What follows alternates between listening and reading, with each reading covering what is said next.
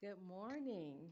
Welcome to day one, February 15th, 2023, California Department of Education Advisory Commission on Special Education meeting. Ms. Chapman, please facilitate a roll call to establish a quorum. My pleasure. Good morning, commissioners. As I call your name, please unmute yourself and verify. Commissioner Andrus, Commissioner Estes, Present. Commissioner Graff, Present. Commissioner Hamilton, Good morning, present. Chair Hayes White, Present. Commissioner Lopez, Present. Commissioner Notch, Present. Commissioner Oyakawa, Commissioner Ruiz, Present. Commissioner Snipes, Present. Commissioner Sorter, Present. Commissioner Topalian, Present. Commissioner Tostin. Present. Thank you. That concludes our roll call. We have a quorum. All right, thank you. I hereby call the February 15th, 2023 meeting of the California Advisory Commission on Special Education to order at 10:06 a.m. Commissioner Ruiz, would you please lead us in the Pledge of Allegiance? Absolutely.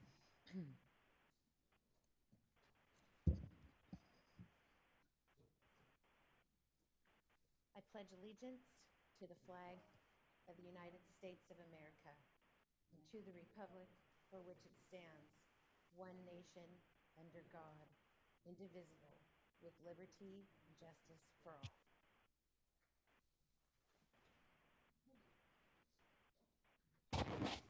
Thank you. And now we move forward with our regular business, housekeeping and announcements. Commissioners, today marks our return to in-person meetings and our fellowship together as one advisory body, working and collaborating together in the same location. I am so excited about the work ahead of us and the opportunity to partner with students, families, and faculty and staff across the state. It's been a while since we've seen each other, and there are some new faces among us. As such, I would like each commissioner and commissioners on Zoom, the new State Director of Special Schools, Executive Secretary Calamise or Shiloh in place of Director Calamise, to please introduce themselves by sharing a couple of sentences about their background and current role in the field of special education. And I would like to start at the end of the dais and work our way around, beginning with Commissioner Graff. Good morning. It's a real pleasure to be here with everyone in person. I'm Victoria Graff, Professor Emerita from Loyola Marymount University. I was Program Director for the Special Education Credential and Master's Program for many, many years. I'm the past president of the California Association of Professors of Special Education, and very pleased to be here. Thank you. Good morning. My name is Commissioner Heather Snipes. I am a current program specialist with the Supporting Inclusive Practices Project out of El Dorado County Office of Education. My background is in early childhood. I'm coming with a general educator lens, but I became a co-teacher in a special education classroom and found my passion in inclusive practices. And I bring a voice from our rural Northern California, and I'm very happy to be here today. Morning. My name is Elizabeth Estes. I'm a career children's attorney in California, first in the dependency and delinquency system and then in the education system. I am the current executive director of the California Institute for Law, Neuroscience, and Education, and the founder of an organization called Breaking Barriers, which is about breaking the barriers to holistic care for the children of California. Excited to be here. Good morning. My name is Sarah Notch. I'm thrilled to be back in person. My primary role in life and as a commissioner is as a parent of a child with a disability who has been through such a tremendous transformation thanks to the power of inclusive services and inclusive practices in his schools. Professionally, I'm currently the Executive Director of Special Education and Instruction with the San Mateo County Office of Education and the recent founder of the Center for Access and Engagement out of the County Office of Education that seeks to promote and expand inclusive practices in our districts across the county. Thank you.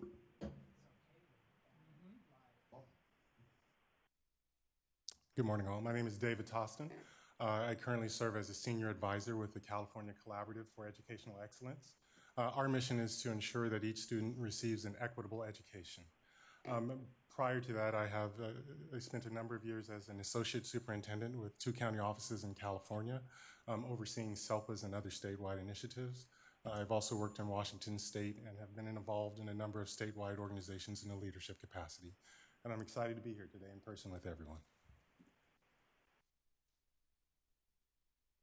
Good.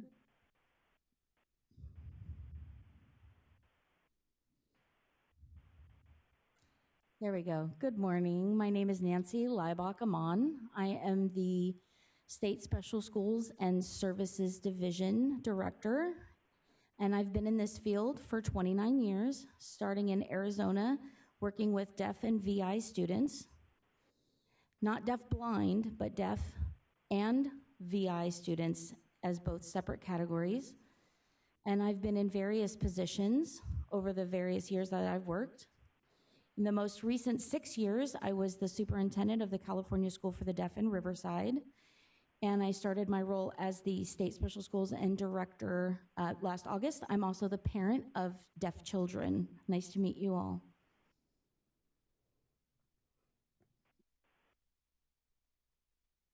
Good morning. My name is Shiloh Duncan Bessriel. I'm the Associate Director for Special Education at the California Department of Education. My role is over all of data and monitoring for students with disabilities in California. I am a substitute today for our Director of Special Education, Heather Calamise, who is a dedicated public servant for students with disabilities for more than 25 years. She has been a teacher, a special education director, a principal, and before she came to us was the Director of Special Education in the state of Illinois. Thank you. Good morning, everyone. My name is Dr. Havanya Hayes White. I am a Doctor of Education in Educational Leadership. I began my career in special education over 25 years ago as a special ed teacher's assistant. Anybody been a special ed TA before? I taught 15 years in urban Los Angeles schools, and I was a special day class teacher supporting students with moderate to severe disabilities at special schools in the urban Los Angeles area. Over the past 11 years, I've been teaching graduate courses to adult students who are pursuing their education specialist credentials, multiple subject credentials, single subject credentials, and master's degrees. And I love education. Thank you. Good morning. I'm Janine Topalian, and I currently work for Los Angeles Unified School District as an administrator, specialist in psychological services. I have over 20 years as a school psychologist, specializing in neuropsychology and conducting bilingual Armenian assessments. And I also volunteer for fun as the California Association School Psychologist. I'm currently the past president. And I'm very excited, of course, for everything and just to be here together with everyone and moving this work together forward, but also just making, for our students out there and just knowing that we'll make it out there and that there's everybody could do it. We just have to give them a chance to do it. So thank you for having us. Good morning. My name is Christine Oyakawa. I'm a recovering attorney. I used to practice in New York, employment discrimination law, and I'm licensed in California, but I actually have not been practicing, although I've reconsidered maybe moving into that role because I am the parent of two girls, one of whom is hard of hearing and has 22q deletion syndrome. And so she brought me back, I think, to my original goal when I was aspiring to be an attorney was to be engaged in the fight for civil rights. And I thought it was going to be all racial justice, which it still is, and there's still a fight, but I found myself seeing that students with disabilities are also, their needs are very similar, and the experiences are very similar, and the fight, I think, needs to continue as well. So I do volunteer work now as an advocate, and maybe I will eventually make it into a paid position somewhere. My husband would appreciate that. But in the meantime, I do all I can to help support all our students with disabilities. Thank you. I'm glad to be back. Good morning. My name is Gloria Ruiz. I am a parent to two sons, one with intellectual disability and one who is a freshman in college. I'm also the Region 2 Program Manager for TASK. We're a PTI and a Parent and Training Center and a Family Empowerment Center as well. I'm also the chair for WACSEP, the Whittier Area Cooperative Special Education Program. It's our SELPA. I am the Community Advisory Committee Chair. And forever grateful to Whittier educators for the undeniable successful outcomes to my two boys with vastly different needs. Thank you. Good morning, everyone. I'm Dr. Barbara Sorter. I'm the newly appointed Executive Director of Special Education for Riverside County Office of Education. My background is around equity and access and supporting post-secondary outcomes for students with disabilities. Previous to this, I was the administrator at RCOE over our Transition Partnership Program, which is the biggest in the state of California, supporting over 1,000 students and becoming college and career ready. So I just love being here and I'm part of this collaborative team. Thank you. And can we please have Commissioner Hamilton introduce herself? Of course. Hello. I am Dawn Hamilton. I'm the mother of a 12-year-old. She just turned 12 on Sunday, who is in the 6th grade. And I have a passion for inclusion. As her mother, I've had the pleasure of witnessing how much a student can thrive even with the most significant disabilities when competence is presumed. The bar is set high for them. They're given the proper modifications and accommodations and included fully in a classroom throughout the whole day. So while my child has this and is having a great experience with education, socially, emotionally, and academically, I am driven to help ensure that more students, if not all students, also have this opportunity throughout the lifespan of their education, from preschool all the way through high school and even college. So I'm honored to serve on ACSE. I also am on the board of trustees for the Chime Institute, where my daughter attends middle school.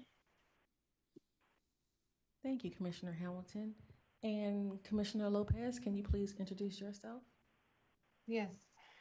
So good morning. I'm Dr. April Lopez, a mother of a 20-year-old, she's 20 now, Down syndrome with autism on the spectrum. And it's great to see everyone here today. And I wish I was there because I think it's valuable for us all to be in person. I did have a very important family obligation today, so I'm glad that I'm able to be here through the Zoom.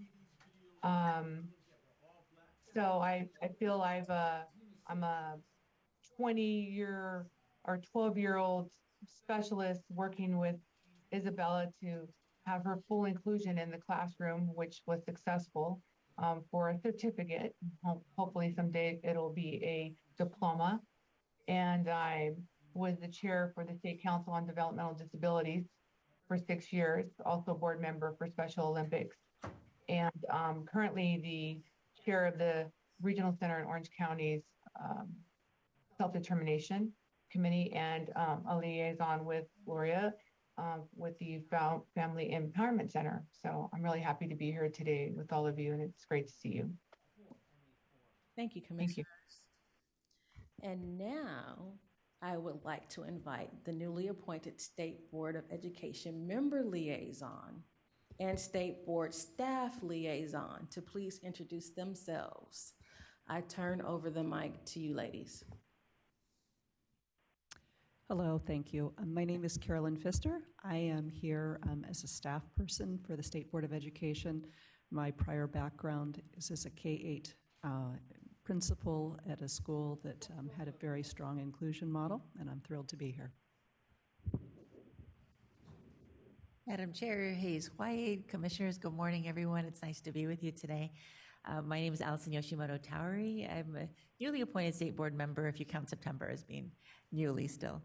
My background is really as a paraprofessional teacher, principal. I spent 29 years in LA Unified School District. My last role was as the Chief Academic Officer in Los Angeles, and I'm currently the Executive Director of the UC, it's a mouthful, UC CSU Collaborative for Neuroscience Diversity and Learning. And in that role, we're aiming to get the mindsets, dispositions, and skill sets necessary for into pre-service, as well as teachers that are practicing. And we have a role with policymakers as well. So I'm very excited about being your liaison, and later today I'll have a report, but thank you. Thank you so much. And now I would like to invite the current and upcoming ACSE annual report editors to please come up to the mic and introduce themselves. Ladies, I turn over the mic to you.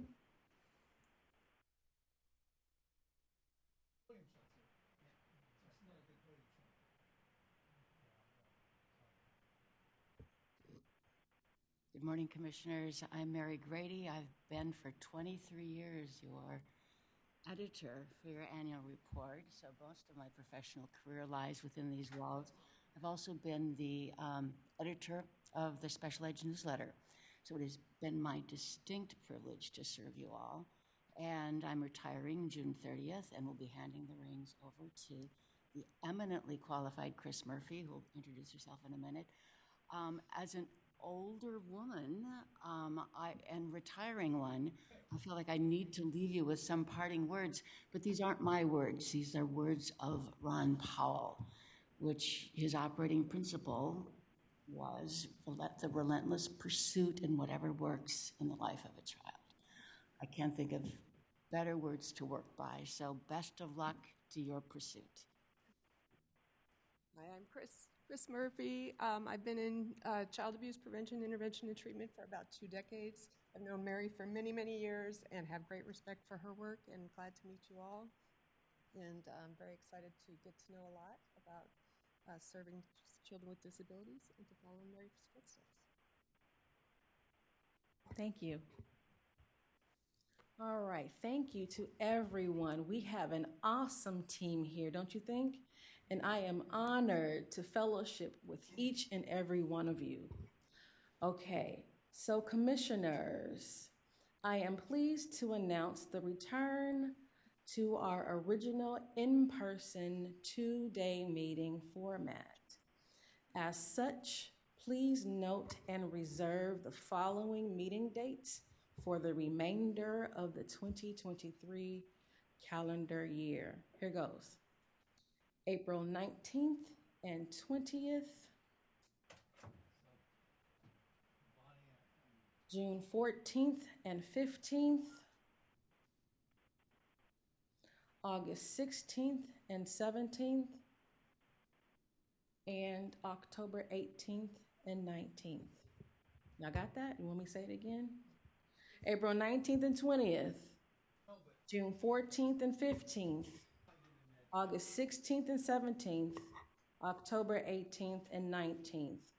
Please note and reserve the following dates on your calendar. All right. And now for the review of the agenda and public comments.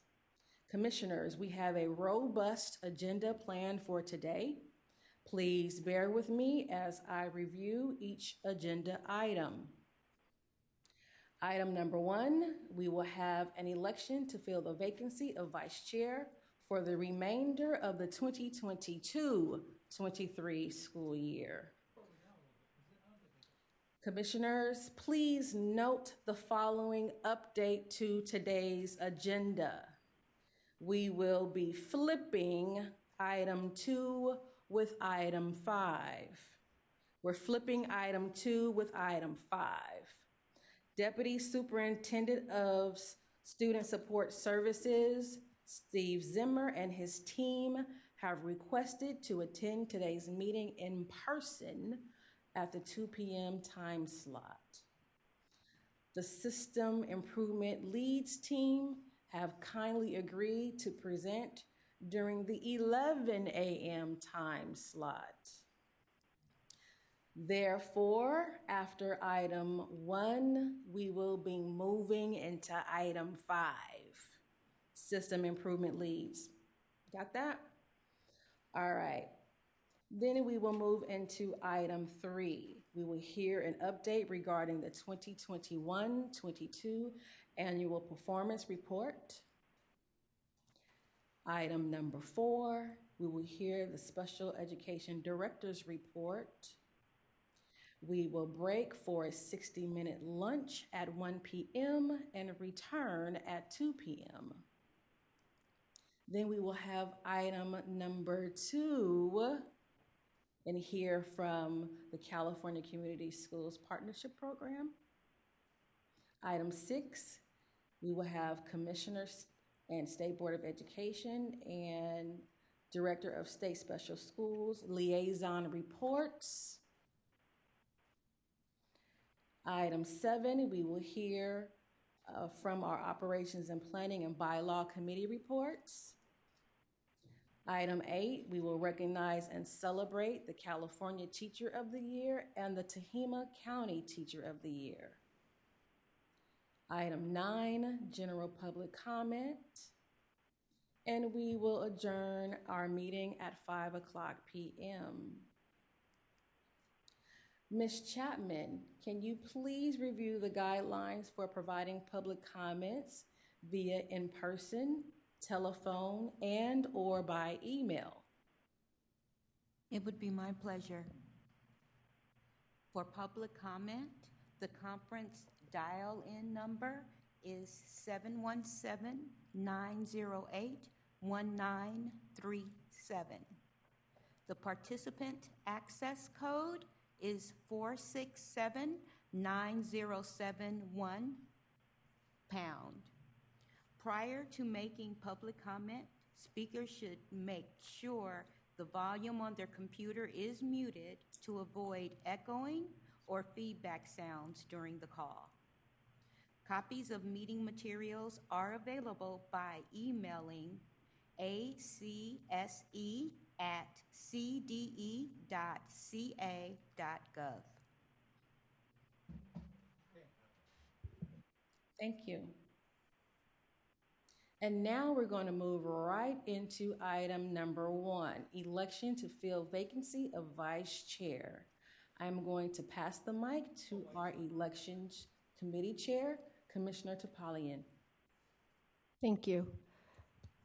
Thank you for everyone who turned in their self-nomination forms. We did have 2 self-nominees, Commissioner Tostin and Commissioner Ruiz. If it would be okay, they could say a couple of words prior to the election guidelines and procedures. Commissioner Tostin? I was really hoping we'd go in alphabetical order. Since we've already touched on some of our professional experiences, I'll share my personal connection with special education and individuals with disabilities. I remember being roughly around 5 years old when my grandmother explained to me that my uncle Christopher David was born with an extra chromosome. And as a result of that, he had Down syndrome. And my grandmother's choice to take care of my uncle required her to open up a regional center foster home. And so my childhood experiences include growing up, spending summers, Christmases, and weekends with my uncle and my roommates who were profoundly disabled, non-communicative, students with autism, deaf, hard of hearing, cerebral palsy, so checks lots of boxes.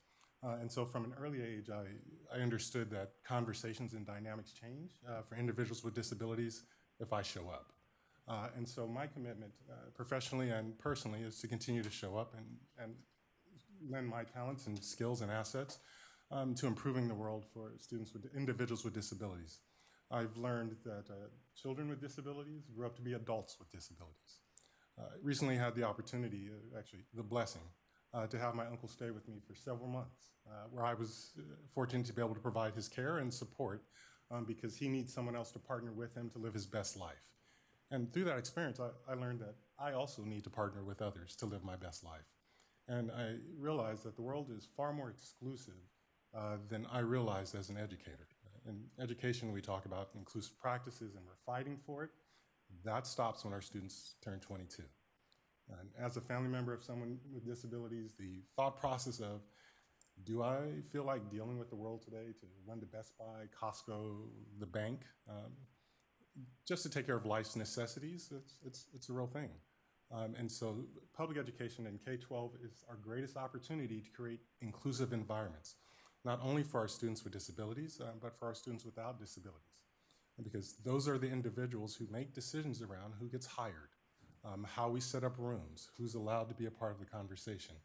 And so my commitment as a commissioner in my remaining years of my appointment is to be an advocate for inclusive practices and transforming public education, because the more we can transform public education, the more individuals and allies we are creating for our children with disabilities when they are adults with disabilities.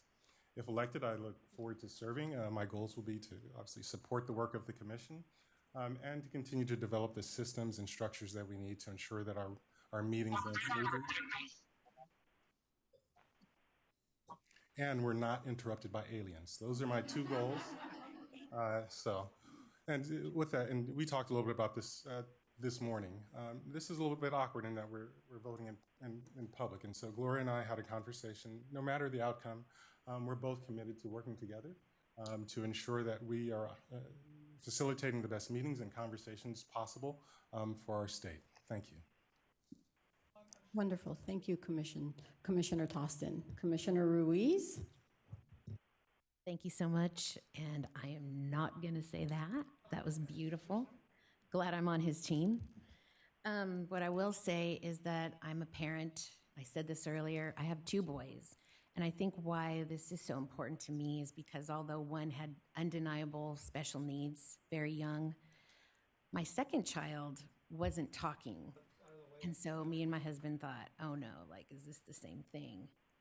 So had all of the assessments done and got him into a very early program that determined that no, he just wasn't getting reciprocation from Big Brother. So he was speaking right away and went on, he just started Berkeley. I mean, it's a wonderful story, right? But it just is so apparent to me how everyone is so important at the table. Parents need to know that they run the show. But educators, I learned very early, I could not do it without them. And it's very important to me that everybody seated at that table feels respected and heard. And I've been that angry, scared parent. It's very real. But that doesn't mean that we get to treat educators and administrators with that fear, leading the charge. And that's one of my biggest commitments to being here, is just that. Not that we all get along, but that we're all seen and heard and respected for the outcomes of our children. That's all I got. Wonderful. Thank you, Commissioner Ruiz. The procedures. The election shall be a public roll call, as Commissioner Tostin stated, with each commissioner voting as their name is called by the CDE staff liaison, and shall not occur unless there's a quorum present. We do have a quorum today. Absentee balloting is prohibited for the election of the vice chair vacancy, and commissioners must be present on this call or be present here today to be able to vote. So when we're ready, we will begin the roll call. As your name is called, please let us know. As Commissioner Tostin and Commissioner Ruiz have said, it will be a group effort. Commissioner Estes? I have to go first. Can we have can we change the bylaws and have co-vice chairs? Sorry, I should just mention also, you just reminded me, Commissioner Estes, that this is until June, then we will have a re-election coming again beginning next year, so in August. We'll have the voting take place in June for the beginning August, so this is until June. That's helpful, thank you. Honestly, I would love to say both of you, so, and I'm glad that you've had a conversation because I do think that both of your experience is super important to this role and to this commission, and yeah, I'd love to just blend it, but I can't. So for purposes of the next, what I'm hearing is 4 months, something like that, I'm gonna say Commissioner Tostin. Commissioner Tostin. Next, Commissioner Graff.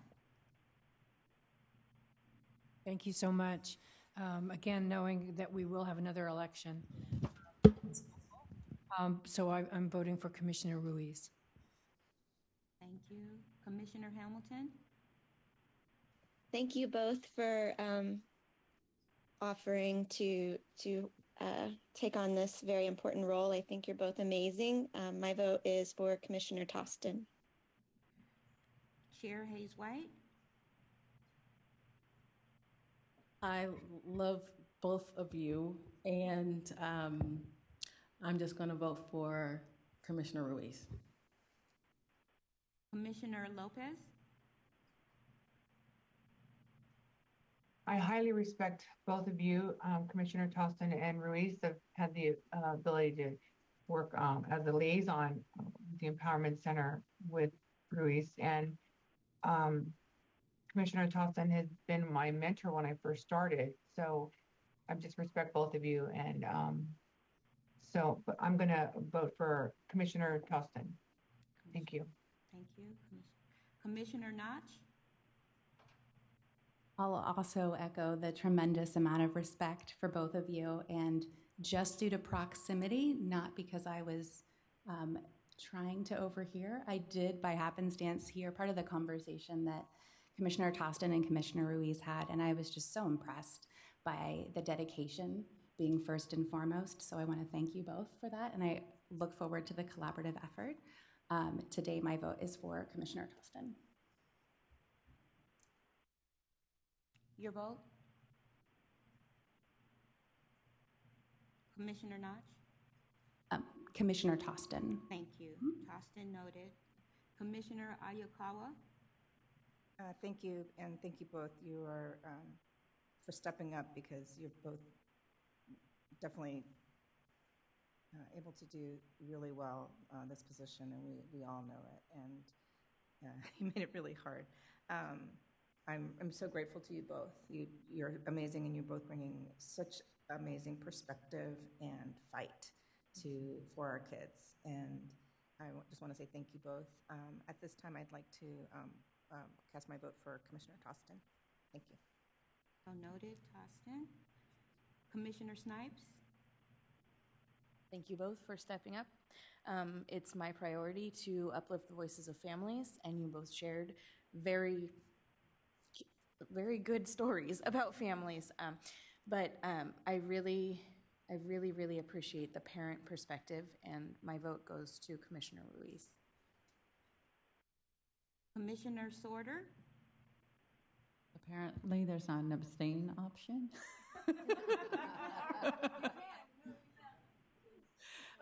Just echoing what everybody says, this is so difficult, and you both bring so much to the commission and into the role. And I'm just going to go with it being a 4-month position, and then the vote again and getting experience. So my vote is for Tostin. Tostin, noted. Commissioner Topalian? So coming back to that, abstaining, I think I should abstain just because I had more time to think about this as the election chair, because I was the one who received all the self-nominations, and I have been processing, but I think it's just fair to say that I will abstain today. Abstain? Yes, I abstain. Okay. That concludes the roll call. The vote. Did we get Hamilton? Yeah, we got Hamilton, right? Yes, we did. Commissioner Hamilton? Commissioner Hamilton, Tostin. All right. Yes. So, election chair, who won? Commissioner Tostin. Congratulations to both of you, because just stepping up is already one of the biggest achievements and one of the leaps that you can take, and hopefully you'll start to mentor as we move forward, and we're all in it together. So thank you again. All right. So now I'm going to open the floor for public comment. Is there anyone in the audience who would like to comment, or is there any public commenters in the queue?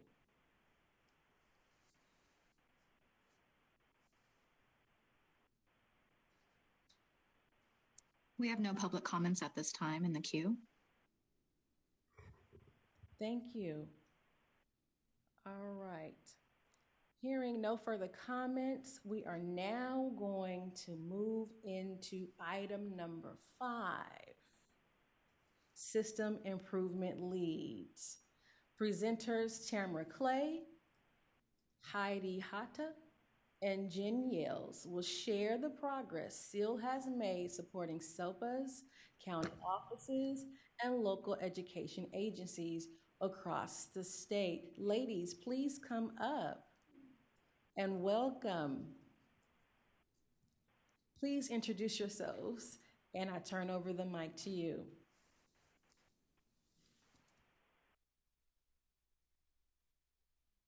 Setting up.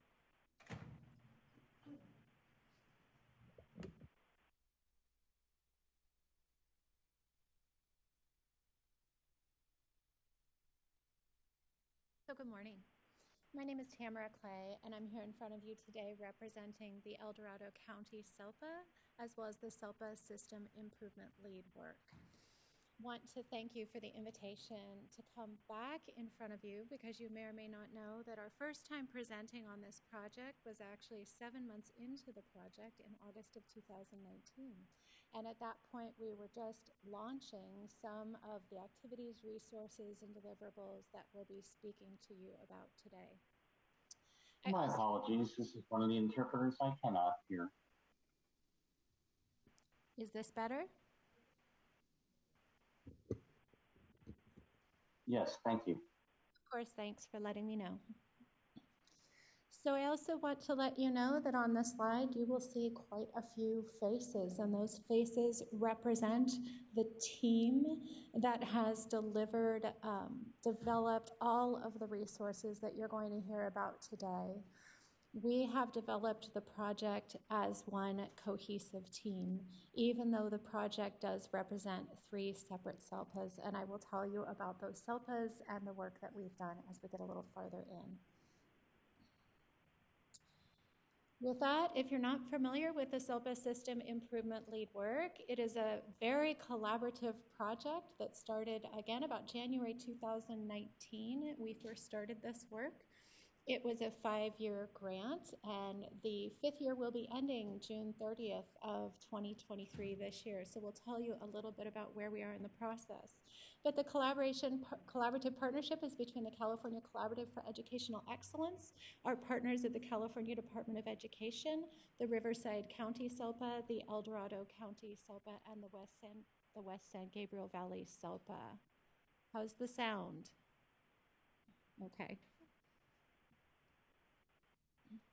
Presenting for you today, myself, again, I'm Tamara. Pardon me, I'm sorry, this is the interpreter. The sound does tend to go in and out, so just to let you know. My mom told me never to lean, but I'm going to go ahead and lean in today.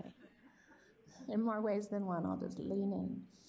My name is Tamara Clay. Again, I'm the Executive Director with the El Dorado County SELPA. Joining me, I have Heidi Hata, who is one of the project leads on the SELPA System Improvement Lead Project. I also have Dr. Jennifer Yales, who is with the West San Gabriel Valley SELPA. Unfortunately, our colleague Leah Davis from Riverside County SELPA was not able to join us, but Leah has been a critical partner and leader in the work. She and I were two of the co-authors of the original application in 2019, so she's here in spirit with us today.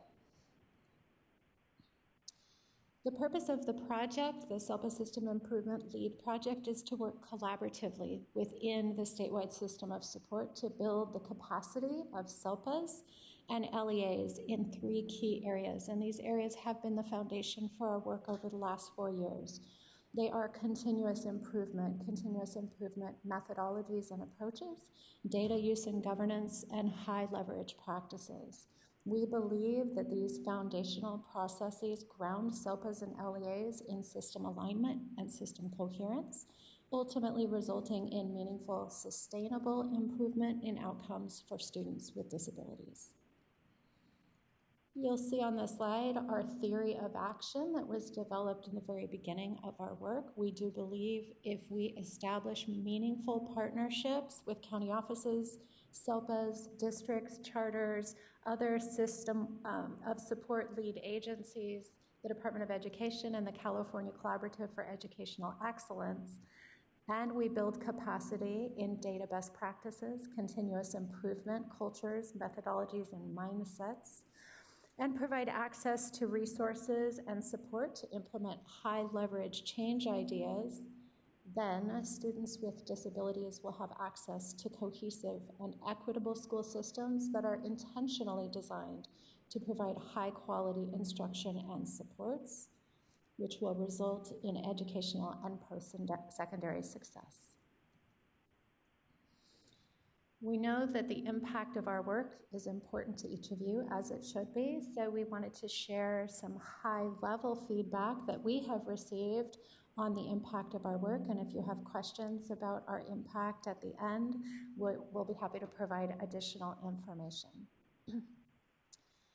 Over the past 4 years, it is the mic that's going in and out. Over the past 4 years, we have provided professional development to over 9,100 participants across the state, a total of 215 formal trainings, and we actually have over 100 improvement projects specific to improving outcomes for students with disabilities, focused on specific problems of practice, over 100 of those projects that have launched across the state of California. And when Heidi talks about coaching, she'll talk about the role that our team members have played in ensuring that those improvement teams have access to the data they need and also the continuous improvement methodologies to make that work impactful and lasting. All of the resources and supports that I'm going to share with you today are organized within a tiered improvement model to align with the work that's happening in the larger statewide system of support. So the microphone's fading out again. How are we doing? Are you able to hear me? I have headphones, so it's a little bit easier for me to control the volume. So I'm okay. Thank you. I'll keep going. So again, our resources and supports are organized in a tiered system of improvement. At the very bottom, you will see a universal tier. those are all of the resources that are available to any educational entity or parent across the state of California. So they are publicly accessible on our website, that is systemimprovement.org. If you haven't visited our website, and we'll provide you with the link later in the presentation, I would really encourage you to go there.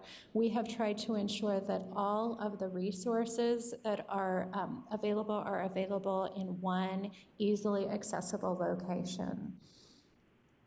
I'm going to start by talking about the resources that are universally available, and we'll talk a little bit about what we've made available in terms of our targeted and intensive. Again, all of these resources are available on our website.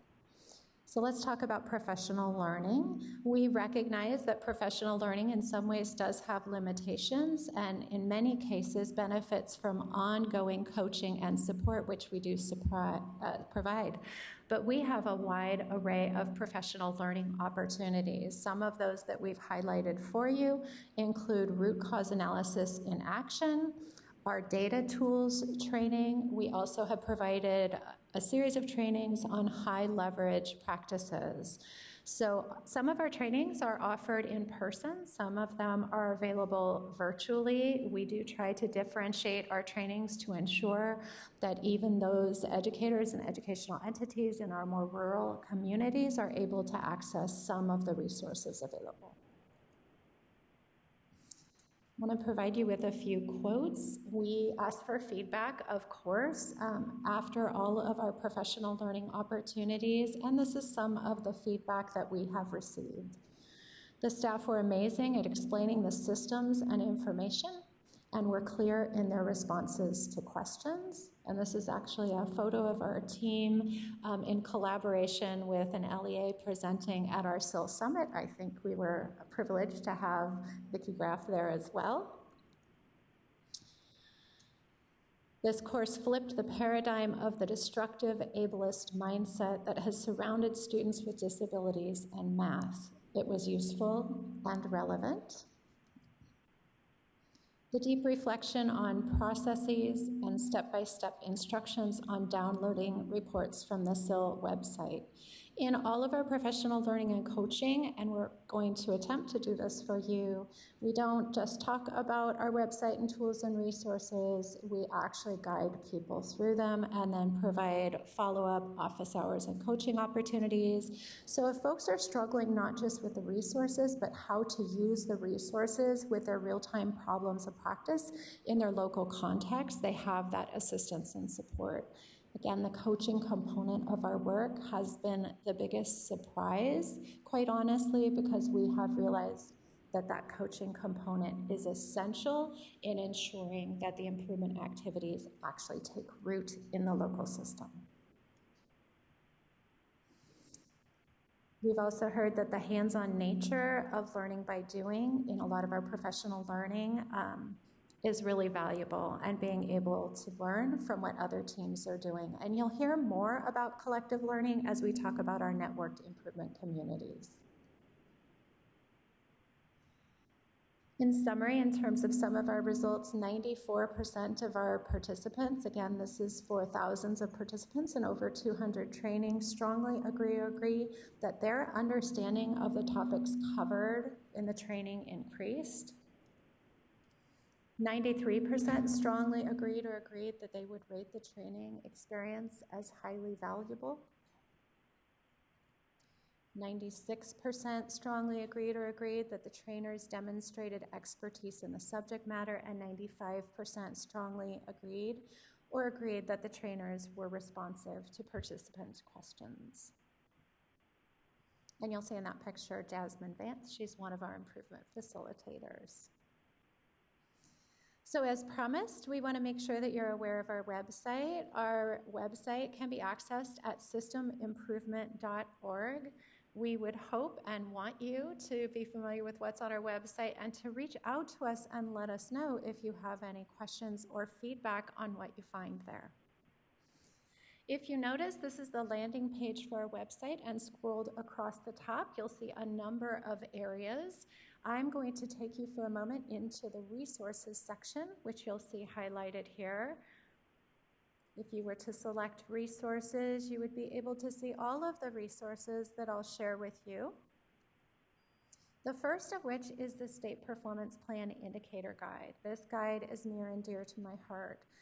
4 years ago, when we were writing the grant application, we were doing work in terms of SELPA work, collaborating with our County Office of Education around differentiated assistance within the statewide system of support.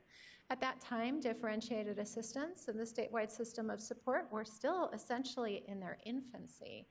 But one of the things that we came to realize was in special education, when we say indicators, we're actually referencing a completely different indicator set, our state performance plan federal indicators, than what our general education colleagues were referencing when they used the term indicators, because for them, they were thinking dashboard indicators. Now, both indicators are a rich data source and can inform our improvement work and progress monitoring.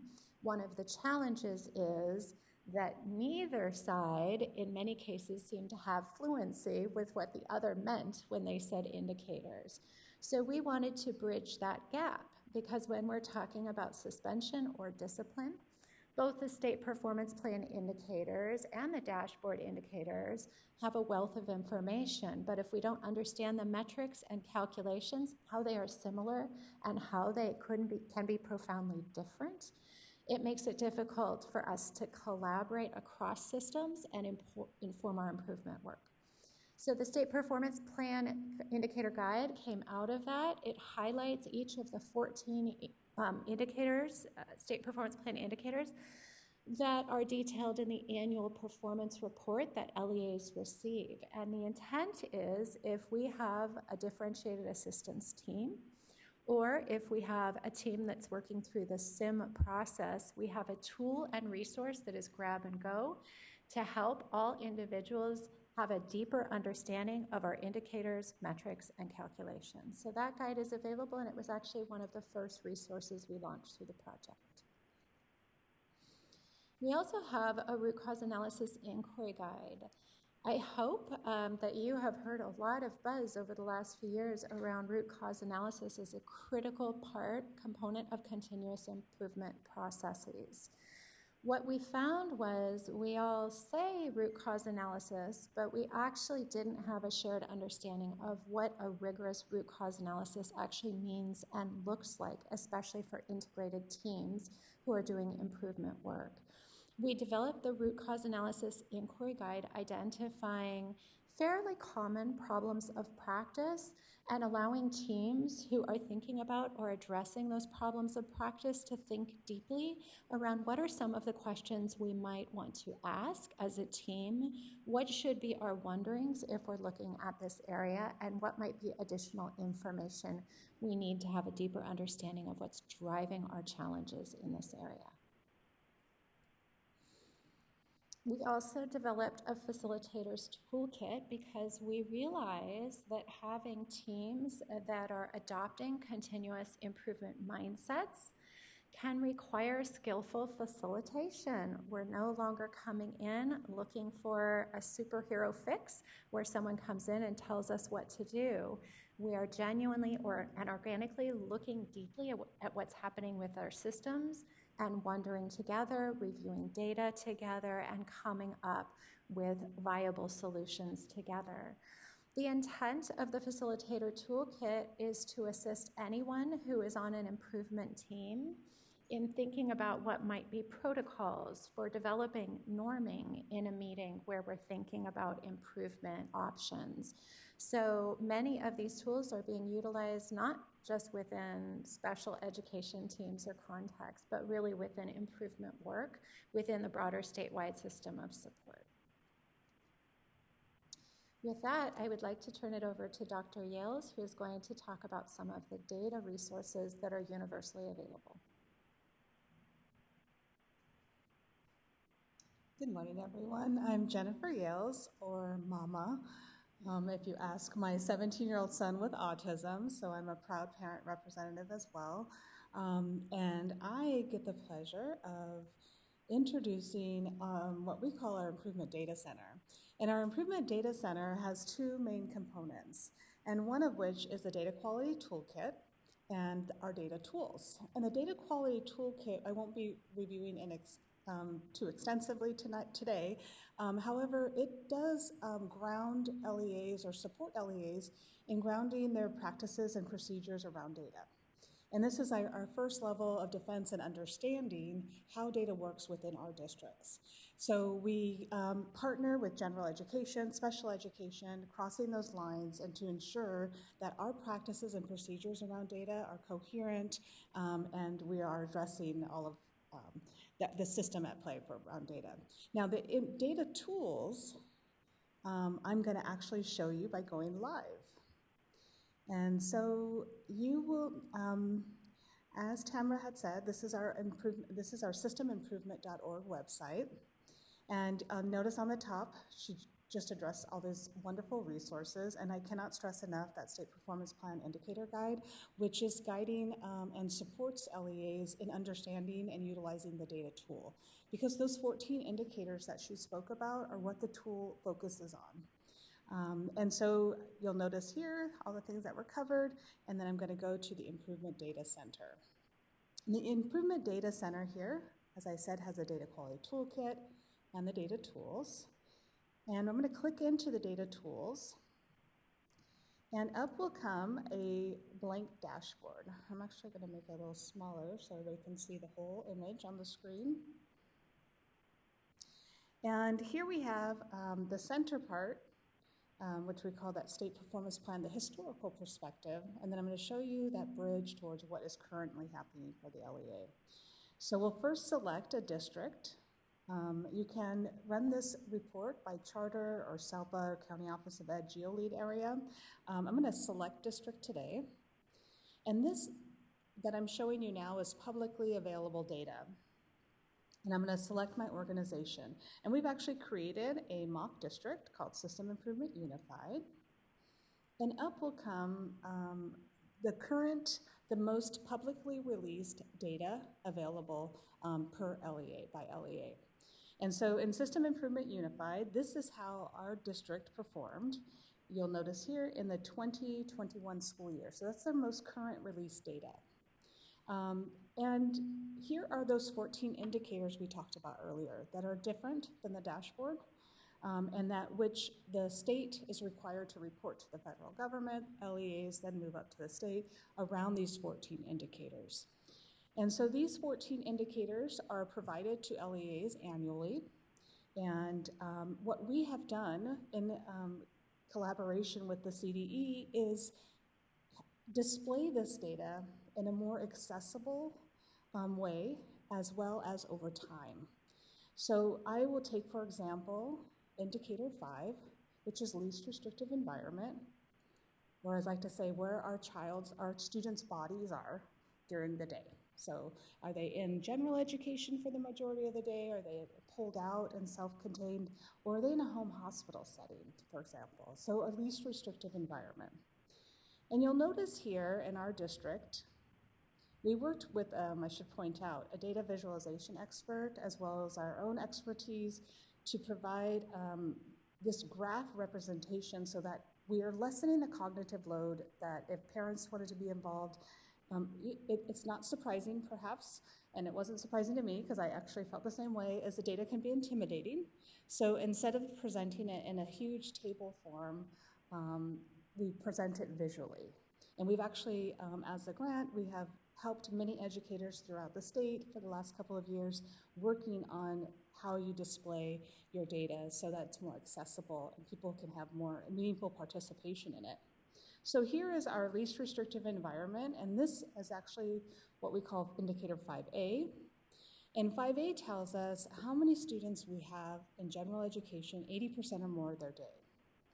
So you'll notice in the graph, you can hover over this, and this is, again, the historical perspective of what data has been. Reminding you that we would get an annual report, and then we would have to take those annual reports and kind of combine them together and create our own graphs. Now it's graphed for you. And so this lessens that time and to focus on the work. So orange indicates we didn't make the indicator. This is a dumbbell graph, and gray is neutral. And so Our particular LEA here has not quite met the target. And in fact, we're moving away from the target, and we have a new calculation year. This is what we've signaled here. And so the target has actually rose, right? And so now we're have a gap. What this allows districts to do, to look at across time what has been happening, right? In simplest terms. And if there was movement, what in that year caused that movement, for the good or for the bad? And I always like to say that I'm not passing judgment on this district because this could be much better than it was in the past or not. This depends, it's situational here. So we provided this over time, and you can see this graphing over time for each of these indicators. So that's the historical perspective, and we don't want people to stop there. We want them to continue in this data analysis. So we provide guiding questions. One thing we did find, having a design team and doing this work for several years now, is that we're not speaking the same language when it comes to data literacy. We're not understanding, and then, so this allows teams then to speak to what they see and reserve bias for later. What often we think we are solution-itis, we call it, focused, and so we think we have the answers immediately. And what we need to do is step back and let everybody's voice be heard and analyze our data. And so we provide these guiding questions, and then we also provide it in a chart form as well. So you can download the Excel spreadsheet, or you can download the graph and then share it with your team or your board, etc. So that's just one example of what this tool, data tools, offers in this main part. So now teams can look and over time look at what's been going on. And so what we had left then was what is currently happening, because now we know what has happened, but what is currently happening. And as you'll notice, as the CDE analyzes their data, it's a little delayed in getting back to the school districts. So now what we've offered is an opportunity for districts to bridge to the now. And that is seen here in this LEA Data Drill Down Center. Now we can take reports. I can click on to view reports. And what was publicly available on this last screen is now exclusive to LEAs.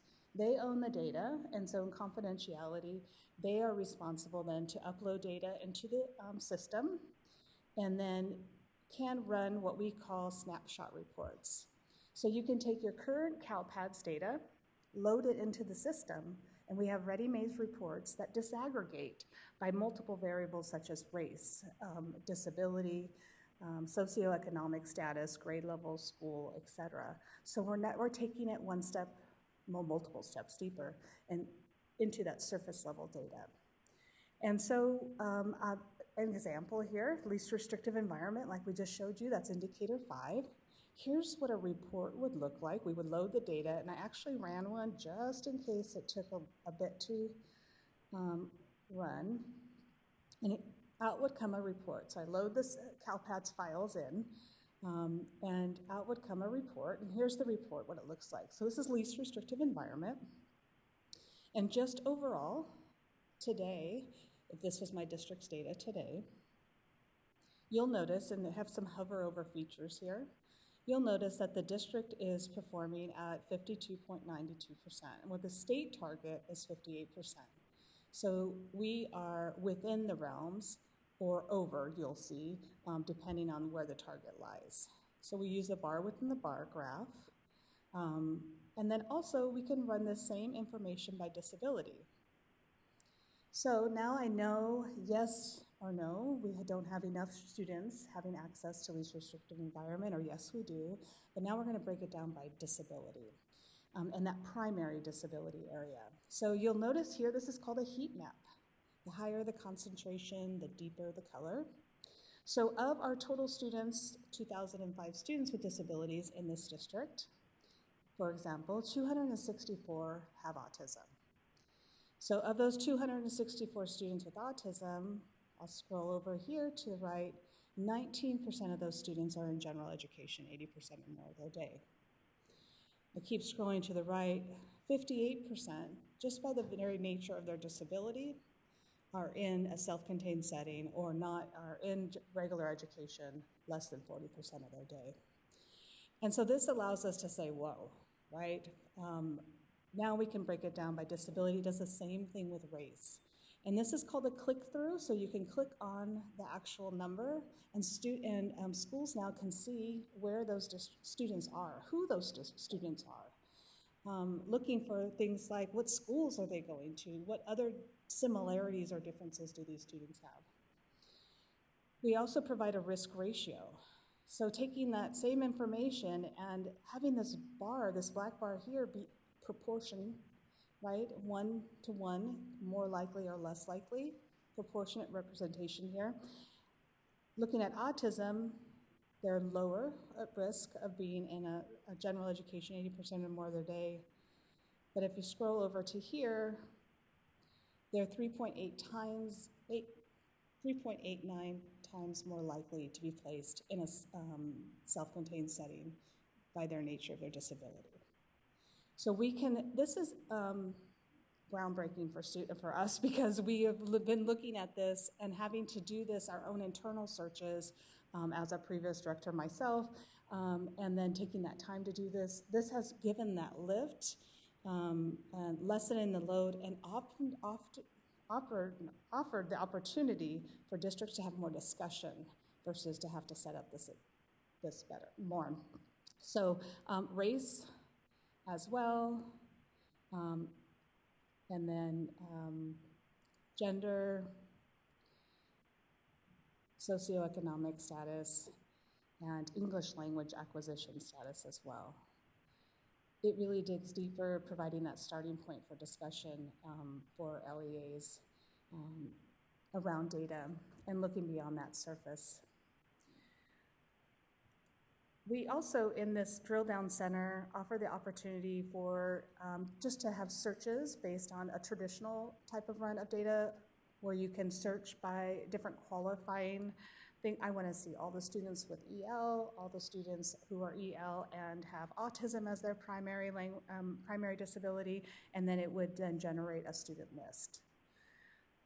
We've had a lot of, I think the best quote so far is, this is a game changer, right? 'Cause it's just simple and to the point for those in the field, and opening it up for more accessibility for those that don't speak our special ed indicator language to come and be a part of this discussion as well.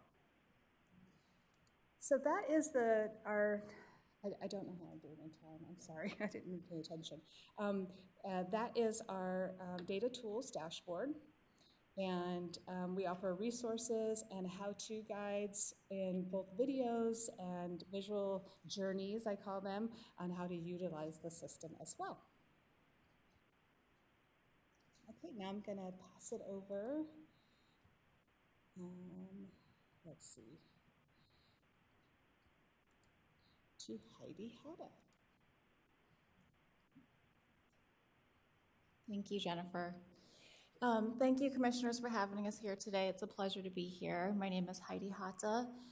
This work is above and beyond anything I have ever done, the most exciting work I have ever had the privilege of doing, to walk alongside LEAs, grappling with challenging problems and allowing us to walk with them, to try to figure it out, to be honest about what's happening, and to not shy away from what is occurring in our systems is an incredible experience.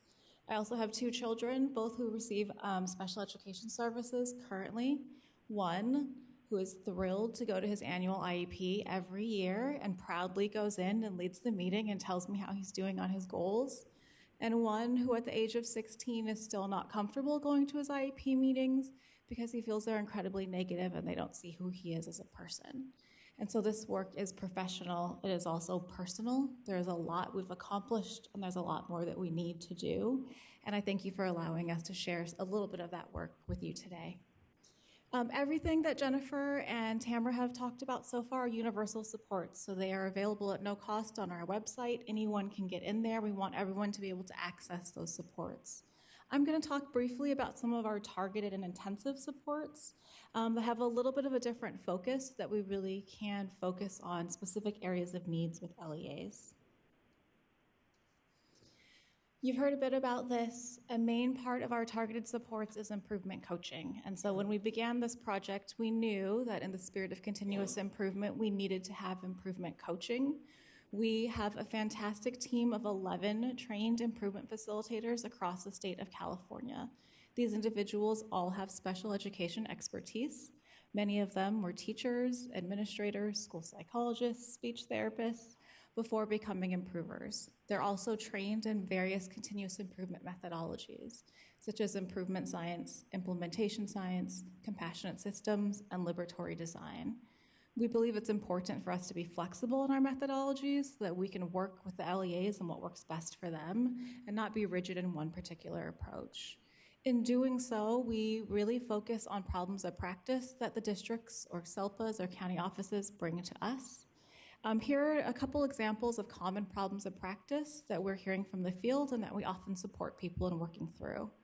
One that's come up recently is really trying to focus on decreasing the frequency of non-public school placements. So we had many teams who came to us and said, we came back, we opened our schools, and we have many more children being placed in non-public schools. Can you help us figure out what's happening and how we can bring our kids back? So this is an area of real urgent need for many of the districts we're supporting right now. A second area that's very common across the state in our work right now is trying to improve the collaboration with families during the IEP process.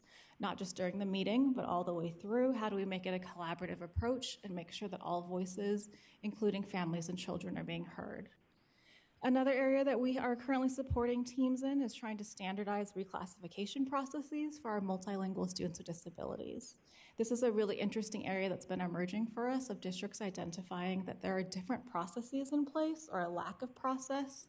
And so in trying to make sure that there are equitable outcomes, a real focus on trying to standardize that process.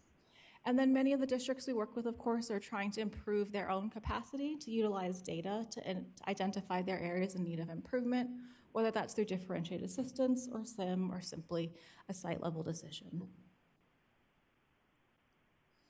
As Tamara said earlier, we have supported over 100 improvement projects across the state.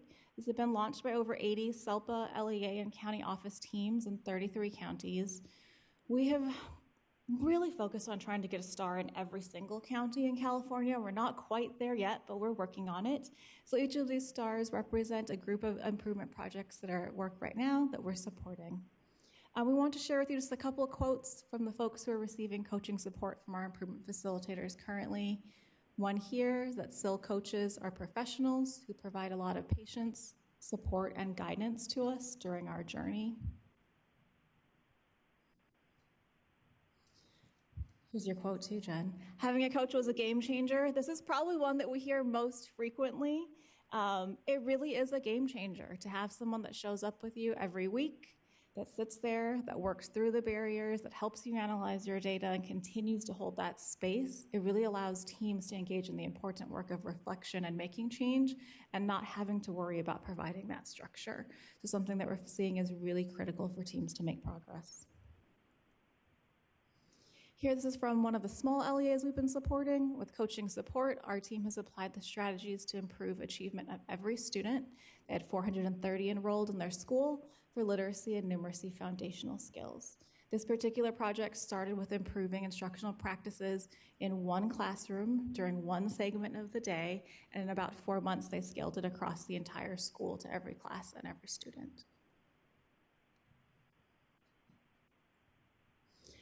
Of course, in addition to those quotes, we want to make sure that we are really having the impact that we intend to have. And so 94% of the folks who have received coaching support from our team strongly agree that the coach helped facilitate their learning of continuous improvement methods and tools. We know that giving a training on how do you map a process, how do you conduct an empathy interview, how do you look at data is not sufficient. We really need ongoing coaching support to learn those skills. And so 94% of our recipients have agreed that that's a useful way to help facilitate their learning. In addition, 95% strongly agree that the coach helped their teams progress towards an actionable plan. So we want them to learn the skills, the methods, the mindsets. We also want them to be able to then apply it because, of course, learning is wonderful, but if it's not resulting in action and change for our students, then we haven't quite hit the mark yet. And so we typically break down our action periods into about 6 weeks. And we want everyone to make sure they have a clear action plan during those 6 weeks. We can come back, look at the data, see how we did, and adjust. One of the things that grew out of this work was that we were individually supporting teams across the state of California, and we began to notice that there were very common problems popping up all over the place. And so what we began to have discussions about was what would it look like to network these teams and try to learn together. In continuous improvement, there is a concept of networked improvement communities where we come together around a common aim. We share our data, we share our learning, we share our ideas, and everyone learns faster to reach improvement at a more rapid pace. In the midst of these conversations, a pandemic occurred, which entirely disrupted our systems. We paused for a moment and we thought it might not be the right time, and yet the teams we were working with were saying we have to continue this work.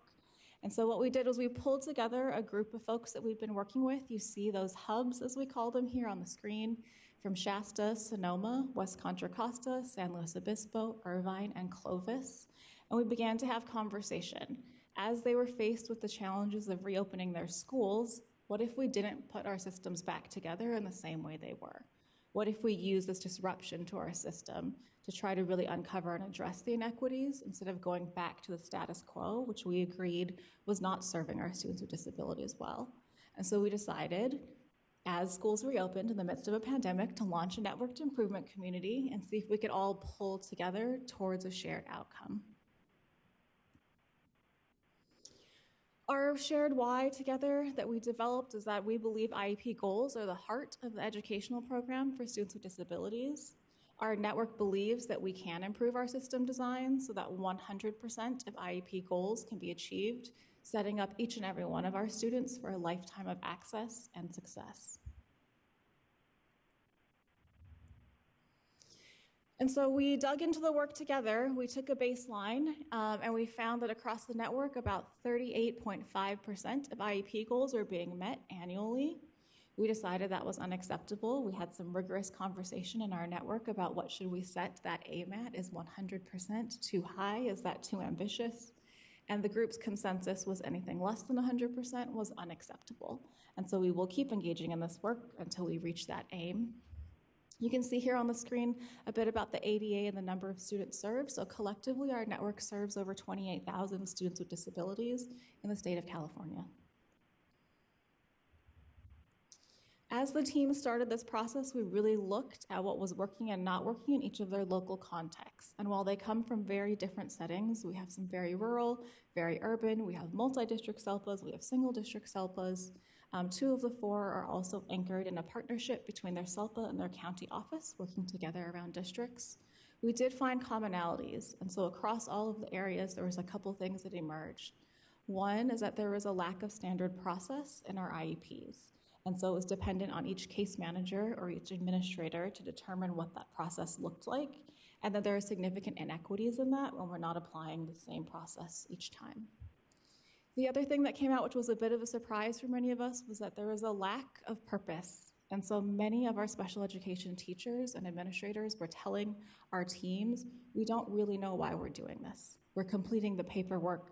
We want to do better for our students, but there's a real disconnect between what we're doing and what we think we should be doing for our students. And then lastly, quality. So we examined the quality of IEPs, of IEP goals, and found there was a lot of variation in the quality across IEPs. And so the network decided these would be our first areas of focus, and that if we collectively learned here, we could make progress and then scale it across our settings. How we do that, each one of those 6 serves as a hub, and so their SELPA or county office or in combination then support districts, schools, and charter schools in their areas to engage in the work. Each hub has a coach that they meet with typically weekly, and they look at their data together, they get feedback, and they work together through those challenges. We convene as a network quarterly. We have coaching support throughout, and we embrace rapid learning cycles. So in the first 7 months of our network, these 6 teams ran over 100 plan, do, study, act cycles to test their ideas and see did it actually result in improvement. When they tried a thing, did the collaboration increase? Did the quality of the goal improve? A couple accomplishments so far. In our first year of the network, 21-22, we were able to support these different teams in establishing continuous improvement cultures. And so we don't want them to just improve the thing. We want to make sure that we are actually establishing a foundation for the work so that once we solve this problem, we're ready to tackle the next problem. The network developed and implemented a rubric to assess and improve IEP goal quality. And so we're seeing the quality of IEP goals being written across the network improve. We improved IEP data quality by approximately 40%. So one of the things that we noticed early on in trying to pull the data was that there was a ton of missing data. And so teams actually couldn't tell, was the goal met or not, who was responsible for that goal, what was the service, because the data was missing. And so many of our teams first tackled that problem. If we don't know what the situation is, we cannot improve it. And we reached measurable improvement for that in the first couple months. We worked on improving coherence and reliability of the process, and then again, really focusing on that collaboration to make sure we have full engagement in IEP process. This year, we're really working on trying to scale up the ideas that were successful, and so several of those change ideas, a rubric, a parent collaboration protocol, several adaptations to the process, did result in measurable improvement in a school or in a district. Our teams now are working on spreading that, so if it worked at one school, let's get it to work at 2 or 3 schools.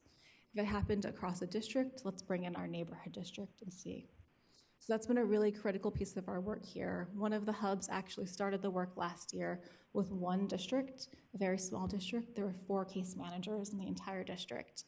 This year they had 2 districts. They currently have 6 districts asking to join the work because they've heard about what's happening, and so the power of that building is a real critical piece of our work.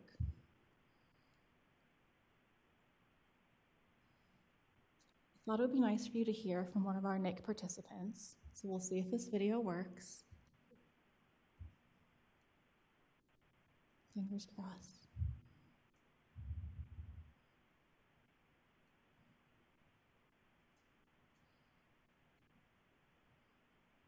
No, we don't have audio.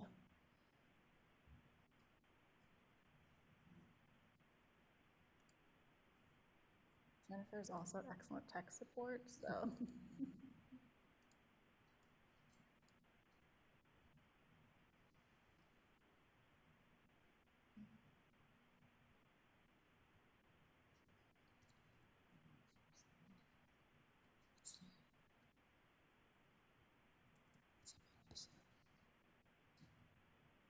My name is Carrie Carter, and I'm part of Team Clovis Unified.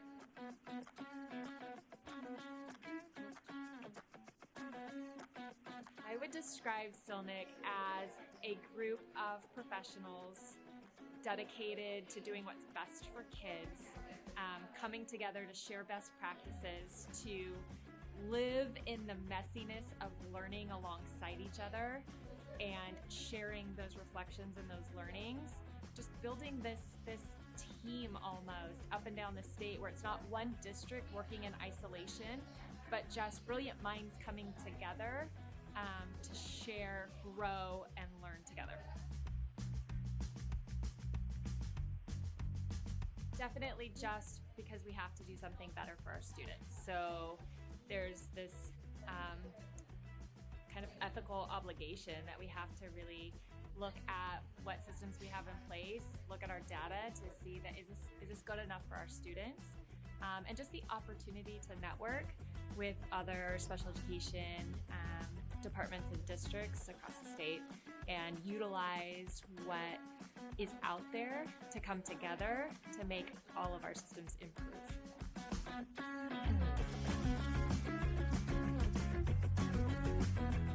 Hopefully, not only do we see those improved outcomes for students through just these high quality IEPs with goals that are appropriate and rigorous for students, but also just for our staff to be able to have resources and tools that help them to do the work with students that leads to those improvements.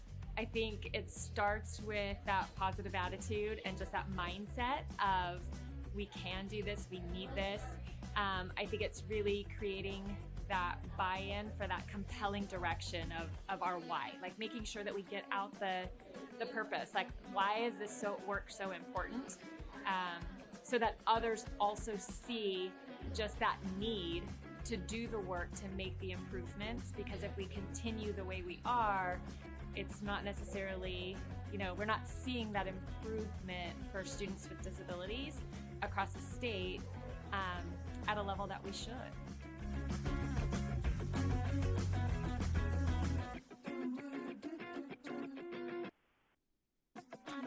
As a group of professionals dedicated to doing what's best for kids.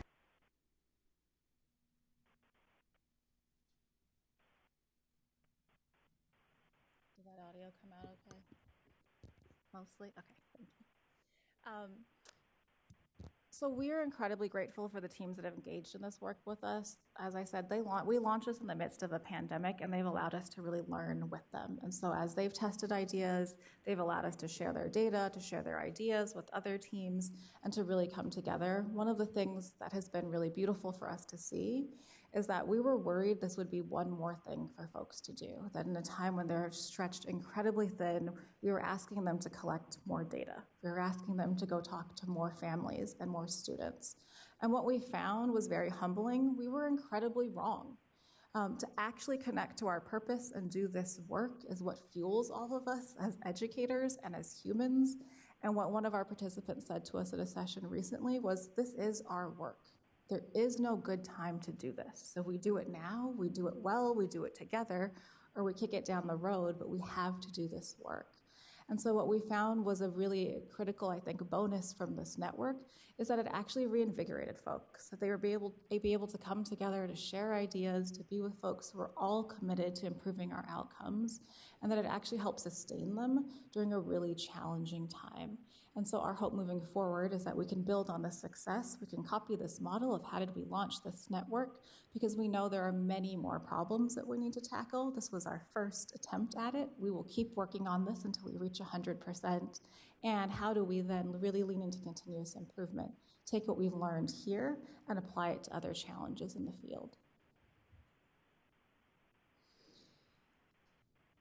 So that work of our network and of those individual improvement projects were all targeted supports. Those are from teams that opted in. Often they came to a training and then they said, can we keep working together? Or they said, we heard you worked with the district next door. Can we work with you as well? One of the things that we added this past spring was a real scope of work at the intensive level. And so in partnership with CDE, we've had the privilege of supporting LEAs for the past year who are identified for the intensive level of monitoring through the compliance and improvement monitoring process. We know that there's been updates to this process and that CDE is using a framework that uses a tiered system, so it matches very well with our tiered supports, and that the core of that monitoring framework, again, is the compliance and improvement monitoring process. The SIM is a multi-year process, and it recognizes that meaningful improvement likely does not occur in a short period of time and requires a sustained focus on the areas in need of improvement to affect positive outcomes for our students. We're very grateful to the CDE for really pushing this improvement lens forward. One of the things that we hear commonly in the field, and that I think we all experience in our previous roles too, is that it can be very easy to reduce special education to compliance. And so this shift is a huge shift in the way we approach monitoring and special education to really embrace improvement. We have collaborated closely with CDE over the last year and have dug into several pieces of this process. So the SIM process has 4 key steps. Over the last year, what we've done is we've supported, again, those intensive level 1 LEAs through steps 1 through 3. So we helped them answer the question, what is happening? We supported them in gathering data and then in analyzing that data, synthesizing it into overall areas of LEA strengths and weaknesses. We then supported them through step 2, which is a root cause analysis to determine why are these things happening in our system, and then finally supported them through improvement planning to identify high leverage activities to address those root causes. At this stage, we're then moving into supporting some LEAs in the implementation stage as well, so they've got some plans. Now the rubber meets the road. How do we actually make those plans work so they aren't just something on a piece of paper? So there's a group of LEAs we will be supporting through step 4 as well as we launch another round of monitoring for steps 1 through 3. A couple highlights here. We did ask for feedback from all of the intensive level LEAs that we've supported. 100% of respondents said that they now have a better understanding of the root causes of their problem. This is critical for us. We don't want to just engage in monitoring and activities. We want to really understand root cause. 100% also responded that their SIL facilitator connected them to useful tools, resources, facilitated meaningful team discussions, and supported the development of an actionable improvement plan.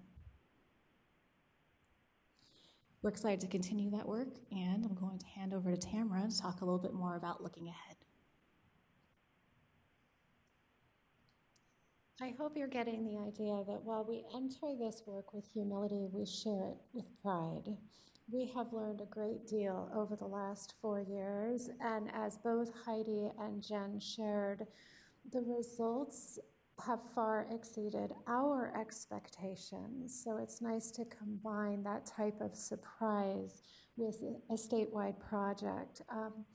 As I mentioned, this was initially a 5-year project, and the grant cycle will be coming to the end of its term on June 30th of this year. We have reapplied and do have aspirations to continue and scale this work. And we just want to take a moment as we close to share with you what we would hope to bring to you in future work that we do. Of course, we want to continue developing high-quality resources and tools that are dynamic and based on needs of the field. That's incredibly important when we're involved in improvement work. None of the resources that you've seen were rolled out and sat on a shelf. They've all been through many, many iterations as we learn, as our partners across the state learn and provide us with feedback. We want to continue to provide what we believe is the secret sauce to improvement work, and that is individualized and ongoing coaching. We have to commit in developing that bench of experts who can deploy and provide coaching, guide on the side support to LEAs, SILPAs, county offices as they dive into this very messy work. We also think that the improvement networks are critical. One of the positives that came out of the pandemic, as we have realized, it is possible to connect LEAs across the state to work on shared aims and problems of practice. That work is meaningful, and we all learn and grow together, and ultimately it will build coherence across the state of California. Finally, we want to continue the partnership with the Department of Education.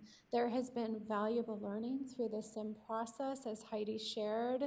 Many of these are LEAs who were voluntold that they were going to be a part of a monitoring process, and for them to come back and say, actually, this process was so meaningful, we want to stay in. We're opting in.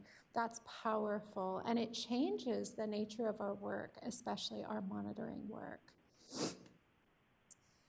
We want you to follow us. We want you to share our work in your contacts. We hope that you have wonderings about various aspects of what we've shared today. These are our social media handles. I also would be remiss if I didn't acknowledge some of the partners out there who have supported our work. We've already very much shared our appreciation for the Department of Education. Heather and Shiloh, their department, have been incredibly supportive, and we've valued the partnership and the work that we've been able to construct together.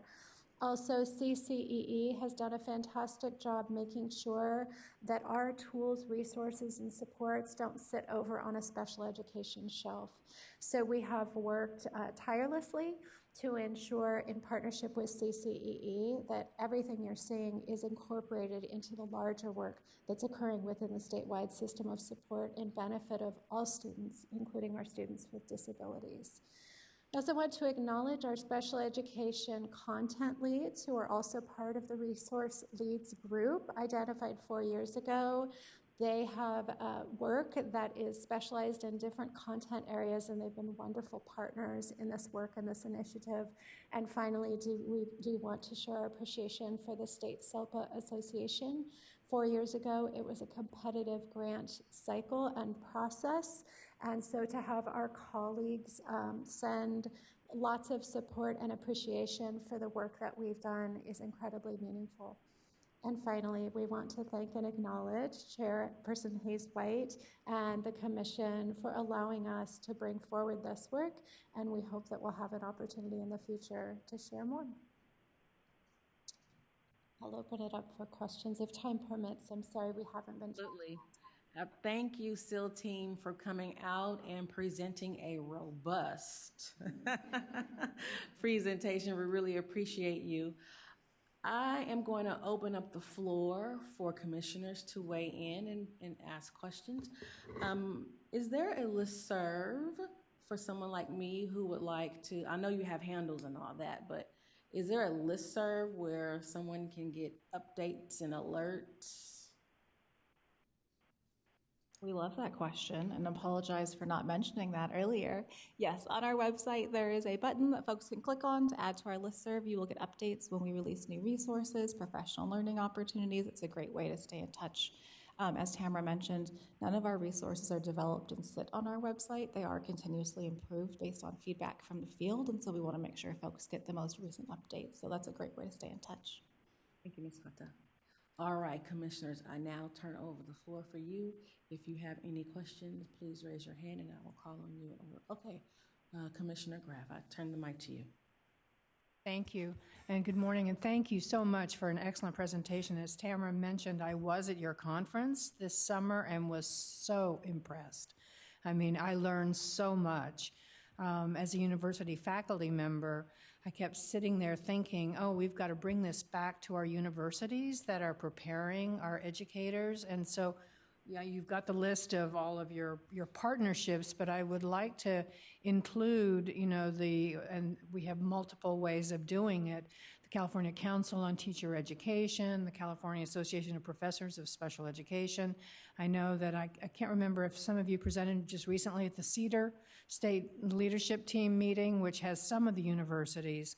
But I think our future teachers need to know this, and also it would be helpful with clinical practice, because we've really increased the expectations for our candidates, and we need good sites, districts to support our candidates so that we're not, what shall I say, that we're really doing the high leverage practices and bringing that into their practice. So I really encourage you, and I'm happy to assist in any way to make those, connections for you as well. So I think that's it at this point, but thank you. Commissioner Knox. Next. Am I jumping in now? Go ahead. Commissioner Knox.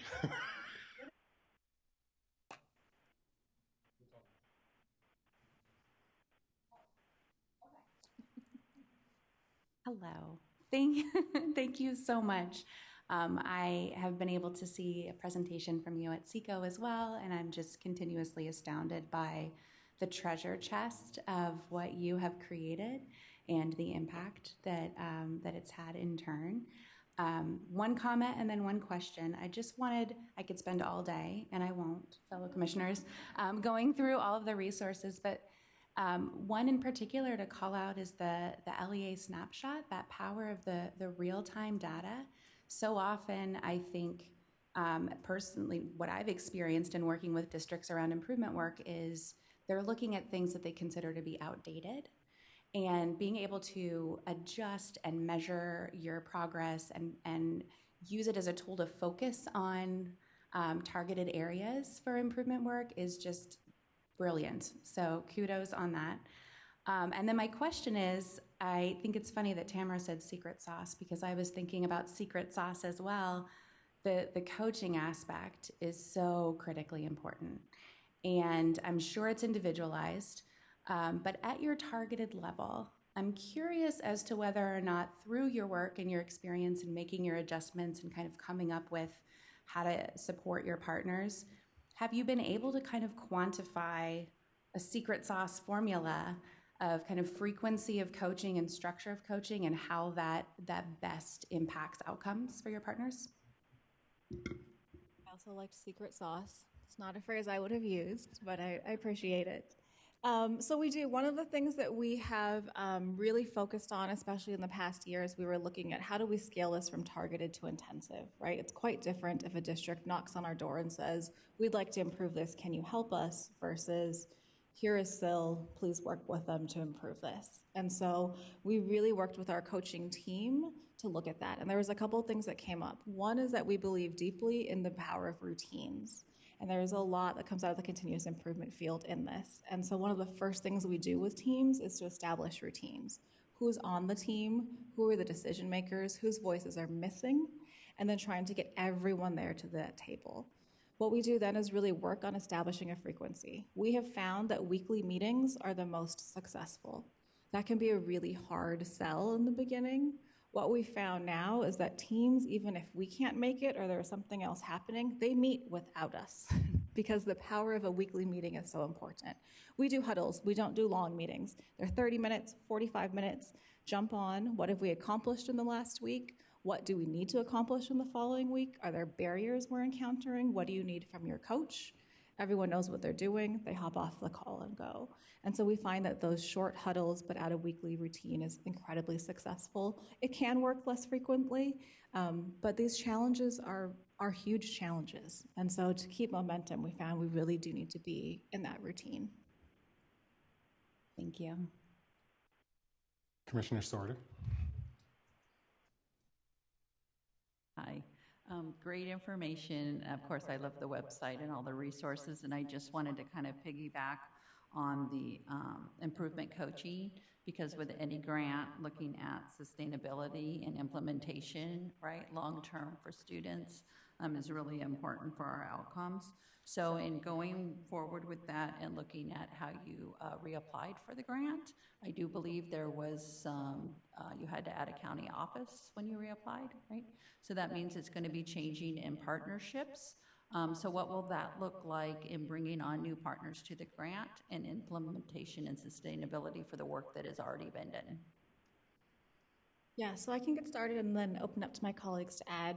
One of the things that has emerged in this work is that we actually are already working with many teams who are integrated SELPA County Office District. We started this grant with a charge of building capacity with SELPAs, and it became clear very quickly that just working with one part of the system was not the way we were going to affect change. And so naturally, county offices, LEAs, districts started coming together. In our network, there are representatives from all of those organizations on almost every team, and we find that that is the most effective configuration there. The other piece is how to actually sustain it, right? And so we can provide coaching support now. We cannot coach every team in California indefinitely. And so one of the things that we had to do is figure out what is that scope and sequence. And so what we do is we first work with teams, and we want them to form an improvement team. We provide the coaching, and we lead, and we provide that expertise. As they grow in their skills, we hand off leadership of the team to someone in their district, and we remain a coach on the side. As they continue to grow, then we train someone, or often 2 or 3 folks on their team, to become coaches themselves, and we coach their coaches. And so at this point, most of those teams that have been with us for several years now have improvement coaches on their teams, and we're really working on mentoring them so that then we can fade out, they have their coaches there, and that the improvement work continues once our supports fade out. Thank you. And I do love the video modules. Because they're just 5 in less than 10 minutes, and it really provides background information, especially for new educators. Commissioner Snipes? I just have to express my gratitude for the tools that are provided. This website is saved on my toolbar. As someone who is new to supporting LEAs and county offices in compliance and improvement, this has been so valuable for me. I just attended one of the root cause analysis trainings, the 2-day trainings, and I was definitely part of that high percentage that took away a lot from it. So I just have to say, in the work that I'm doing currently with our grantees, this tool and the protocols and the facilitation tools have been so valuable for me. So I just have to say thank you for that. Thank you. We appreciate your collaboration. Commissioner Oyakawa. Thank you so much. I'm not an educator, but I can appreciate the amazing work you've done. I joined the ACSE, my first meeting was February 2020, And so I think I just heard about what you were doing, and then pandemic, and I thought, how are they going to do this? And you did it when we needed it the most. And I know, just watching it happen, I honestly didn't know if you were going to pull it off. And I'm so impressed. I'm so grateful. And I loved Commissioner Graff mentioning, having you also collaborate with the future teachers, right? This is where, why come in on the back end only, get in front as well and bring it in from all sides. So I think your work is amazing. And just browsing through the website, it's very user-friendly. I can see, I have a lot of teachers in my family, and they could all, I think, navigate things. I did have a question as a parent.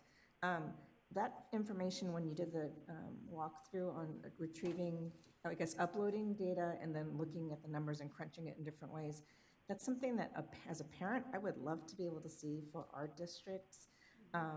Is that something that at some point, because I don't think that's available anywhere else, this is something unique to your website, and I wondered if there were any ideas of how LEAs could share that out, because we would all like to look and see what's going on in the controls in the back room.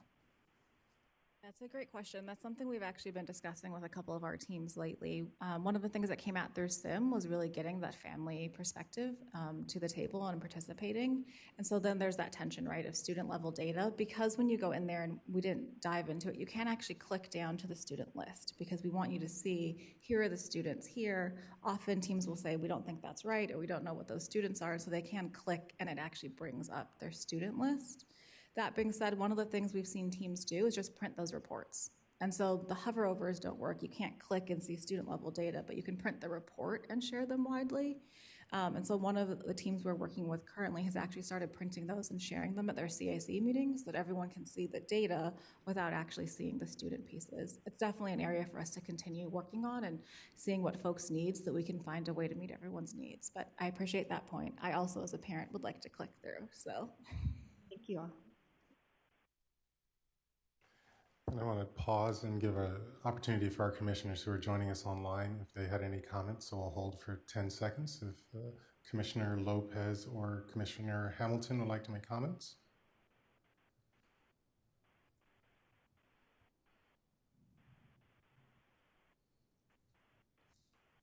I probably should have started counting in 17 seconds. So doesn't appear to be any additional comments, Chair Hazelwhite. All right. SEAL team, thank you so much. I am going to ask Ms. Chapman to have IT place the public comments slide up. And if there are any other public comments in the building, please come up. And is there a sheet for Ms. Chapman to?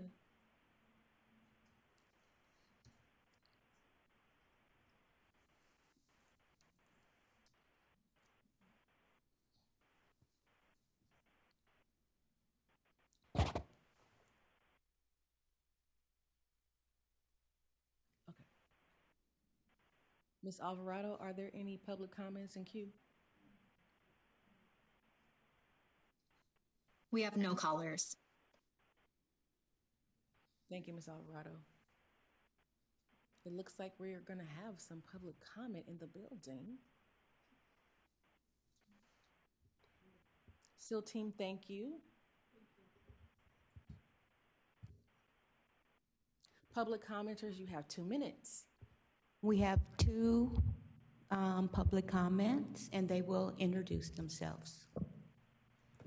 Hi, Commissioners. My name is Bené Loftus, and I am the administrator for the Antelope Valley SELPA, which is in northern Los Angeles County. And I'm also the past chair of the SELPA Association of California. And I want to thank you for your having the SEAL team present today. The system improvement leads have been nothing but helpful in our work for improvement for my LEAs. I have 10 LEAs, and they have some challenges, and they need to work through their data in order to make improvement for students with disabilities.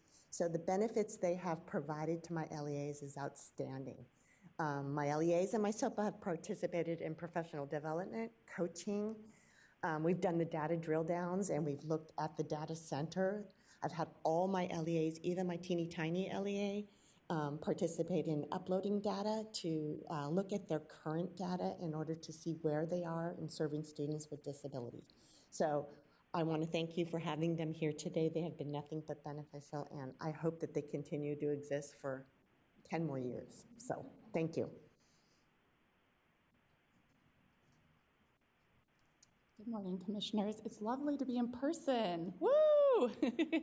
My name is Veronica Coates. I am currently the Assistant Superintendent of Tehama County Department of Education and Tehama County SELPA.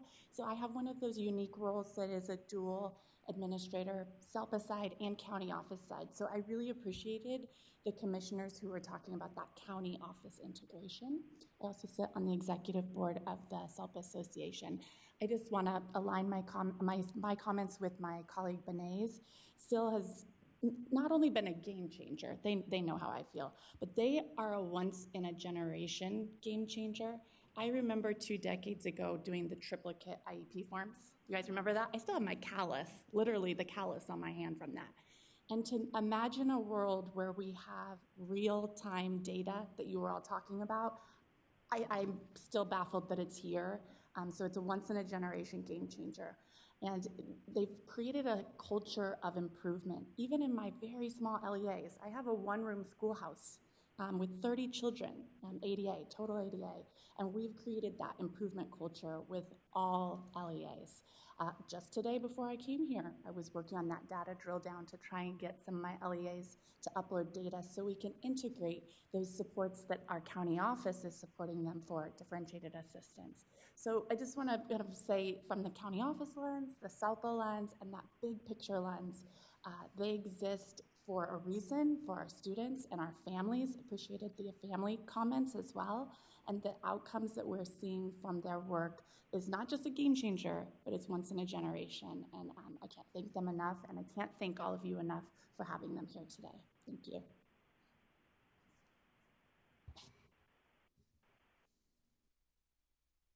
Hi, my name is Laura Gonzalez. I'm the SELPA Director for Yuba County SELPA.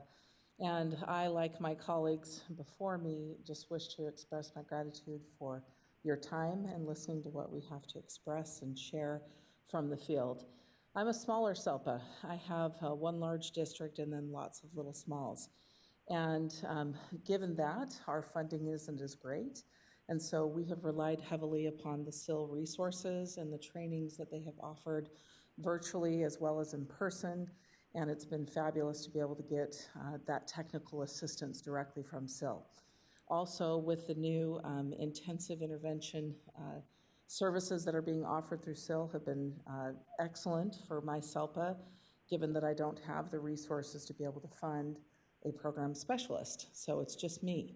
So I rely heavily upon the SIL resources, and I, like them, hope it continues. Thank you.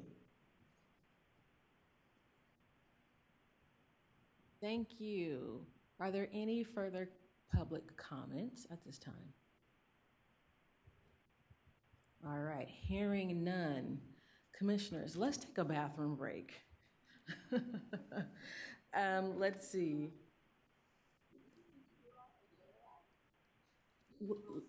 It is cold. Let's take a bathroom break here, and then we will come back for our item 3. So can we come back at 12:05? Okay, thank you. We will have a bathroom break and return at 12:05 for item 3. Thank you.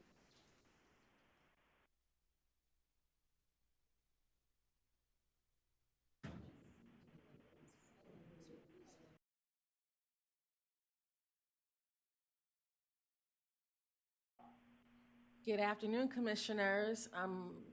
Hope everyone had a good break. We are going to move right into item number 3, Annual Performance Report. Director Calamise will share an update regarding the 2021-22 Annual Performance Report.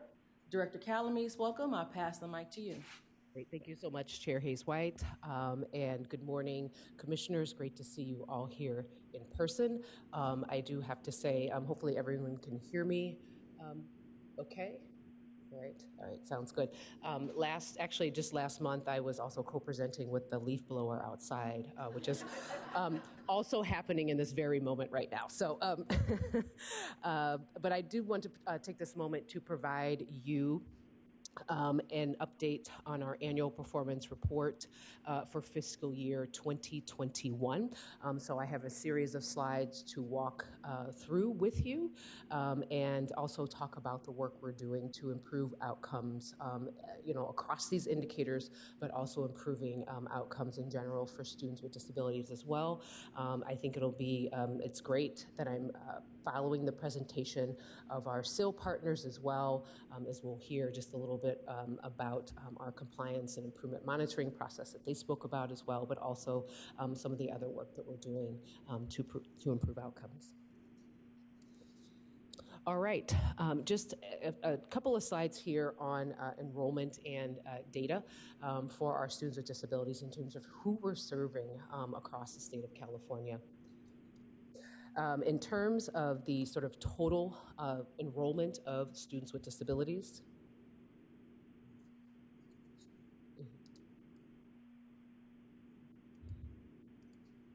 thank you. In terms of total students with disabilities with enrollment across the state of California, we're looking at this slide here, which is reflective of birth through ages 22. As you can see, over the years, the trajectory has trended upwards, and then a sort of slight general decline over the past couple of years. So again, a number that, again, over the past 10 years or so, the number has climbed and has somewhat declined over the past couple of years. And we are obviously keeping an eye on that number. I think something that's interesting in this next slide to note, again, just sort of a different way of looking at our enrollment for students with disabilities over the past 10 years. We have, as I mentioned before, seen a decrease in enrollment. And then, I think what's important to note, also the sort of general student population overall has been declining as well in the state of California. But I think what's important to sort of draw out of this graph is that the sort of percentage of students with disabilities has continued to grow despite a shrinking population, right? And that's a fact and something that I think continues to show and demonstrate a need for continued resource, state investments, and statewide support for local education agencies and others, for professional development, for educators, paraprofessionals, and administrators in terms of how we're identifying students with disabilities and ensuring as well a strong sort of MTSS process along the way as well. In terms of looking at these pie charts, which you likely have seen before and likely have seen last year, the numbers here have stayed relatively consistent from year to year. This past year is no different in terms of the cycle. The only notation that I did want to note is sort of the middle pie chart in terms of foster youth with IEPs. And there was just about a 1% increase actually for both foster youth and then also socioeconomically disadvantaged youth as well. So again, our numbers in this category in terms of the representation of students with IEPs and being representative in also LCFF, again, has remained relatively the same. In terms of the percentage of students with IEPs in one or more of the local control funding formula student groups for 21-22, again, consistent in this representation as well. So not much change from sort of our previous cycle into this cycle here as well. Shifting away from our data, if you will, in terms of sort of who we're serving and how students are represented, I have mentioned before previously to you that the Special Education Division has been engaged in a strategic and priority setting process. That process is continued. We are continuing to work and refine our logic model, which will be made public at some point this year, along with some documents that will define or further define our priorities in terms of how we're able to get to those priorities as well. Much of the work that you can see in this sort of slide here is representative of the work that we do across the special education division, across the following buckets: monitoring and targeted technical assistance, data collection and reporting, effective dispute resolution, our interagency professional development and our state initiatives, such as working with the Department of Developmental Services and the Department of Rehab, and then also fiscal management, including sanctions and enforcement. I think it's important to note here, we do have an established fiscal support unit that is now off the ground and up and running to help also support our LEAs across the state around all things fiscal related in terms of supporting students with IEPs. And then finally, supporting our non-public schools and our agencies as well is also a part of our work.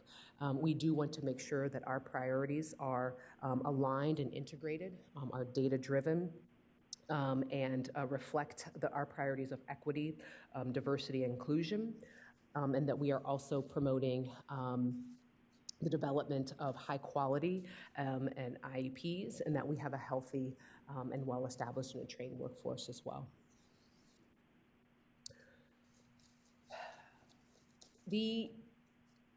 Our special education monitoring system, which you've heard a little bit about in the presentation previously before me, sort of can be represented in sort of these inverse triangles that you see before you. The state of California has made investments over the past 2 years to better align general education and our special education systems. We can see that represented in previous budget investments such as our LCAP addendum and also requiring parent participation in that LCAP planning process. There is a tremendous opportunity for deep engagement at the SCA level, the county office level, the SELPA level, and the LEA level to improve outcomes for students with disabilities. And we must ensure that our systems are designed in a way that supports all learners and reflects a collective efforts across multiple efforts to achieve our goal. I think it's also important to note here, obviously, that for our districts that are noted as being or identified each year as being intensive, targeted, universal, that they are also provided supports, right, and the appropriate supports for their level of need. And so, as you can see here, our intensive districts receive directive support and from both CDE and some of our technical assistance providers, such as the SO partners that you heard from before. Targeted receives, there's assistance provided as well, a little bit of a lighter touch, and then our universal folks that are sort of in that universal tier have resources available and again are highly encouraged to engage in those resources that we have available to them throughout our statewide system of support. In terms of how the LEAs are selected for the compliance and improvement process, each spring, right around March, LEAs receive notification of their annual determination across the state. Again, these tiers determine the level of support that they will receive over the subsequent years. And so the CDE uses data to determine the areas of identification in these areas that you see before you in this pie chart. So what is that improvement process, right, that we speak of, the SIM that you have heard about this morning? So the SIM process starts with, in year one, really looking at sort of what's happening across an LEA, right? So that's where we see a lot of our sort of gathering information, including data from various sources to determine sort of and looking at that root cause about why, right, and what. The second step is that investigation in terms of why is this happening, right? And so digging a little bit deeper, again, root cause and development of a theory of action that they will then utilize in subsequent years, and then also that planning process. And I think that's really key in terms of, based on all the information that has sort of led up during this planning process, but then how will the district go about accomplishing their goals to improve outcomes in those specific areas. Again, the LEA identifies the activities that will have the greatest impact. So we're looking for high leverage activities, right? And I think it's important, and we've worked really hard to ensure that LEAs are focused, again, on those high leverage activities versus multiple activities that will take them potentially in different directions, but really looking at the activities that, again, are a wise use of resources, both financial and both of the human resource in nature, to ensure that there's coordinated efforts and sustained efforts along the way. In subsequent years, in that compliance and improvement monitoring process, the sort of years 2 and 3, again, years 2 look at sort of implementation, right? And so our technical assistance providers and staff from the CDE monitor the implementation of that plan and really work with LEAs to determine, are they meeting timelines, are they meeting their milestones, to ensure the LEA has provided the appropriate support. And then obviously we're available to provide any course correction if needed, or thought partnership in terms of if any changes need to be made. In year 3, there's continued implementation, right? So LEAs continue to implement the plan, reviewing any other local data that's relevant, and then also providing any sort of communication or implementation updates to CDE as well. And I think it's important to note within this process that, again, we're talking about a 3-year process here, because we know that change and working with change in such a dynamic area such as special education takes time. And therefore, wanting to make sure that we have, folks focused on their targets and their goals over a sustained amount of time will be our focus as well, versus sort of jumping every single year. All right, the annual performance report. So at this point, I'll talk to you just a little bit about the overview of our both compliance and our performance indicators.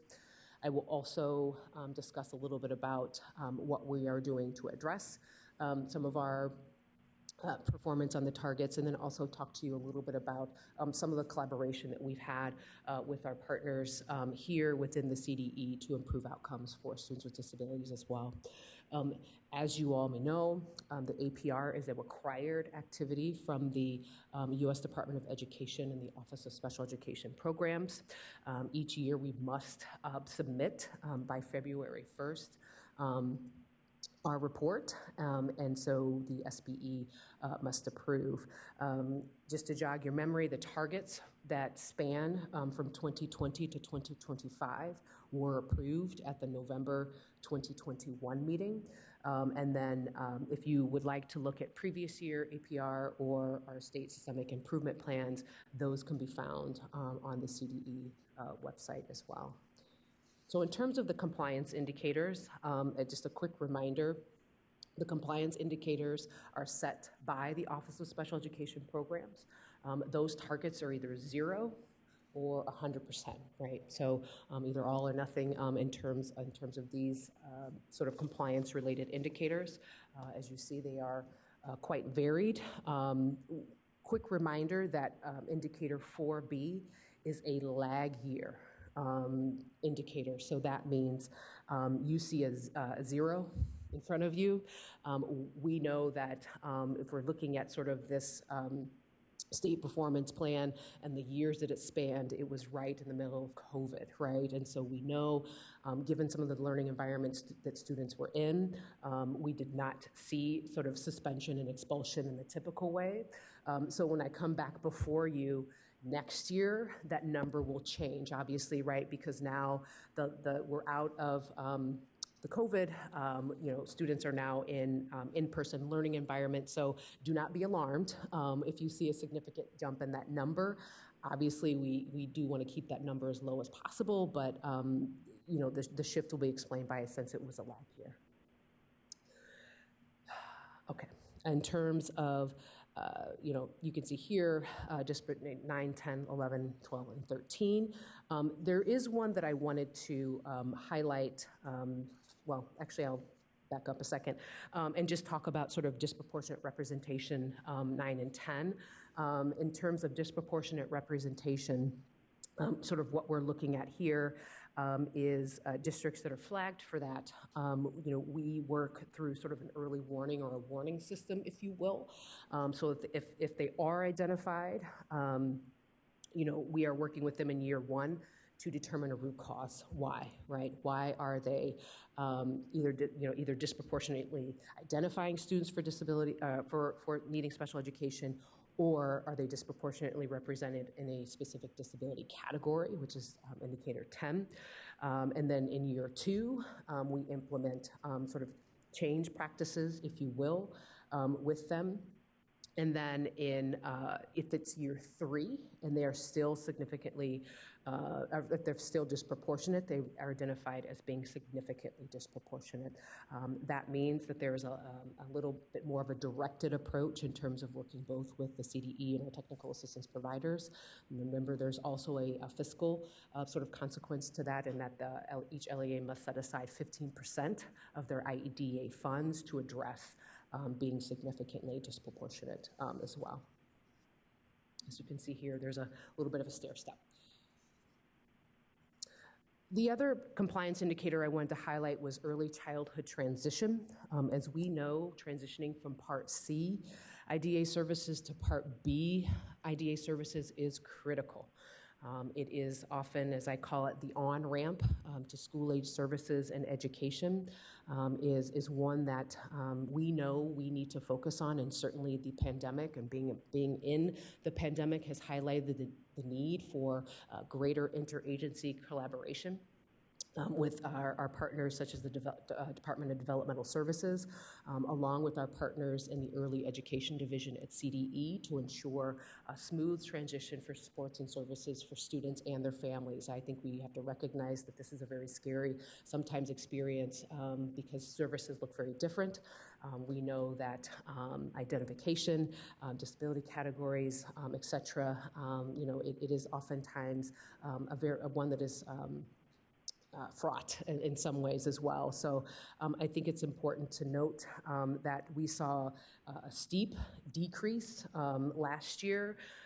This year, we have seen a noticeable increase in terms of ensuring that students have, by their third birthday, have an IEP developed that is and been implemented by their third birthday. And so I think it speaks to the collaboration that not only our division has had with the Department of Development Services, but also with our early education division across the state. In previous budget cycles as well, the state budget gave CDE funding and positions to develop and establish an early education support unit. So again, a focus area in terms of support, ensuring that our earliest learners have the supports they need, along with our LEAs as well, has been, I think, evident in the focus in terms of specifically knowing where the gaps are in those systems, to making sure that our students, families, and communities are supported along the way as well. And I want to talk a little bit about the performance indicators. Those are set with our educational partners across the state of California. And again, those targets were approved in November of 2021. I think here, many of you have seen sort of this roadmap in terms of, if you look at the LEA, or look at the APR indicators, how a student sort of progresses through those APR indicators throughout their school age career. And then again, we know that a healthy start to education really begins at birth.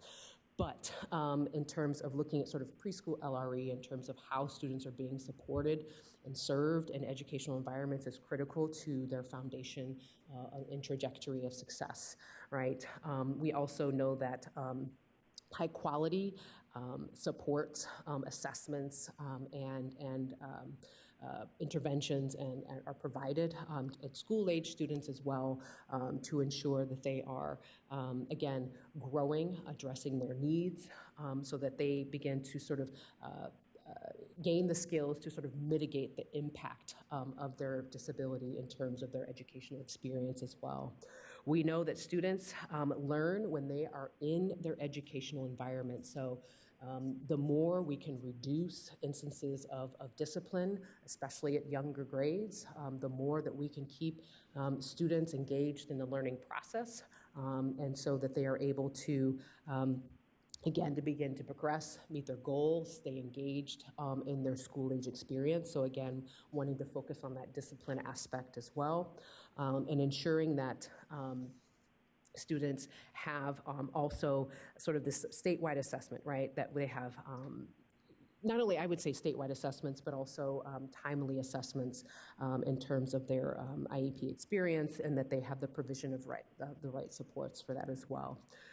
Obviously, as a student plans for their off-ramp in terms of graduation, making sure that they have linkages for appropriate post-secondary supports, that they have timely and meaningful, and I want to stress the word meaningful post-secondary goals that accurately reflect their need, and that they are able to really realize the dreams that they have for themselves that are, again, appropriate.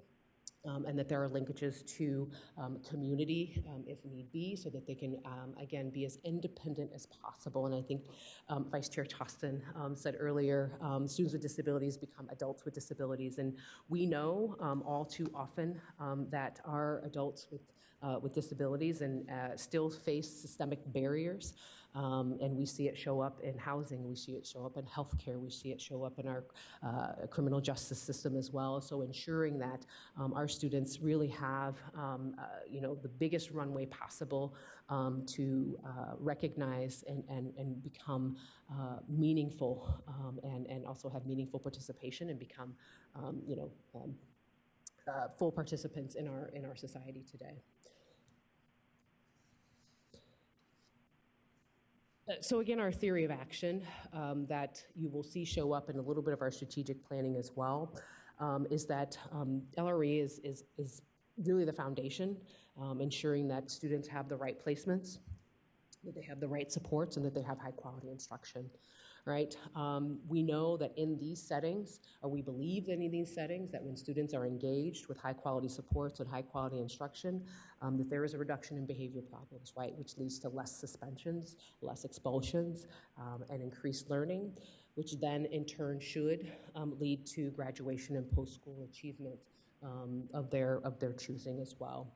So a little bit of an overview of the indicators in and of themselves. It's a lot to take in. I understand. I won't go through every single one of them, but you can obviously take a look here at yourselves and wanted to note that indicator, actually it's in the next slide, so I'll stop there for a second. Preschool LRE, I'm going to talk about in a separate slide. Do not be alarmed at that number that you're seeing. But jokes aside, I think it's an area for us across the state that remains an area of focus, and certainly we take that seriously in terms of really addressing how our earliest learners are supported in the formative years of their education as well as looking at indicator 5, which is our school-age LRE, in terms of focusing on that as well. Statewide assessments, that continues to be an area of continual just sort of engagement, not only within our special education field, but also in partnership with our general education peers as well. We know that ensuring that our students are meeting our sort of statewide assessment goals continues to be a decades-long quest. We know the gaps are steep, and so everything that we're doing, along with our partners and our technical assistance providers, is supporting the improvement across all of these indicators as well. The one I did want to highlight is indicator 6. Let me go back to that one just for a second. So indicator 6, I think that there are a couple of sort of reasons that, and certainly not the reasons, right, but it's a couple of conditions that have impacted this number. The first of those is that the Office of Special Education Programs, or OSEP as we refer to them, changed the measurement indicator, okay? So fundamentally how we are measuring children in this indicator excluded 5-year-old kindergarten, so already removed a significant portion of students from this group as well. We expected to see a significant impact after the removal of those students. I think this year's data reflects a continued refinement of that reported data. I think that what you see before you, basically it says or looks at, we had a 10% decrease in 6A, which is being served in a regular preschool. And then in 6B, an increase. This does not mean that students were in more inclusive, that students that were in more inclusive settings were suddenly placed in more restrictive settings, if that makes sense, okay? There has been a decrease of over 40,000 students in the population for this indicator over the past year. That's significant, right? 40,000, and so due to the removal of that 5-year-old in kinder, okay? And again, this decrease has been felt across the board in all of our indicators, and in fact, there were less students in the indicator 6B educational environment. So again, as California continues to make investments in the California State Preschool Program, we know there's a 10% sort of mandated enrollment for students with disabilities. We hope to see these numbers reflected differently in the coming years as well. So again, certainly not the whole story, but again, this is again sort of impacted by one, sort of the shifting indicator in terms of the calculation, the decrease of students. But again, we know this is an area in terms of preschool LRE that remains a priority and focus for us here in California.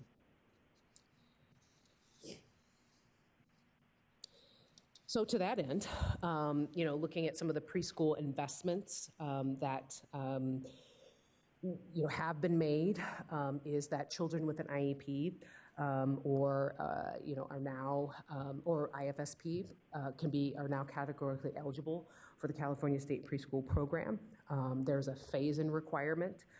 So in this year, there'll be a till June 2023, there is a 5% set aside. In 23-24, there's a 7.5% set aside, and then starting in July 2024, at least 10% of funded enrollment must be reserved for these children, and then contractors must also serve those children as well. So a ramp up in terms of the requirement for the set aside as well.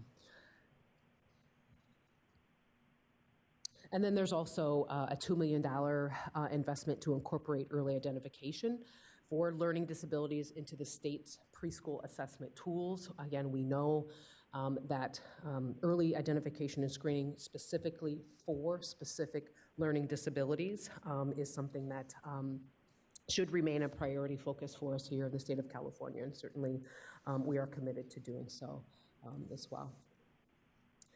Indicator 5, which is LRE, I think that 5A is trending and 5C for that matter are trending in the direction that CDE would like to see. And so, some of the work that we're doing around that is often rooted in our SIP project, right? Many of you have heard of our Supporting Inclusive Practices work that really supports LEAs increase to access and helping LEAs provide more access to general education settings for our students with disabilities by providing some research, some evidence-based practices, targeted TA, coaching, et cetera. Currently, the SIP project has 55 grantees that they work with closely as cohorts.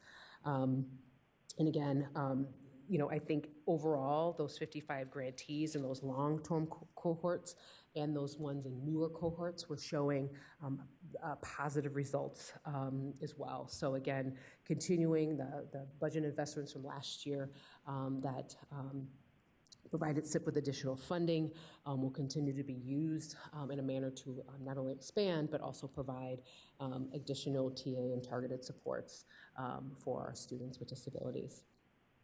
In terms of suspension and expulsion, again, I talked about it a little bit before. We know that now that students have largely, and obviously their return to in-school settings, we know that the needs, specifically some of the social, emotional, behavioral, and mental health needs of our students continue to be present and critical at this time. Wanted to note that we do have our California multi-tiered system of support, or California MTSS as we call it, which provides a framework designed to improve provide effective technical assistance for districts and schools to address the students' academic, behavioral, and social emotional needs. We continue to partner, and they continue to work with school districts and offer not only a framework, but they offer a certification pathway. They offer coaching, and they offer, again, before communities of practice for that support. As we know, a well-established MTSS system really should be the foundation of every single educational and learning environment across the state. And so working with the California MTSS is something that we will continue to do and underscore to ensure that we have pro-social environments within our school setting as well. Graduation, again, this indicator is a one-year calculation. So it looks at the percentages of students with disabilities who exited special education due to graduating with a regular high school diploma out of all the students with disabilities who exited special education. So again, we have seen an increase in this indicator, and we'll again look forward to the increases that will come. Many of you know that there are a couple of pathways out there and some work that's being done around looking to make sure that students who are eligible to take the alternate assessment and students who are not eligible to take the alternate assessment, that they have appropriate pathways for them to receive a regular high school diploma. So that work will continue. I'll talk a little bit about that in my director's report after this presentation. Post-secondary, so again, I think that again, wanting to make sure that we have employment and economic opportunities for our students with disabilities. So again, just sort of a breakdown of these sort of what sort of the post-secondary outcomes sort of indicator looks at is sort of before you here as well. So again, we're looking towards ensuring that we are, having youth that are, having a experience of their choosing, whether it's college, whether it's career, but they are meeting their goals and ensuring that they can earn, as I often borrow from Joe Xavier from the Department of Rehab, a meaningful life wage, and they can realize their outcomes as well. We saw decreases last year, but we are seeing numbers start to rebound since coming out of the pandemic, and so I believe we'll continue to see the increase in the coming years as well. The tail end, our State Systemic Improvement Plan, or SIP as we like to call it, which is Indicator 17. Indicator 17 was developed in phases and really has evolved to align to the statewide accountability system and the statewide system of support. And again, the need is really to align some of our resources, both across our state and federal systems, to support all students as well. our state has continued to build the statewide system of support to support LEAs, as you saw in the previous presentation, and with all of our content leads as well to address the disparities in the outcomes. Again, it's highlighting the work of our SELPA system and our SELPA content leads over the past year. And again, just the ongoing recovery of COVID-19. Again, I can't stress enough that we are still addressing some of those needs, but again, across the board, really ensuring that we have a coherent, aligned system as well. So in terms of sort of our next steps, I think this sort of nested level of support is kind of how we envision our system working vertically, right? And I think that sort of vertical sort of coordination happens and should be quite dynamic between the state and essentially the classroom, and everything that we do at the state level, the county level, the district level, the school level really funnels down into the classroom. And I think that's our overall goal here, is to ensure that maximum impact and relationship at each layer, communication both ways, so that our students are supported across the board. So again, making sure that our system, not only in the special education sort of side of it, but also the gen ed side of the house, is a part of that equation and conversation. And so, again, many of you are familiar and know the famous One System report, and still, years later, remains just as relevant today as it did in the past. And so we continue to work in partnership with our gen ed peers to improve those outcomes for students. So the Special Education Resource Leads RFA, which you heard a little bit about previously, the budget cycle from last year allocated $12 million for this new upcoming cycle of grants. So that new grant cycle will commence in 2023 in July and run through 2028. And so we are still in the RFA process currently as we speak. The current grants do run through July 1st of 2023. So again, you see the timeline here before you. And so we are currently in the thick of that process and look forward to announcing in mid-March who our current grantees will be for this upcoming cycle. The budget specifically stated that no more than 10 special education resource leads will be selected. So 3 will be selected to build local and regional capacity to support LEAs. There should be at least 1 to support the development and implementation of high-quality IEPs, which I think is a needed and necessary resource. At least 1 to support the capacity of building capacity at the LEA level on universal design for learning. At least 1 focusing on the needs of English learners and how best to support them. And then at least 1 in partnership with a family support organization. I think that's critical, that there's that collaboration and communication across the board to focus on alternative dispute resolution. As we know that this has been a significant focus area and investment across the state.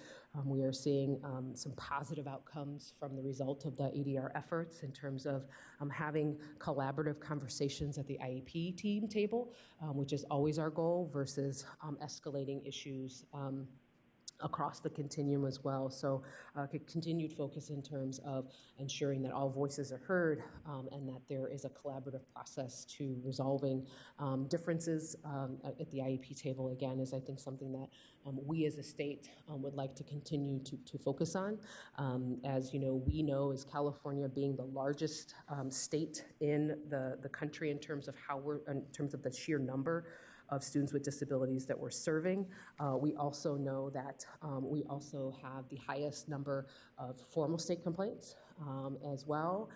And again, some of it's size, but also I want to make sure that that's not our claim to fame, and that we are also at each level looking at ways in which we can improve and empower IEP teams to really sort of focus on resolving those differences at the table. And in my director's report, I'll talk a little bit more about sort of some of the other investment projects that are also sort of in that dispute resolution vein. I also wanted to talk a little bit about both Alicia and Steve are not here with us today, but I did want to talk a little bit about the partnerships that we have established with our multilingual support division and our early education division at the California Department of Education. Past efforts have centered around the California English Learner Roadmap, and then also the practitioner's guide that you see sort of represented here. These resources have been around for quite some time.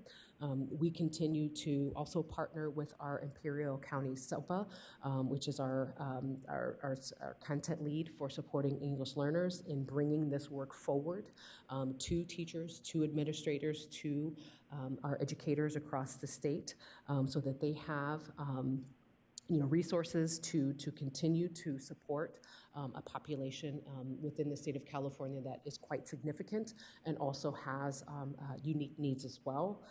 And so we will continue to build upon, and I think working with in partnership with both our multilingual support division and our Imperial County SELPA will continue to take these resources and push them forward into additional supports and resources as well, particularly as we know that the expansion of dual language immersion is something that we want to make sure that our students with disabilities have access and opportunity, but also the proper supports in order to participate meaningfully in those learning environments as well.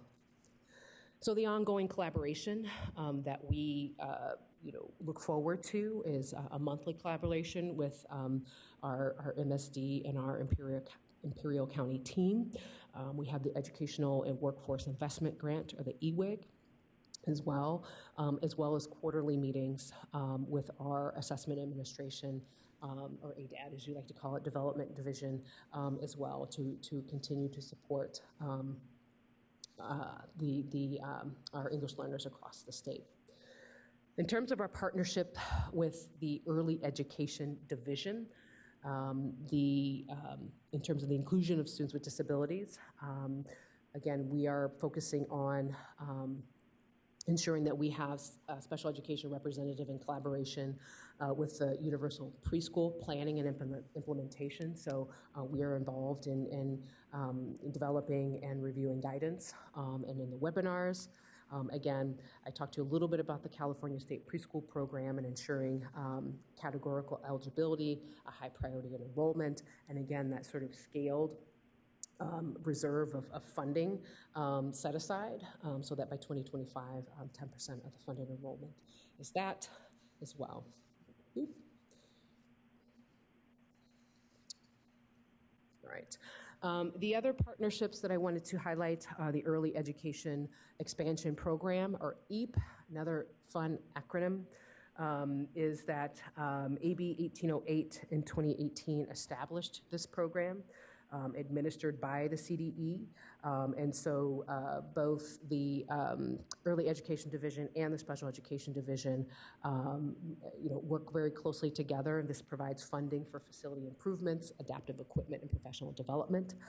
So we are ensuring that we are working across the aisle, if you will, as well, to continue with the expansion of that grant. We have a cross-division coordination on inclusion, as well with our Early Education Division. And then our partnership with the Department of Developmental Services, and I think this is critical as the linkages between our fellow state agencies is something that we have really focused on, especially since the pandemic, that we are coordinated in our efforts to support students, families, and communities. And so we have the Part C to B transition investment, which I mentioned before, which provides resources to CDE to establish that unit. We also have shared training and resources.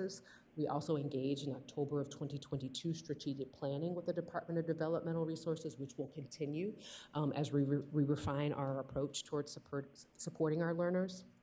We also participate in the Interagency Coordinating Council, or the ICC, for for our work, and then also our regional center transition liaison meeting. So I think you can see here our work is sort of expanding, and I think in the right way in terms of really looking at and looking towards and working with in collaboration our our efforts to support and recognizing that the responsibility and the focus, starts in special education, but again, encompasses so many more areas across the field, across content areas to really ensure that we are meeting our targets and that we are supporting our field in the way that they should be supported. So in terms of next steps, this was an update. The SBE did approve last month the APR. So we did submit to OSEP by the deadline of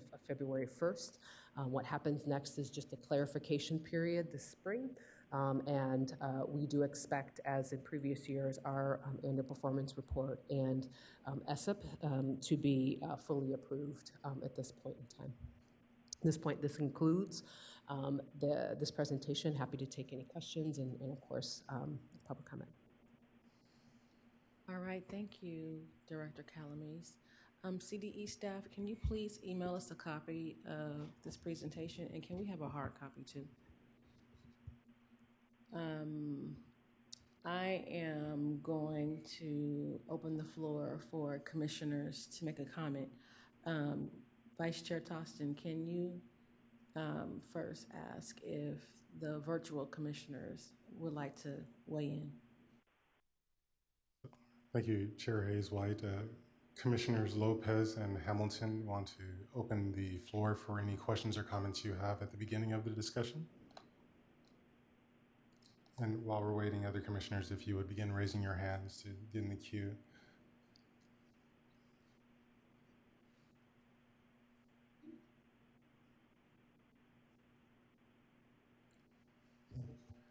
Moving away from our commissioners online, I have Commissioner Groff, Commissioner DePaulin, and then Commissioner Reese. So thank you so much for your presentation, very thorough, comprehensive. But the issue of disproportionality continues to be a challenge for California. Could you break it down just a little bit more and where you see some areas of improvement and maybe some techniques or progress that you are seeing and what those methods are that have been effective? Thank you.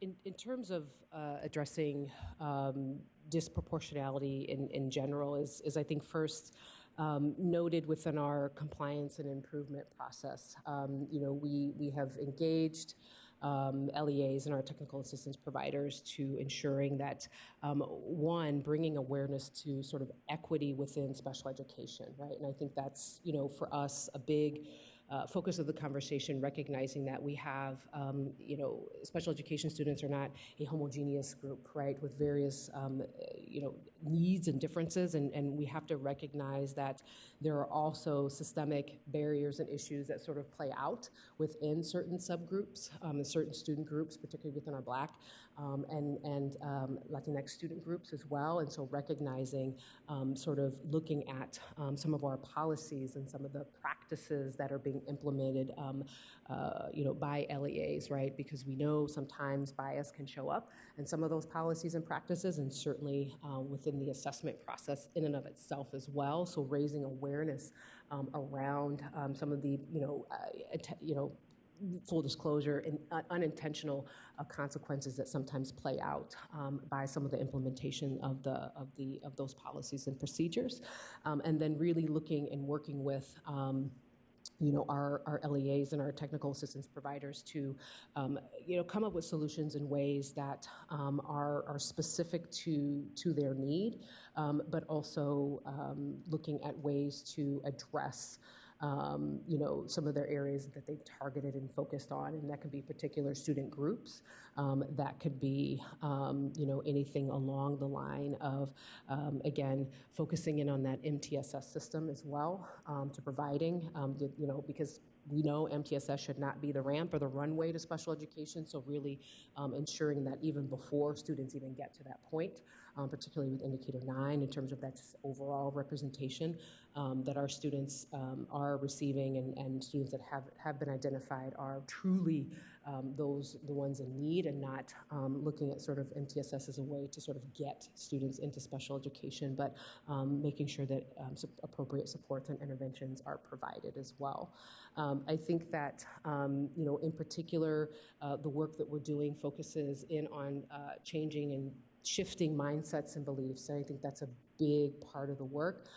Some of the work that we know takes time because that, is a much bigger conversation in terms of how that plays out in a school setting as well. So, again, I think it oftentimes starts with our attitudes, mindsets, and our beliefs about what our students, who they are and how they're coming to us, what they can do, that they are already brilliant as they are, but that making sure they have the appropriate supports as well. We know, again, suspension, expulsion, those sort of things in working with our California MTSS is critical, as we do continue to see, students, in particular our Black students, being disproportionately identified for ED or emotional disability, right? And our some of our Latinx students being identified for speech language impairment, right? So again, some of those practices we are looking to continue to, work with our LEAs to make sure that they again have those policies and practices. The implementation, right, we know is something that continues to be an area, so that there is a sort of a standard sort of understanding and shared value set in terms of how we're implementing and the fidelity across the board. Commissioner Topolon. Thank you. Thank you again for this presentation. And my question is, the first question I have is, will you next year also look at the subcategory for that data of where the students are falling within, let's say, the specific learning disability? Because in my experience for the past year after the pandemic, we've had a lot of students from preschool to all the way to third grade who are struggling to read and to write. So having that subcategory of just looking at more of the dyslexia, the characteristics, and is it truly, it just seems like it's pandemic related with the equity lens, and looking at all those different things and how we would support the students in that sense, and the LEAs. So that would be my first one. I think we can, and certainly, in preparation for next year's presentation, I think we're happy to sort of drill down if the commission would like to have a more substantial discussion across that as well. I think given the efforts of literacy across the state and the focus on literacy across the state, and the literacy specialists, that we're certainly willing and able to really dive into that conversation. As we know, that continues to be an area of concern for the state of California in terms of our literacy efforts. I do want to say that we do have P3, a P3 focus as well right now. So in addition to some of the pre-K work we're doing, we are involving some other folks in the conversation in terms of our articulated sort of our longer on-ramp, if you will, to really focus on some of the not only educational environments, but some of the literacy needs of our youngest learners as well. So we're happy to we can break it down by disability category and have that conversation as well. I think that's a good point. Thank you. And my second question, regarding the disproportionality and students who are being over-identified as ED, is there also work being done to just train educators more about, well, okay, they're not emotionally disturbed, but then they're categorizing them in a different special ed eligibility. And I think that's a big issue, because that just doesn't take away the whole thing. Correct. So, and I think Commissioner Tapali, what you're referencing is that, so if they're not qualifying for ED, well, there's this category of OHI or other health impairment, right? And we know that cannot be the catch-all, right, or sort of this default category or a workaround in terms of that. And so something for us is raising awareness of that issue, number one. And number two is again, focusing on the work that we're doing with our partners in the field in terms of PBIS and again, MTSS as well. But I think you bring up a really good point around workarounds. We have to address the fact that, there may be cases where this is happening. And so, we want to make sure that folks are appropriately resourced and also, again, policies, practices, and beliefs around, looking at appropriate identification as well during that assessment process. Great. Maybe I have one more. I know I'm on a roll today. I'm not going to stop. No. So my last one is, as a commission, what can we do to help the work of just overall special ed and also MTSS being able to, I know we can't turn around and say, okay, you have to have intervention. So anytime a parent comes in, we have to go ahead and do the assessment. But is there some work we can do as a commission to also work with special ed and the schools or whatever we could support to be able to push that movement forward of requiring some sort of intervention? And it's not just that, a student just came from out of state or out of the country, and now the first day they enroll, we're assessing them.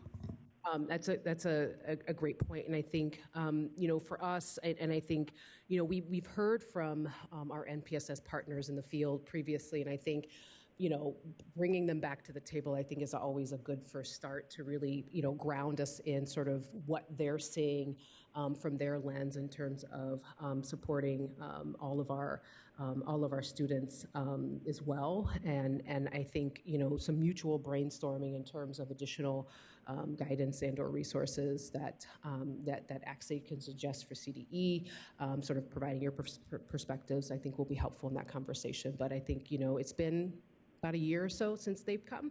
Our world in the past year continues to intensify, especially across some of these areas, and we see that playing out, by the levels of need that we're seeing across the board. So, happy to continue that conversation.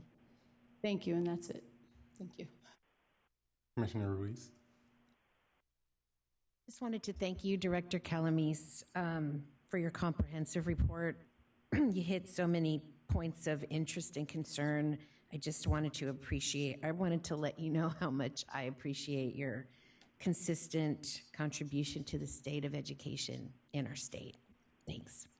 Well, thank you, and thank you to ACSE as well for your partnership, your enthusiasm, and your engagement. I think we're a team in this, and I think this commission is well poised to not only advise CDE but lead the work and lead the charge in your respective corners of the world, and really do appreciate your expertise, your passion, and your enthusiasm as well for supporting all our learners. So thank you. Commissioner Snipes. We're not going to get through a presentation where we talk about early childhood, and I'm not going to say anything. So when we're talking about disproportionality, I think that with the investments in UPK and that mixed delivery system and the opportunity to combine CDE and DSS efforts, the documents that we have available to us, the Preschool English Learners Guide and that connection with Imperial County and the work that they're doing for English learners, in addition to the Boys of Color document and the trainings that are coming out for that, I think that that's a really great opportunity for us to provide access to our private providers in early childhood and our public providers and make sure that they're receiving the same training. And I think that ultimately can support a lower percentage of disproportionality, because we know early segregation often leads to segregation throughout the educational career and into adulthood. So I really think using the documents that we currently have and potentially bolstering or just making those trainings around those things more available can really support disproportionality. Agree, and certainly I think we're at the sort of I don't want to say beginnings because this work has sort of started and it continues to go on, but I think in terms of the level of need and the types of resources, this is a highly nuanced area, right? Particularly talking about our earliest learners and the whether it's the investments, but also the disproportionate representation and suspension, expulsion, and all those things as well. So, the budget has provided some additional, like I said before, resources. It's really the dissemination, right? And so whether it's the webinars or other sort of resources that are made available to our field, I think is really, it's a challenging endeavor to ensure at every single level there's the common shared understanding and shared sort of value system about how we're seeing some of the issues that are coming across the table.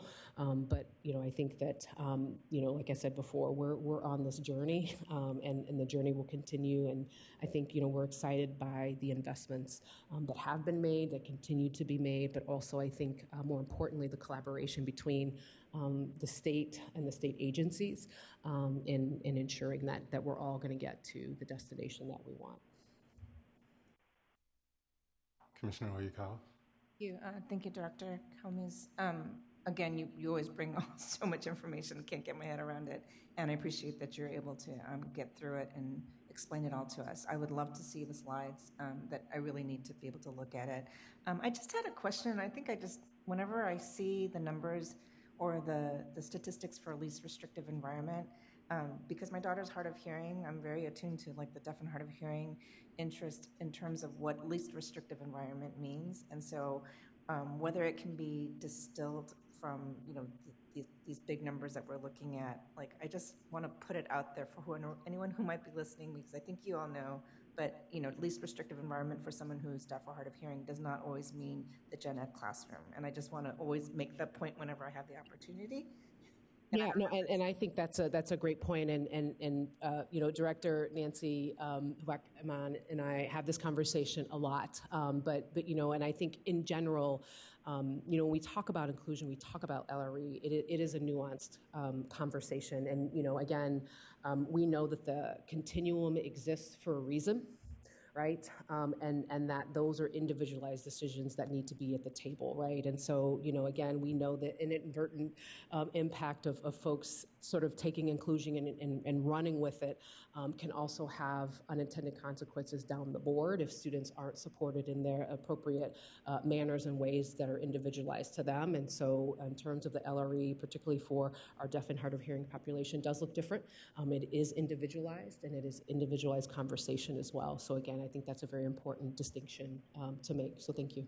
And you actually addressed the second part of what I was going to say too, is that I hear, because I'm in the parent world most of the time, and a lot of families I talk to say, I want them to be in gen ed, but they're not getting the support. So exactly like you said, it really is individualized. And so just a reminder that I don't want to say anything sacrilegious, because I think everybody does want inclusion, but if it's appropriate, to the extent it's appropriate, and giving all the supports that they need. So I appreciate that you are saying that out for I meaningful and responsible, I say, right? Because again, because it does no good for a student to be in a setting, in a gen ed setting, and not receiving the appropriate supports they need for the sake of just having them in the classroom. And so I think that's, again, an important, like I said, this conversation is pretty nuanced, but again, an important point, I think, throughout this conversation around inclusion that we need to have.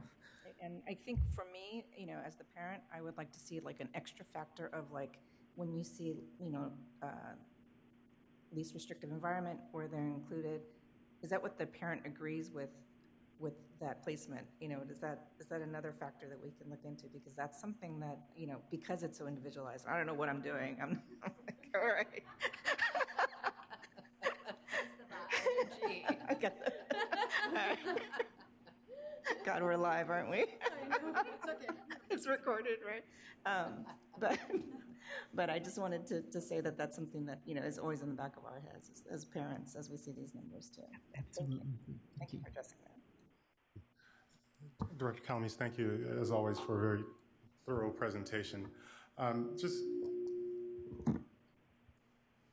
appreciate the data and recognizing that there was some difficulty this year that prevented us from viewing the data in October before it went to the state board. Hope that whatever those issues were are addressed so that next year, as the information goes to the state board, they can have the benefit of our dialogue and deliberation and priorities as they're making their determination about the annual performance report. So I just wanted to make that comment. And also, if I could ask you to go back to slide 2, it was the line graph that showed the increase of our special ed population over the last decade.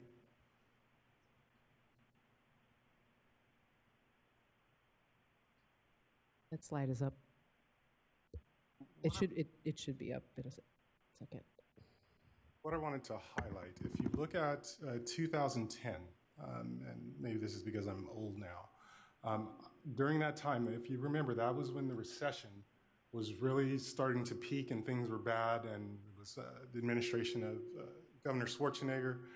We had a negative COLA. Lots of things were going on, AB 114.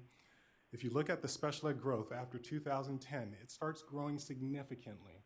And we had conversations at that time because general ed was unfortunately in the process of having to lay off teachers in the general ed side of the house. And so general ed was impacted. And so there were, in my opinion, and in our conversations, lots of increases of referrals to special education because of things that were happening outside of special education. I bring that up because we've just come through a 3-year pandemic. We will be experiencing a funding cliff in 3, 2, 1. So we made the connection with inclusive practices, and I started my comments today about the importance of inclusion. I believe now is the time that we really need to be doubling down on our efforts regarding inclusive practices, because the pressures outside of special ed are typically what lead to increased referrals to special ed.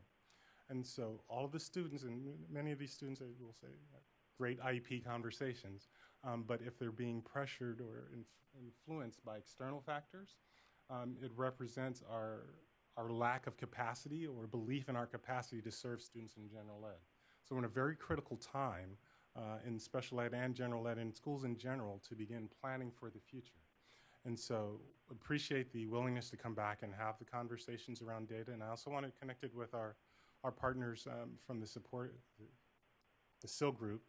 A lot of the protocols that they talked about, root cause analysis, looking at real-time data, I want to suggest that we at the state level should follow those same best practices. And I don't know if the data system for SIL can do that with a statewide data set, but maybe we should try that out so we can look at the data disaggregated to understand where the growth is happening.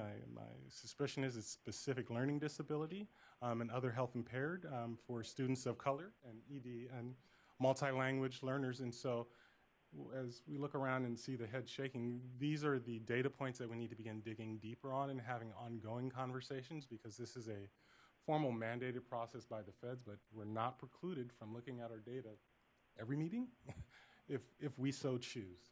And so I just wanted to make that point to emphasize the importance of continued conversation at state level, at county levels, so that we can begin identifying root causes as well as what supports and intervention the state can provide and continue to invest in, so that we can begin changing some of the, I'll be frank, abysmal outcomes as it relates to students with disability and the long-term opportunities for a life-sustaining wage. Thank you. I think point well said and well taken in terms of just the continual need to sort of drill down and dig into our data. And I think, your historical sort of recap, I think is a really stark reminder of sort of where we sit and the conditions that can create, issues that we can avoid, right? And so I think doubling down on some of this by looking at our data is the first step. But I think you're right in terms of the data, issues that we had in the fall. As you know, those were felt statewide, and we as a department will obviously be working to obviously get that data out, as quickly as we can and timely as well. Can I add something? Sorry to interrupt. I don't know where my... Oh, thank you. We cannot see you. I know. I thank you, Commissioner Tostin, for your comment. I think all of that is very important. And I also wanted to add on that I feel like I see this focus on the preschool inclusion being so strong, and I get it, you know, that it's important to start from the beginning, but I feel like we keep kind of losing the conversation around continuing opportunities for inclusion, because I see those decreasing as my child gets older and moves through the educational system. Now in middle school, it has changed, and looking towards high school, those opportunities seem to be decreasing further. So I don't want this to get lost in just, you know, it starts in preschool. Yeah, I get, but I want to keep the older grades in the conversation and of importance as well, and improving those opportunities as students go through the process. Absolutely, and I think we do know that children that start in segregated settings tend to stay in those segregated settings over time. But I think, to your point, Commissioner Hamilton, being a formal middle and high school teacher, have seen sort of the impacts of students that continue to stay in those segregated settings throughout their middle and high school time. We know sort of the sort of impacts of that in terms of their trajectory, in terms of their college and career goals. Ideally, again, I would love to start looking at our exit data, right? How many students are being served in lesser and lesser restrictive environments as they're, increasing in age or aging, and then also taking a look and having conversations on how many students are actually exiting special education, right, within their time, and obviously still have a disability, but are able to demonstrate the skills and strategies needed to address some of the impacts of that as well. So I think that's part of the conversation, that I'd like to get to with the commission as well. All right, thank you, Director Calamise. Ms. Chapman, can we please place the public comment slide on the screen? And then if there are any public commenters in the room who would like to line up and ask some questions, you can do so now.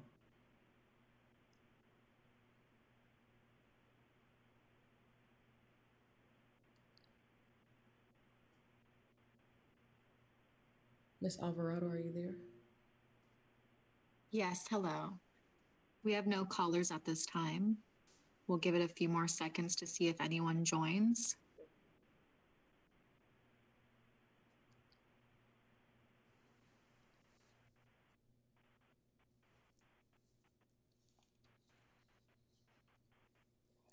Are there any public commenters in the building who would like to line up? Come on, ladies, you can line up. We have no callers. All right, thank you. Hearing no further comments, we are like deep in our lunch. So I know we have item number 2 that's going to be in place at item number 5 at 2 o'clock. Let's just power through. And hopefully we can get some break in between this time slot. Director Calamise. I can move quickly through my report. All right, so let's move right on into item number 4.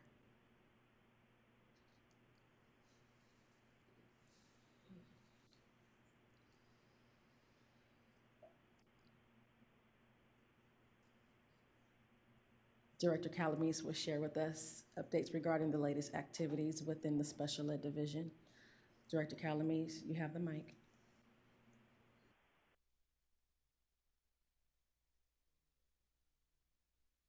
Alrighty, here we go. So I will move through this rather quickly today, but I did want to provide to you some updates in terms of the last sort of 3 budget cycles, and then also some updates on legislation. I think you have heard about the statewide system of support RFA update. So by March, middle of March, we'll be announcing the awardees for that next round of grants. We do have a early childhood support transitions unit that now has been established. It is now up and running. We do have an administrator named for that unit. They are busy building their team, but that unit will focus on collaborating both with our early ed division and our DDS as well. The last thing I wanted to talk about is the IEP implementation. This is the data collection that CDE is being required by the courts to implement this spring. There is a webinar tomorrow from 1 to 2. It will be recorded for those that are not able to attend, but we'll walk through attendees the why and the how and the next steps around some of the requirements that we are, again, required by the courts to implement over a 3-month period in time. In terms of an update of the MPS study, the non-public school study from the 21-22 budget, that study is set to begin on February 21st. Okay, so expect regular updates from myself as the study continues to roll out, as it studies it and takes a look at our overall sort of certification, decision-making process, outcomes process in terms of students that are being placed in our non-public schools, both in the state of California and also outside of the state of California. The IEP facilitation RFP we just received applications back from that process. Again, this is a short study that would look at what it would take to bring facilitated IEPs to the state of California. So a neutral trained facilitator that would help resolve disagreements at the table is something that the study would look at as well. So again, we'll be announcing if there are any successful bidders to that project as soon as we can. Moving into the previous year's budget cycle, we continue to work in partnership around the LCAP addendum. Again, that is a special education or IDEA addendum that is designed to bring sort of a one-system approach to planning for those improvement supports of all students, including students with disabilities. The IEP template work continues. Again, that is being led by CCEE and their charge, and so that work is also currently underway. The alternative pathway, which is for students that do not qualify for the California Alternative Assessment, that work is also underway as well. We sent out a statewide survey far and wide to both our gen ed and our special ed listservs just to gather some initial information. I'm happy to share the results of those surveys around graduation, and we're talking about students, again, that are not eligible for the alternative assessment, but what would it take to establish an alternative pathway, alternative means to a regular high school diploma, recognizing that there are multiple ways to get to the end game here. So this pathway will be established so that school districts can use this pathway for students to show learning and growth just in a different way, but again, achieve that high school diploma. And again, the Part C to B transition work does continue with DDS, in partnership with DDS in terms of development, specifically development of resources between our agencies to help parents and communities with the critical transition. In terms of this year's budget, what we see before us, and again, we're very early on, so between now and May, we'll see where it takes us as well. The first proposal is a limit to the funding that special education or SELPA local plan areas are allowed to retain for non-direct services before allocating those special education-based funding to the member local LEAs as well. So we're interested in hearing more about that proposal as the time rolls on as well. And again, there is a moratorium on single district SELPAs until June of 2026 is a proposal, and then also requiring CDE to post the SELPA annual local plan on its website, including its governance budget and services plan. So these are programmatic changes that are proposed for this year that we are, again, we'll be engaging in a series of budget hearings over the course of this month and next month. So please tune in for those to hear how these proposals are shaping up. I think that actually almost concludes. I'll just briefly run down some legislation for you that we are beginning to track The first of those is a sort of a 504 and meeting recording. And so this proposal would extend the authorization of audio recordings to students that are receiving services via a 504. The Civil Rights Disabilities Work Group here is looking at one, just convening a work group essentially for the development and accessibility discrimination laws for people with disabilities. And so that work group is certainly will have a sort of a special ed component to it as well. The other one I just wanted to mention is the AB 438, which is transition services. So again, what we see this year is the proposal again on the table to lower the age of transition to 14 from 16. So last year it was not successful, but we do see it appear again as well. The others I can cover in one of my other reports, is they're not sort of directly special ed related, so we'll be tracking those, but certainly wanted to make mention of that one. That concludes my report. All right, thank you, Director Calamise. I would like to open by asking the commission to consider the following. I understand across the state that there is some concern and angst regarding the introduction to the 2022-23 Individualized Education Program implementation data collection. And I also understand that the first and only CDE webinar is going to be tomorrow during our ACSE meeting. And so this is going to potentially split our audience. And I would like the commission to engage in motion on the floor for ACSE leadership to submit a letter to CDE to have them present that same webinar that is going to be presented tomorrow, to come back and present it to us in April. Since we're not going to be there, we won't have an opportunity to witness it. Now, I know it's going to be recorded, but we should have the opportunity to be involved. Commissioners, I'm going to open up for you to respond.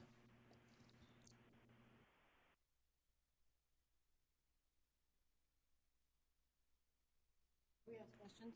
Yes, please. So the purpose is for us to see how we could be involved and support the process? I would like for us to have that same webinar presented to us in April, since we won't have the opportunity to participate tomorrow from 1 to 2. Commissioner Graff. Yes, I highly support your desire, because I was troubled when I received the information about the webinar being scheduled during our commission meeting. So I definitely support your recommendation. I also agree this is a very big area in the county for us, and to have that information and be here, it's going to be a conflict. So yes. Any other comments or questions? I too would have liked to attend the webinar, so I would appreciate the opportunity to hear it in April. And if also, and so I apologize to whoever on the staff has to bring it twice, but if they could also provide whatever feedback they get, I would like to hear about that as well when they come in April. Thank you. Commissioner Topala. So I motion that we hear the same presentation at our April meeting. Is there a second? Second. Any discussion? Ms. Chapman, can you facilitate a roll call vote? My pleasure.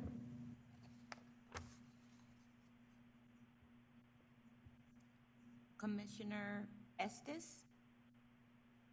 Yay. Commissioner Graff? Yes. Commissioner Hamilton? Yes. Chair Hayes White? Aye. Commissioner Lopez? Yes. Commissioner Notch? Aye. Commissioner Ayakawa? Yes. Commissioner Ruiz? Aye.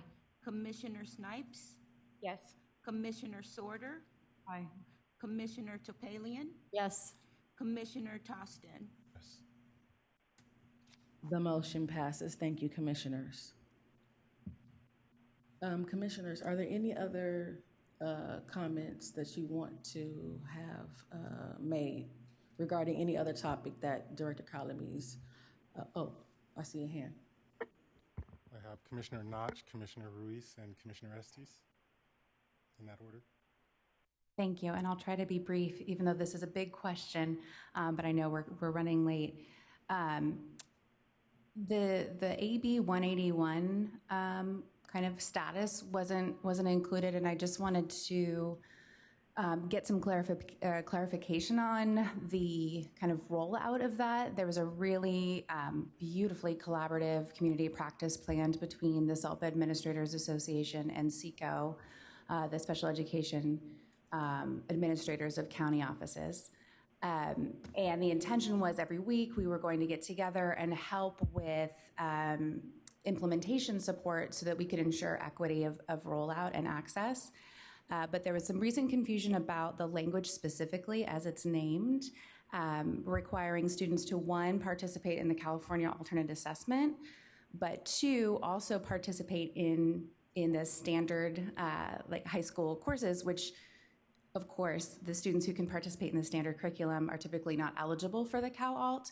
So I guess with that long preamble, my question is there an anticipation of language change or clarification or something that would help move that work forward? Yeah, so just a quick update.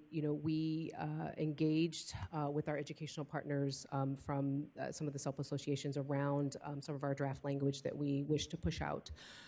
So they provided some feedback on some clarifications that we can make. We currently have that draft guidance under review, and so we are hoping to push that out as soon as we can to provide some clarification around some of those parameters as well. And in general, around the guidance, I know it's created a lot of tension and questions around across the state. So we're working as hard as we can in partnership with our educational partners to make sure our messaging is landing right and is relevant, but also providing some guidance as well.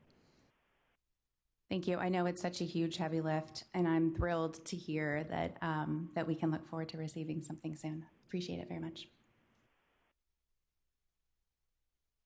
Thank you, Commissioner Notch. That was my question or my comment. Just when would guidance be released around AB 181? So thank you. Mine is super quick. When is the non-public study scheduled to be completed? 26. So, yep. So there should be a legislative report along with that for 2026. Yeah.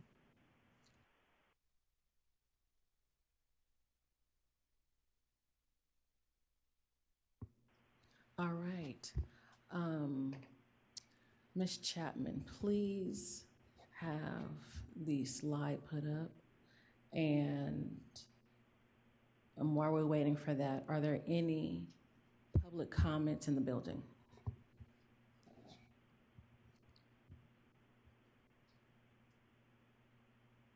I see one in the building. You have 2 minutes. We're going to do the in-person comments first, and then phone comments afterwards.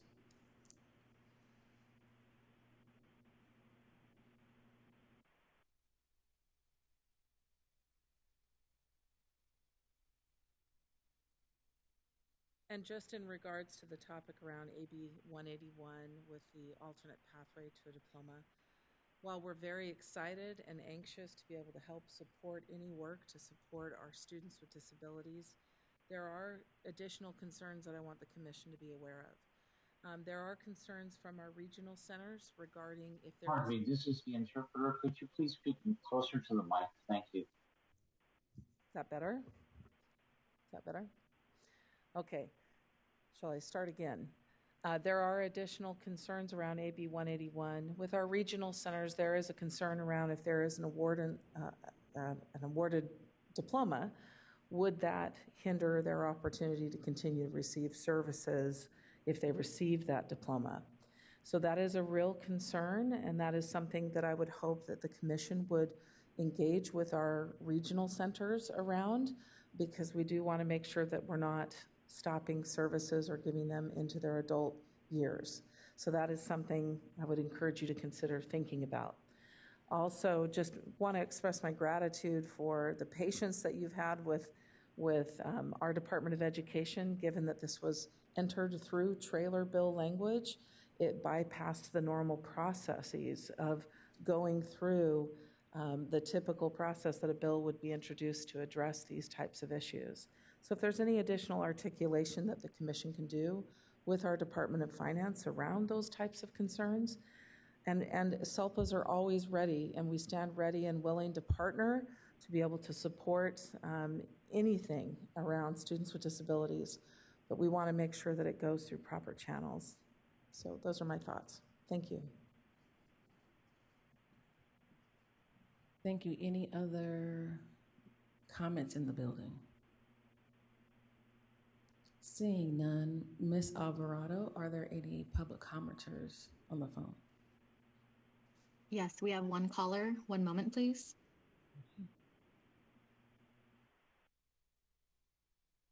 Caller, you are off of mute. Please begin your public comment. Hello, my name is Ishnao Armendadis, and I am the first vice president of Oakland Education Association, and I'm also a special day teacher. I'm calling in regards to the tracking of students' minutes. We all believe in tracking student minutes and making sure our students get everything they need. I'm sorry, caller. This public comment is only for the current item being discussed, which is item 4. If you would like to have a public comment regarding a different topic, please come back at the general public comment option Alvarado, he's on topic. At the end of the day. Alvarado, he's on topic. My apologies.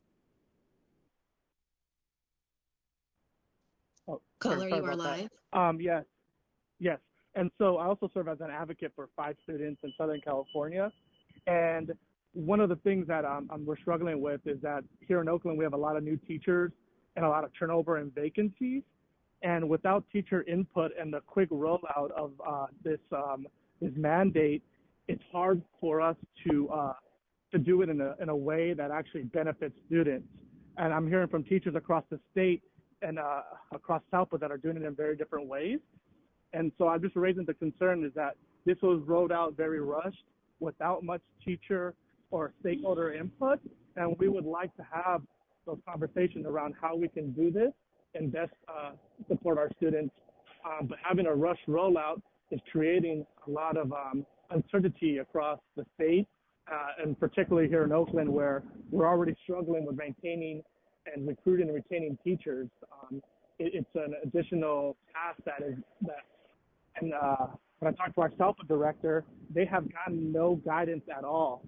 So our SALPA director was given just a PowerPoint on what to roll out, and that starts to cause tension between us and our SALPA when we're trying to figure out how to do this in a way that best serves students and also takes into consideration the needs of educators. So I would hope that we can continue to have conversations around this and roll this out in a way that is more thoughtful and also gives us the ability to do it in a way that actually is going to give us data around serving students. Thank you. Thank you, caller. Ms. Alvarado, are there any additional public commenters on the phone? We have no other callers. All right, hearing none. Did I give Commissioner Hamilton and Lopez the opportunity to provide feedback? I don't remember. No, we have Commissioner Lopez ready for comment. You ready to comment? And yeah, just real quick. I apologize because I was having trouble raising my hand. I'm not sure if it was the computer or me. The comment would be in regards to the alternative pathway for graduation. I hope that we're looking at possibly grandfathering those in who took the required courses in a general ed setting, with the modifications. I know plenty of students, including my own, that took all the necessary courses and hoping that someday they would have the ability to get their diploma when it happens, and it will happen. So thank you very much for all the work that's being done and for the presentation. Thank you, Commissioner Lopez. All right, so are there any other comments at this time, guys? Hearing none, let's have a small break, a lunch break. So let's have our break. Let's return at 2 o'clock for item number 2. Thank you, guys. See you in a bit.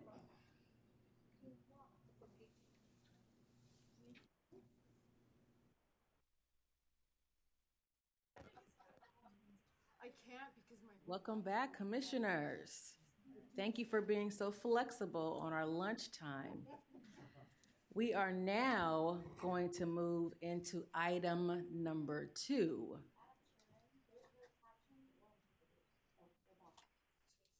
Thank you. All right, we're going to move right into item number 2, California Community Schools Partnership Program. Presenters Steve Zimmer, Deputy Superintendent of Student Support Services Branch, and his team are going to be presenting for us here today. And I am going to allow the other presenters to come and introduce themselves. They will be sharing an overview of the California Community Schools Partnership Program. Welcome to ACSE, Deputy Superintendent. We are thrilled you are here with us today. I am turning the mic over to you.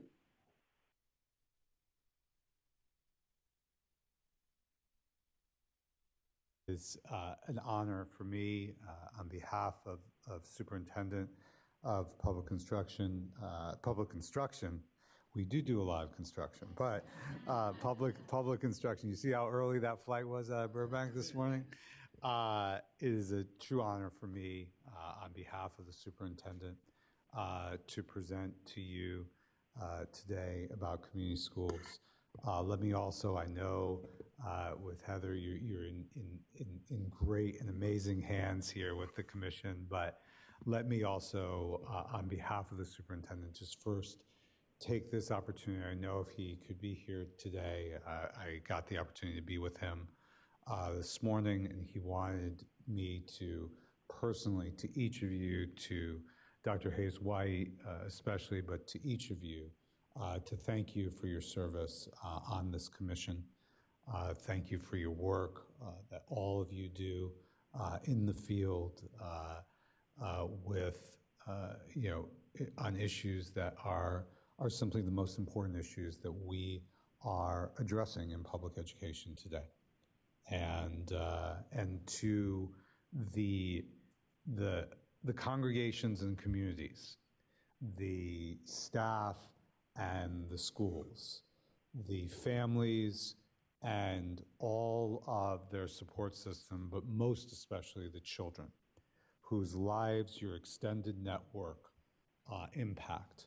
I know Superintendent Thurman, first and foremost, wants me and all of us to say thank you. Thank you for your service. Thank you for everything that you do. And the other thing that he would like me to say, and he gave me permission to take off my mask to say it, is how good it is, how blessed we are to be able to be in person after what we've all been through. And we know, and the superintendent knows, that our children and our families who have exceptionality and who have differentiated needs have oftentimes struggled the most during this pandemic. We know especially that to this day, our children who have medical vulnerabilities and their families feel that that the world has moved on and not seen them and known them. And I know that you see them. I know we see them. I can promise you the superintendent sees them. And even as we are so blessed to be able to gather together, we are cognizant and aware that we're not yet back to where we need to be, especially for those who have the most vulnerability. And we're very cognizant that there has been a lot of loss, a lot of disparity of impact. And I know that the work of this commission will be about addressing those disparities moving forward. And I know the superintendent appreciates that as well. Today, I have the great honor to be here to talk to you about the California Community Schools Partnership Program. A lot of times, the assumption when I come and I preach the gospel of community schools, that it's just about community schools. And it's not. California, and as important as community schools as a national movement, as a school transformation effort nationally, as important as that is, we're here to talk about the California model today. And there are some things that I know the superintendent would like you to know about this model that I think if we work together in the right ways, will ensure that we do things differently in California, but also will ensure that that everyone is included in this work.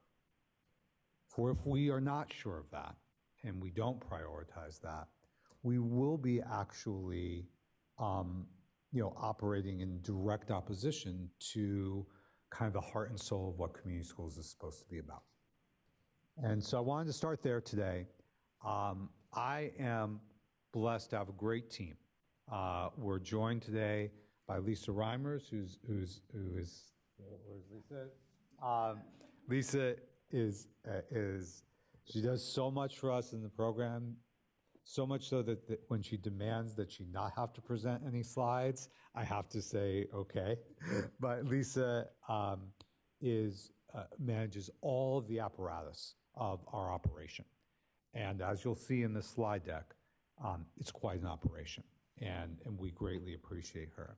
And now it's my great pleasure to introduce to you Hamed Razawi, who is our brand new educational administrator for the California Community Schools Partnership. Hamed and I are going to trade off on this presentation. We're going to tag team a little bit.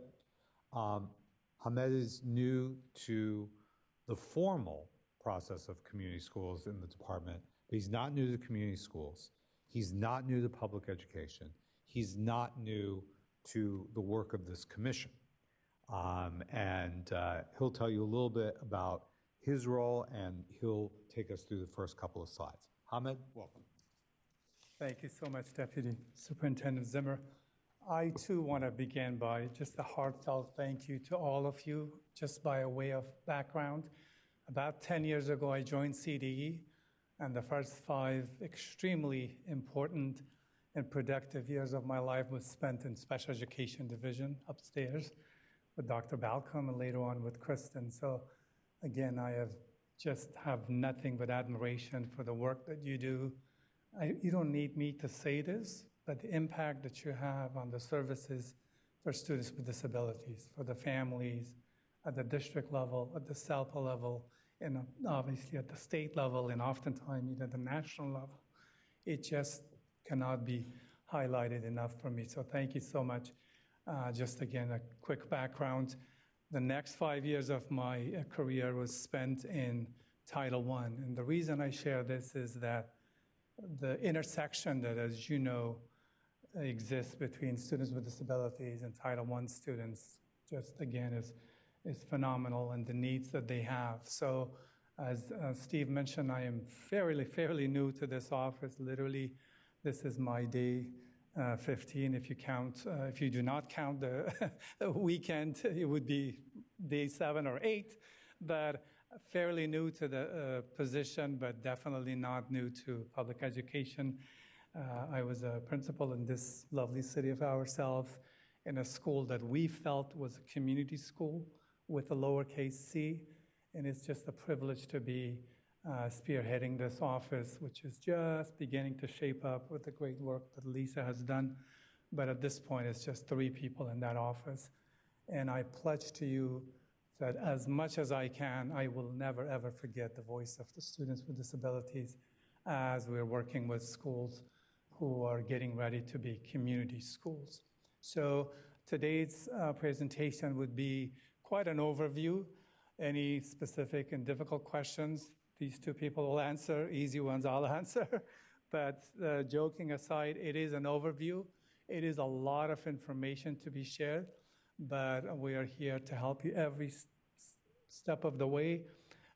Deputy Zimmer has a good way of saying, as both of us former teachers and administrators, that if we could assign a homework to any district or any esteemed panel members like yourself, that would be reading the framework that has been adopted and approved by our State Board of Education. The framework is on CCSPP, or California Community School Partnership Plan. It's about 9-page long, but it's quite informative. So with that background, let me begin. So just to be grounded, we need to have a sort of a clinical definition. What do we mean by a community school? Isn't every school located in a community? Well, yes, it is. But here, it does have a sort of a clinical definition. And the definition is, it is a whole child school improvement strategy. And by that, we mean the rest I will not read for you. By that, we mean that not only the physical needs of the students, but the socio-emotional learning, the mental and emotional health of the students are considered. And the LEA, the local education agency in the school, they work very closely with teachers, students, and families. They also partner with community agencies, NGOs or non-governmental organization, and local government agencies to align their services. So from here on, most of what I'm sharing is coming from our framework. And for me, as a former teacher, the best way to teach that is that if you keep the number 4 in mind, you'll hear that there are 4 cornerstones, there are 4 pillars, there are 4 beliefs. So throughout the framework, we hear the term 4. There are 4 things that are mentioned often. So community schools often include 4 evidence-informed programmatic features. And they're aligned, and as you can see, integrated and culturally responsive and student-centered teaching and learning. So what are those 4? As you can see in this slide, and this is where, if you look at the framework, it gives you a lot more in-depth information. So briefly said, it relies on integrated support services. And by that, we mean the student outcome is obviously the end goal, but all the means, that's where the focus of the schools are. And the means are, again, paying attention to students' physical needs, as well as their emotional and psychological needs. The second pillar, or the second feature, would be family and community engagement. It does include, but is not limited to having, for instance, home visits, but it just means an authentic way of connecting with our families and communities, and more along the line of figuring out what their assets are and not just needs. So we call it needs and assets management. The third one is a collaborative leadership and practices for educators. And by that, we mean not just the principal, not a cohort of teacher leaders, but certificate staff, classified staff, custodials, community members, students, families, and outside organization. And the last, and definitely not the least, is the extended learning time. And by that, again, we do not just mean after-school intervention, which, again, nothing wrong with that, but this one we mean enrichment opportunities, where the community school is literally open for 10, 12 hours. It could be enrichment activities, it could be after school, but it could very well be before school starts. It could be in the evening, it could be on a Saturday, whatever and however it's defined by that district and by that school. So moving on, again, as I mentioned, keep the number 4 in mind. So there are 4 pillars, and there are key conditions for learning, cornerstone commitments, proving practices, and key roles. And then in the slides to come, I will try to touch up on each one of them.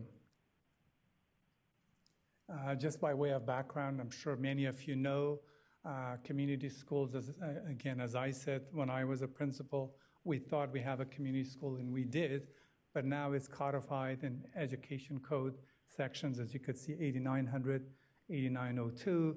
It stems from Budget Act of 2021 and 2022. And the numbers that you would often hear is 4 billion. It's actually a few millions up and down. So if you add them all up, 4 billions with a B. And again, for historical context, this is the highest that any state has ever had in our nation. So from here on, Deputy, would you like to present or? Thank you. Thank you. Thank you, Ahmed. Let me, I just want to go back because I promised that I don't know. Oh, can I, maybe I can do this. Can I do that? You think I can do this? Is it? If I believe. No. If you can imagine, I want you to think back to the framework slide for just a moment. And we're going to send everybody, if we haven't already, oh, look at that. There we go. Okay, great. If we haven't already, we're going to send you the framework. I would love it if you spent some time with it. I think you'll see that this is kind of where like the heart and soul of the California Community Schools partnership program is. I just want to say really directly, this is a school transformation program. This is not just about seamlessly integrated student and family services, as important as those are. If we do not transform outcomes through community schools, we have failed. Period. This is about transforming outcomes specifically for students who have been and who have bore the burden of inequity, disparity, and oppression. It is explicit in this framework. It's explicit in everything that we do. And so that is why the framework goes well beyond just the 4 pillars. As important as those 4 pillars are, conditions for teaching and learning are extremely important. And I would say the pivotal piece of all of these in the framework are these cornerstone commitments. What we are asking, what we don't want folks to get into this thinking we're gonna figure out a better way to integrate the services that we're providing for students and families, and that's what community schools in California is.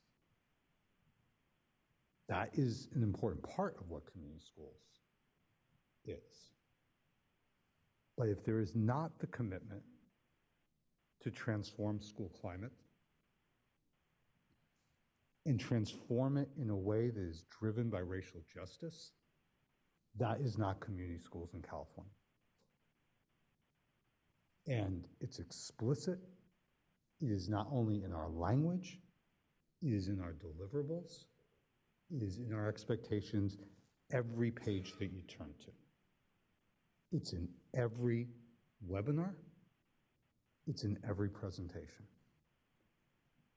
And when you look at, and forgive me for being a little bit technical, but when you look at the framework as the guiding document, and then the apparatus that actualizes what we're trying to do in the guiding document, what I've learned, because the instruments are different at the state, different than when I was in the classroom, different than when I was in the counseling office, different than when I was at the school district. The instruments are different. But if the apparatus or the instruments that implement the vision don't contain the mechanisms for making that vision a reality, it doesn't happen.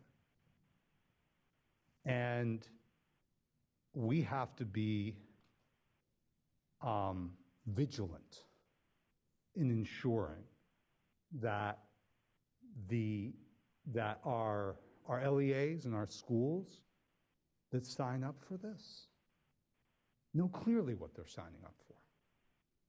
and have the support to implement what I would call important, urgent, and courageous work. You will find that in the Cornerstone commitments. You will also find a commitment, and this is, I think, where we have a lot of intersectionality in our work. You will find a commitment to a different type of decision making, a different type of way that a campus is operated, a different way that families are engaged, a different way that students are embraced, all students are embraced, a different way of approaching relationships. And finally, a different way of approaching instruction itself.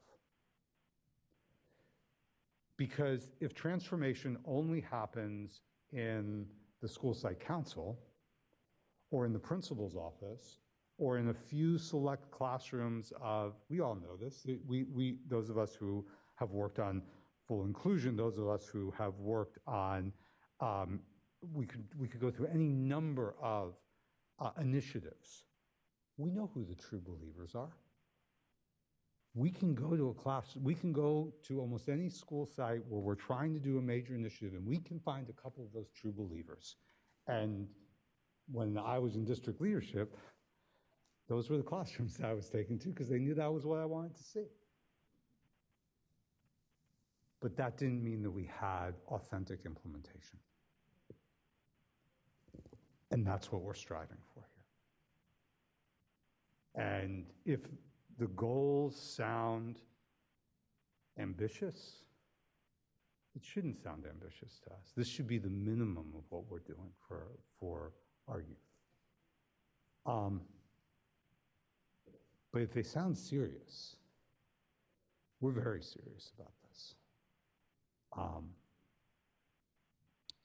Because we know that we're not going to get a chance like this again. We're not going to get an investment like this again.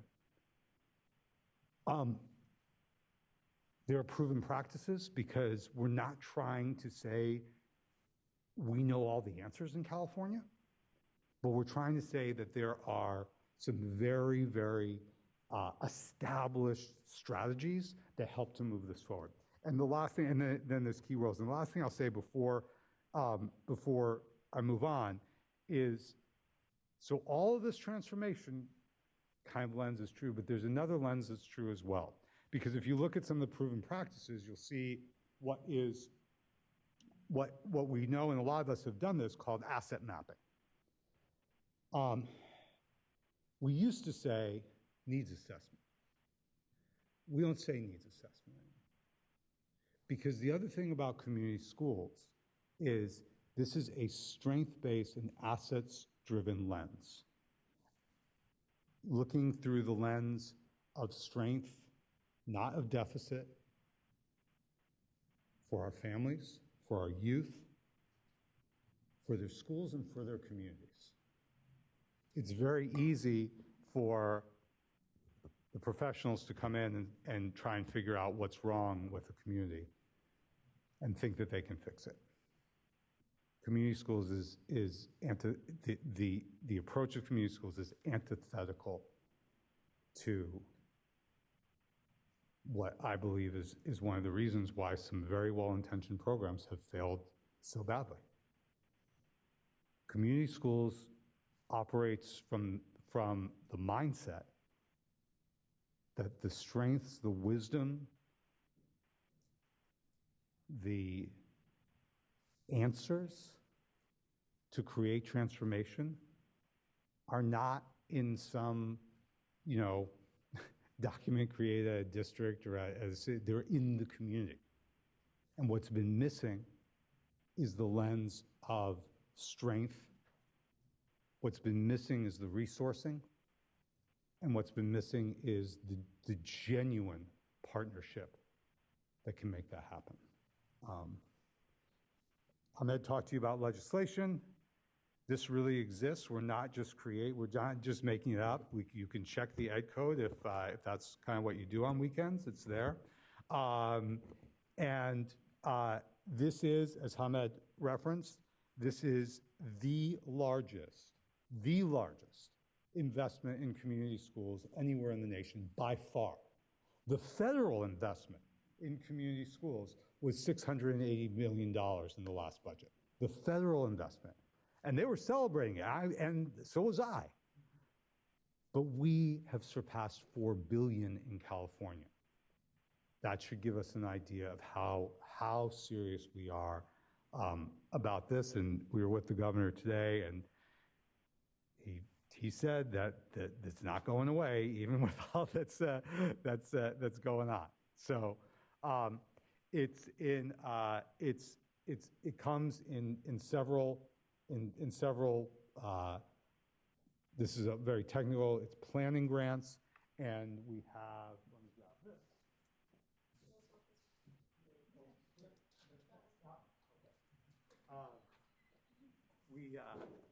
We have in our first cohort. We're about to we're on deadline for our second cohort. We have a planning grant that we're reviewing right now. But our first planning grant, 193 planning grants across the state, and that is a LEA centered, $200,000 1 to 2 year planning program. It's for LEAs that have not done community schools before. Whoops.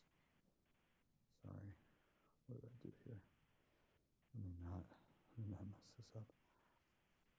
And then where really the unprecedented investment is in the implementation grants. And this is where this can be up to $500,000 per year per school site for 5 years. And so if you've been, if you, like me, have spent the majority of your professional life at a school site, $500,000 per year for 5 years is, that's a program. And that's anywhere from 3 to 7 FTEs, depending on how you divide it up. And if you've got 5 years, you can actually implement a program. And I'll talk at the end a little bit about sustainability. And so there were 452 implementation grants. And I want, so the threshold qualifications, this will come in, and Hamed's going to come back and talk you through all of these technical pieces. But let me just point this out to you. When I say this is an explicitly equity and racial justice driven initiative, this is not from me or even from the superintendent, though that is first and foremost on his mind every waking moment. But it's really from the legislature, from the governor, from the superintendent himself. To qualify for this program, you have to have at least 50% of your students unduplicated, just to qualify. But the legislature also put in place, with the support of the governor and the superintendent, an 80% unduplicated threshold priority level. And as some of the folks around the table who I've worked with before, and Allison is here from the state board, knows, I've seen a lot of things. And I don't get shaken very easily. But when I was, when I was there late that night, going through the implementation grant numbers, and every single school that we were funding beyond what was appropriated in the round, every single one was over 80%. I've not seen something like that in my time. Look, we've all seen, we all lived through program improvement. We all lived through No Child Left Behind. We've seen plenty of punitive programs directed towards areas and districts and schools that have been the most oppressed for the longest. That's not new. But to have this program, to have this program and this investment with this lens at that level of authenticity and implementation moved me deeply and was proof positive that the message about this being an equity and racial justice driven program actually got out to the field. Let me bring Hamid back to take you through the slides, and then I'll be back with questions. Thank you. Thank you, Deputy Superintendent. So I will go a little bit faster just so we could have some time for a question and answer. And before I begin, I just wanted to tell you once again that the framework is publicly available at our CD's website. I have noticed a number of districts and County Office of Education have put it in their website too in PDF format. We have a number of FAQs, or frequently asked questions, so a lot of this information is more than readily available. But very quickly, as Deputy Superintendent said, the minimum is 50% enrolled pupils at the education agency are unduplicated. I have no doubt that every one of you know this, but just as a former ESL and primary grade teacher, I just kind of try to explain something that may already been clear. So in this case, unduplicated, as you may know, it's called UPC, or unduplicated pupil count. It's just the definition is if you fall in under one of these three categories. A, if your family is a student. If your family qualifies for a free or reduced price meal, some people call that Title I, some call it students of poverty. But the clinical definition is if the family qualifies for free reduced price meal. That's one category under UPC, or unduplicated. English learners, that doesn't really need a definition for you. You know what English learners are, or foster and homeless. So unduplicated, as the word implies, you do not count the student more than once. So if Hamed Razawi is English learner, as you can tell, if my family qualifies for FRPM or free reduced price meal, and I'm at your school, you only get to count me once, not twice. And if I happen to be foster, not 3 times, once. The next 3 categories, as you could see, it's all, as our Deputy Superintendent said, it's an equity-based. So if your district level, LEA level, you have a higher than state average dropout rate, well, you certainly have needs. If you have higher than state average rate of suspension and expulsion, definitely you have the needs. And lastly, if you have higher than state average rates of child homelessness, foster youth, or justice-involved youth, for sure you have the need. So these are the minimum requirements. As our deputy mentioned, if we, our task is to be equity-driven, and in a way we have to triage. So for the CDE, the priority is that the minimum 50 you can apply, but we try to serve the districts that have at least 80% of the student population being unduplicated. The next 3, which is the rate of dropout, homelessness, and then expulsion, they do not change. Only the unduplicated, it became competitive, so 80% or more. We also have other categories that, with great work that Lisa's doing. She looks at all those other indicators. Again, neighborhoods, as you all know, I don't have to tell you what COVID-19 did, as somebody once eloquently put it. It didn't really cause inequity, it just exposed the inequities that we have had in our communities.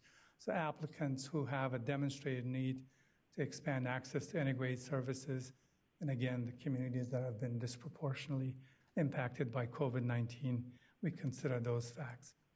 More than that, again, as you could see, applicants that involve students and parents. And as our deputy so eloquently says, it's to the level that a school and a district thinks that they are ready to become a community school, not just in name, but in spirit and in the work. So this one you could just see, they have to show through artifacts, through evidence that they have involved their students, their parents, certificated, classified, local agencies, County Office of Education, and of course, the most important elements, the students and families. And as you could see, there's more. Again, it's this equity-driven grant, so applicants, they have to commit. It's not a, it would be nice if they committed. They just have to know essentially what they're getting into, so in a good way. So they have to commit to providing trauma-informed health, as I talked about it in the beginning, mental health, social services, MTSS, as I don't have to explain that to you, that's your field. And then partner with adjacent districts, with other districts, with county agencies and NGOs or non-governmental agencies. We'll go through a couple more of them, and then, as I mentioned, all of this is available on our website. And again, districts and applicants that serve elementary schools where there's a demonstrated need for childcare. Again, I don't have to tell you this. Some of our communities are a lot more in need because just families are working class or they do not have the means to pay very high costs of after-school childcare. So these communities, they have to exhibit that they have the needs. And we consider that in addition to the 4 that I mentioned in the beginning. And again, the whole point is an integrated support model. So districts need to show by evidence, by artifact, that they have a cooperating agency, they have collaborative process, they have other mechanism, and then they share the policies and decision-making amongst all the stakeholders, families, educators, CBO, community-based organizations. And the last one, again, that they have a network of support, that they have the capacity. This grant will stay with us until 2028, if I'm not mistaken. So as again, our deputy mentioned, the districts and schools, they need to understand this, that as big as $4 billion is, this is not meant to be just yet another initiative. It's meant to be a new lens, a new way of doing schooling. So to what extent are you building, I guess you could say, the foundation of community school in your neighborhoods? So as you could see, I just was one step ahead of myself, that the idea is that by the time you get to 2028, the implementation grants are kind of fading out, that you have a plan to sustain the community services after its expiration. And then again, we will have actually one of our county office of education, Santa Clara, if I'm not mistaken, they will have a training on medical billing, but for sure districts who invest in that, learn about it, they will have a higher rate of being accepted. A couple of sources, so once you get the PowerPoint, obviously these are hyperlinks, so you could see our webpage, you can have access to our frequently asked questions. And once again, I just wanted to tell you that I came here to this unit just with a lot of excitement and just look forward to working with each and every one of you. I know more than a lot, probably the intersectionality of a community school in ensuring that the voice of the families with students with disability is never, ever neglected. So I look forward to working with all of you, and I give you Deputy Superintendent again. First presentation. Of course. You did. Good job. Good job. Great job, Hamed. Stay up here with me. There's only one small, tiny edit, and that is that in the trailer bill in 2021, where the legislature appropriated an additional $1.1 billion, they extended the program out from 2028, which was the original legislation, to 2031.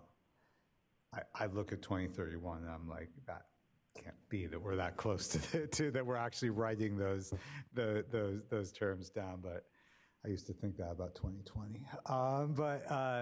But yes, it will be with us until 2021. And let me just reaffirm what Hamed shared. We're kind of building our family here with this.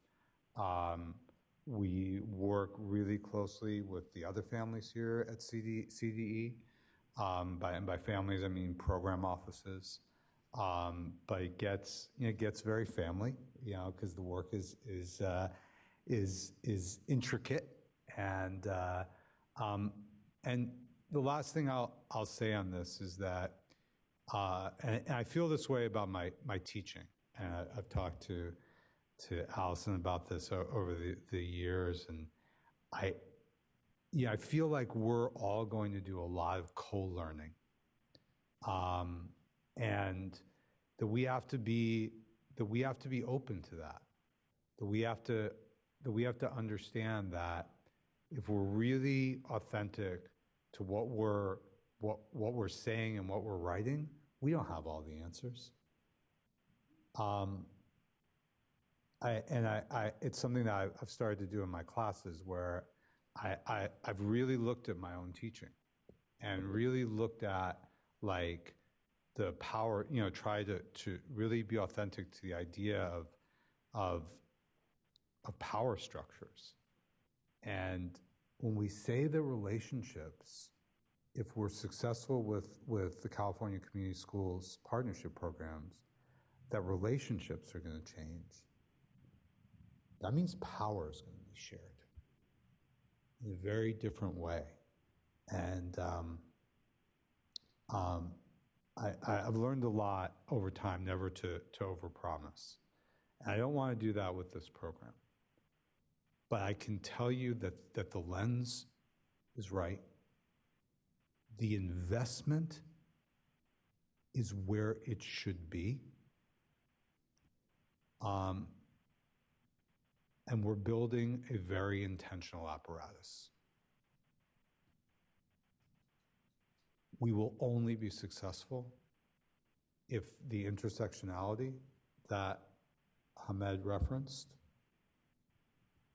and our ability to truly listen is actualized. That is true for us as a department. It is true for the LEAs who will be implementing it. And it is true for the school sites that will be implementing this program. Dr. Hayes-White, it's a great honor to be able to present to you today. Thank you for listening to us, and we're happy to respond to any questions. Thank you, Deputy Superintendent and Mr. Razawi, for coming up and presenting with us today.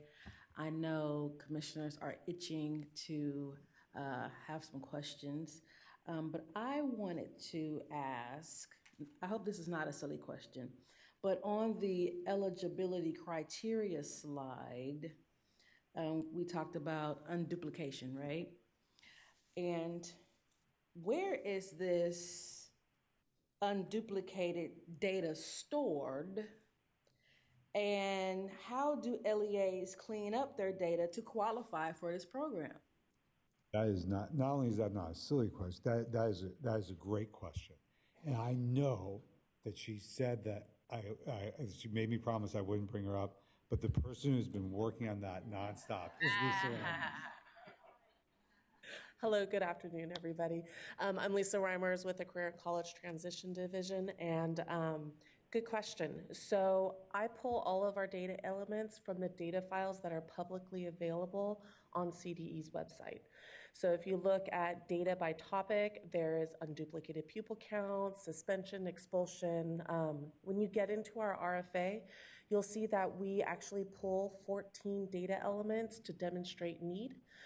Those 14 elements cover a lot of education elements, but we also have 3 special ed elements, which is child fine, disproportionality by type and by subject. I can't remember, it's in the RFA. But we have those. We also have COVID rates, we have unemployment rates, and we have food security rates as well, to show the community need, not just the educational need. So in the RFA, I list every single item. I have reached out to a lot of our small and rural districts last year because they were not eligible. And we found that one of the reasons why they did not meet eligibility is because they did not put in, they didn't have the staff to put in to make sure that those free and reduced price meal forms are completed. And so that hurts an unduplicated pupil count, as it is the free reduced meal, EL, and Foster are the 3 elements that build that unduplicated pupil count. So I do know that we should have more of those small and rural districts eligible this year, because I've talked to those superintendents and they said they were going to get on it last year, because I kind of gave them a hint that a lot of other grant programs are starting to come down the pike that are looking at this number. So it's advantageous of them to make sure those forms get filled out every year. So I hope that helped. Good. Thank you. All right. Vice Chair Tostin, can you? Commissioner Sorter. Hi. Okay, so this is new for me, so I'm going to have the same thing. I'm going to try to articulate my questions for you. So when it's a California community school, LEA, it's not one particular school in that district. It's implemented in a plan for the entire district, correct? So the planning grant is by LEA, and the application for implementation grant is at the LEA level. However, the funding is per school site for implementation. So it could be just one school within an Within an LEA. Okay, but the LEA is the applicant. That's what I wanted to get clarifying on. And then I did find the framework on the website, so I didn't like that. And then my other question was for, and this is probably down the road, that there's an eligibility for an extension. So what would be the measurable maybe criteria once this is implemented, and so that you're not just, maybe somebody didn't implement the grant to fidelity and they maybe shouldn't get it? Is there any type of objectives, requirements? Yeah, and what we can do is we can send you the RFA for implementation grants this year. Look, that could always happen. You know, there are LEAs, there are the charter schools and others, that are able to kind of, do some dancing and be, and I'm not going to say that couldn't happen, but there are, we are asking in the RFA for LEAs to produce artifacts, not just right? Because sometimes LEAs are, that don't have a lot of resources, don't have a grant writer, can't articulate what they're doing, So we try to break through that a little bit by actually asking for artifacts. And I hope that will be I hope that will help us to limit that. I did want to, because you mentioned the extending out, and as did Hamed. It may be for a future presentation, but we always, even though this is the funding is going through 2031, just like with UTK and adding a great, this is designed to be transformational. So we have to think about sustainability beyond the grant cycle. And so you will hear a lot, I'm sure you already have, about the money that we're leaving on the table through billing.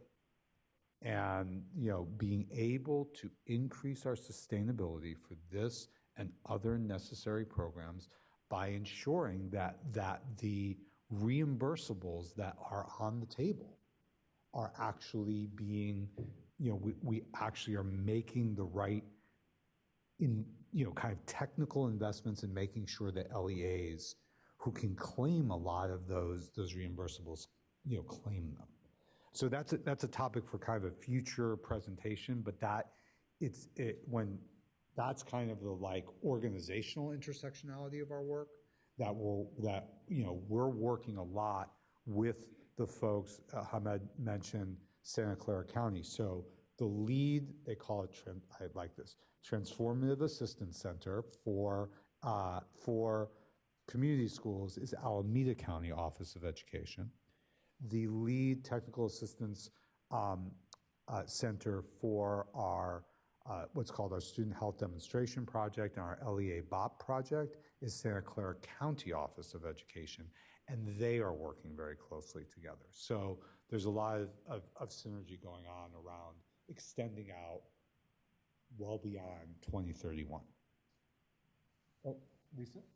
Yeah, I just wanted to add a little bit about that is we are building an amazing technical assistance system We have our lead that Steve was just talking about. We have 8 regional technical assistance centers that will be under contract through this whole period. We also have what we call coordination grants that go to County Office of Education that have at least 2 grantees in their county. So we're building an entire system to help and support these grantees. Another thing that we have included is for implementation grantees starting in year 2, they have to start developing their sustainability plan, and they will revise it every single year until year 5. So they will have 4 years of building this sustainability plan. So we're giving as much support. I think it's very unique. I've been in the department for almost 10 years, and this is the first time I've seen us build a TA system to support this work. And I think it's one of the most exciting pieces of this program, because we're not just giving out the money, but we're giving the supports, and we're making sure that everything's connected and people are talking to each other. They're meeting on a regular basis. We're taking inventory on what needs every region has so we can tackle and make sure they get some professional development around those topics that they need help with. I have Commissioner Groff, Commissioner Snipes. Thank you so much for a wonderful presentation, and I appreciate it. But I've heard great excitement from the community related to serving students with disabilities and their families about community schools. But I'm wondering if you can really drill down a little bit more in terms of specifics. For example, I was really pleased to hear about the technical assistance. So how can you help LEAs with their plans and so forth to really be moving inclusion forward, so that this whole issue of least restrictive environment, that we have more of our students being fully supported in general ed classrooms? And also listening to the voices of families, who want that. So I'm just wondering how you can be a bit more specific about the intentionality of it. Thank you. So, thank you, Dr. Graff. I think the answer is that we need to be. We need to be more specific. I think it is.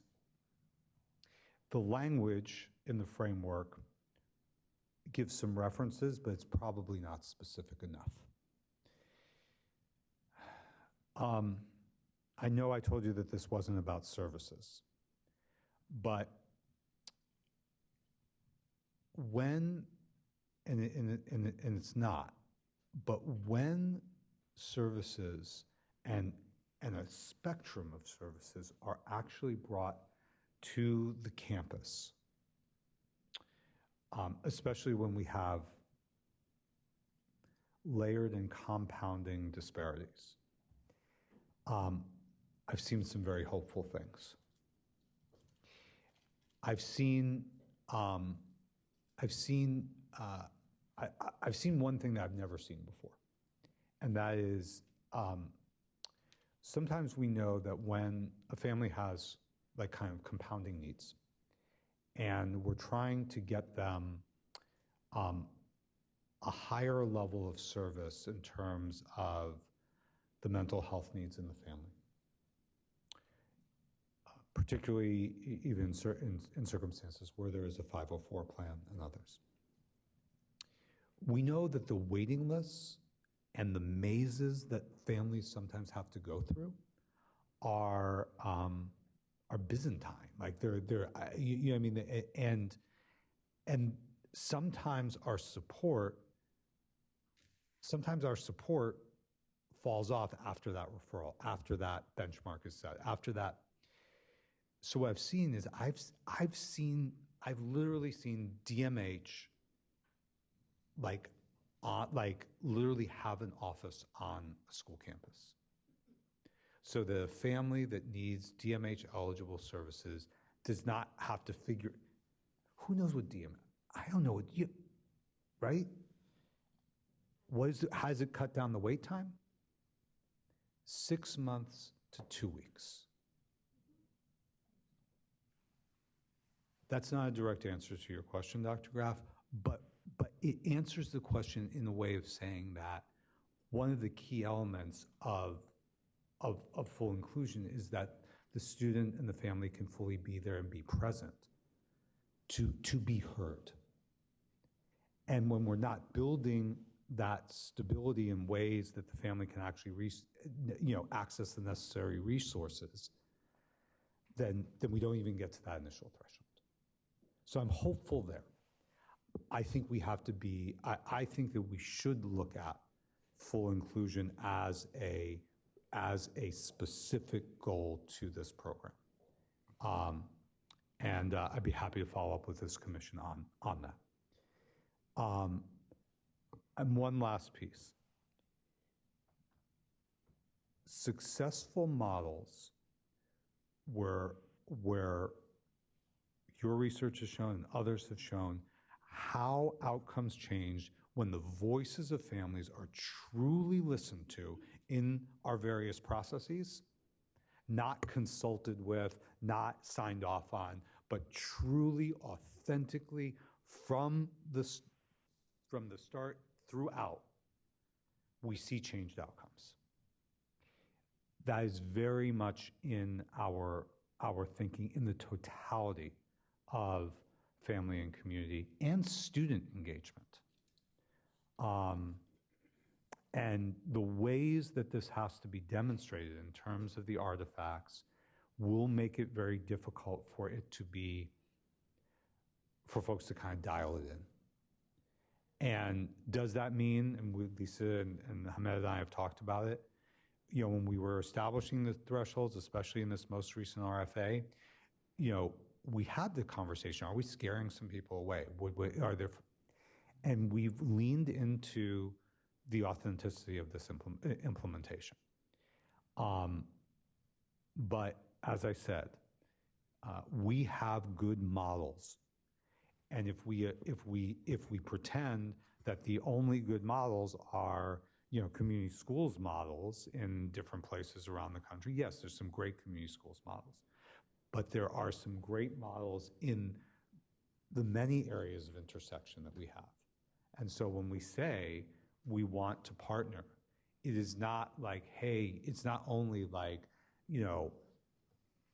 how can we bring this to more schools, or it's how can we listen to what you have learned and to make this better.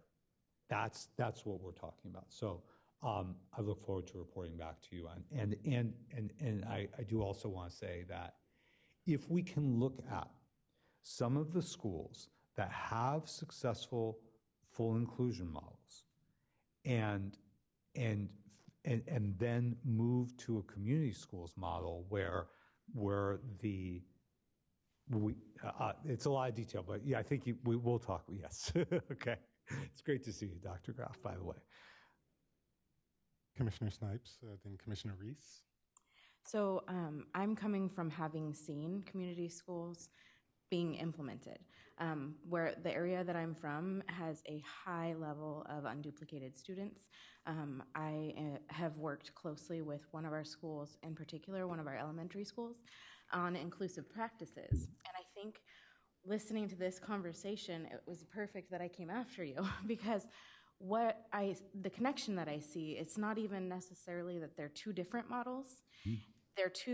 They're one system, completely complementary of each other. And our community schools model really actually addresses that over-identification of students who have identified behaviors that could potentially get them identified for an IEP inappropriately.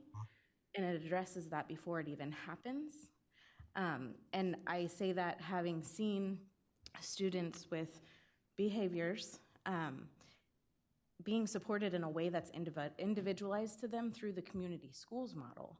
And if that wasn't there, what would happen? They could potentially be referred.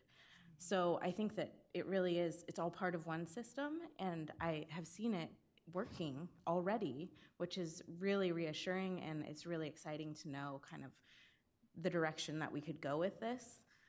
And I really appreciate that it's an opportunity. Commissioner Snipes, we want to come visit that school. No, we want to come, we need to see that. We need to see that in action.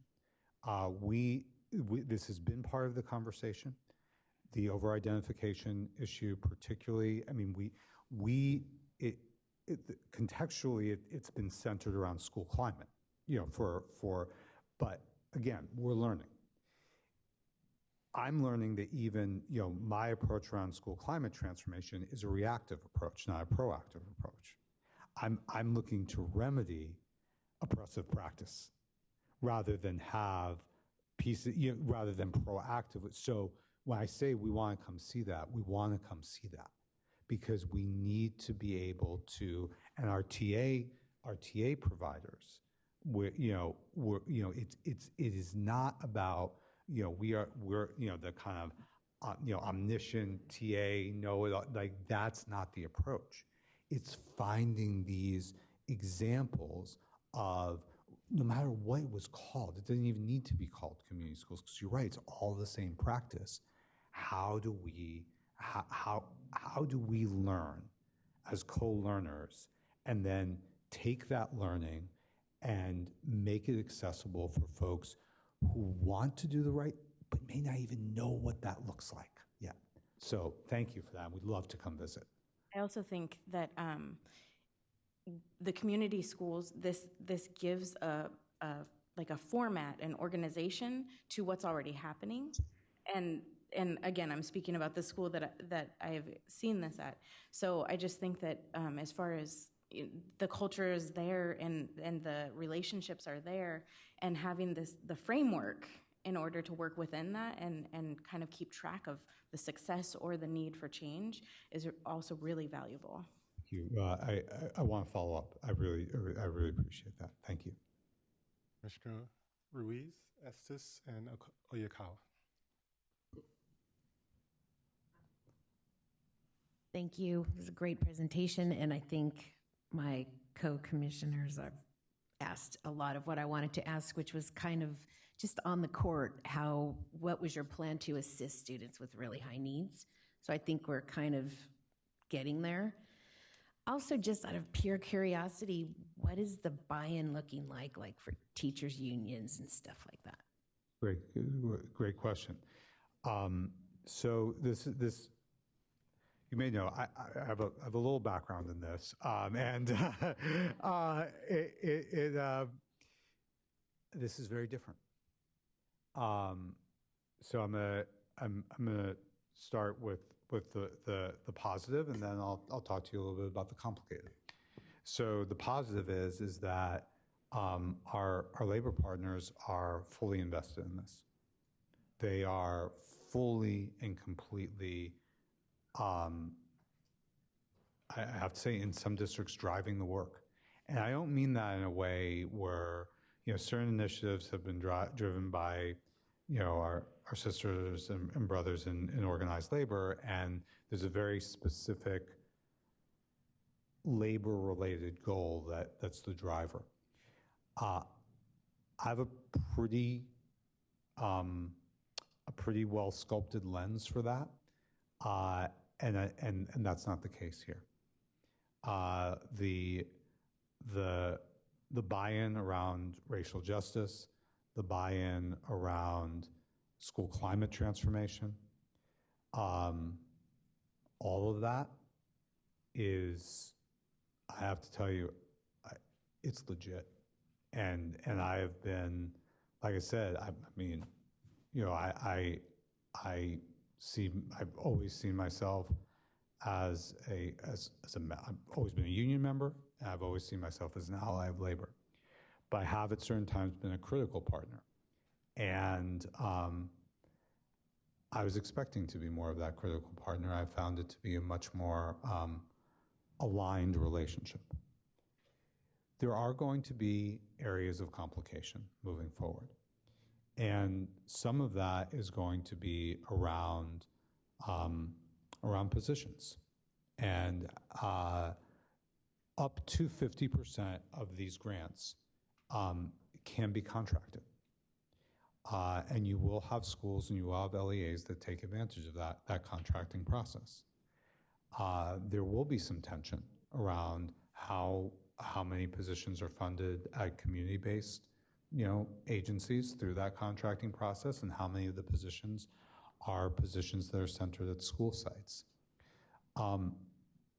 We've tried to approach that by really leaning into the community aspect of this, that every community is different. There's not one size fits all.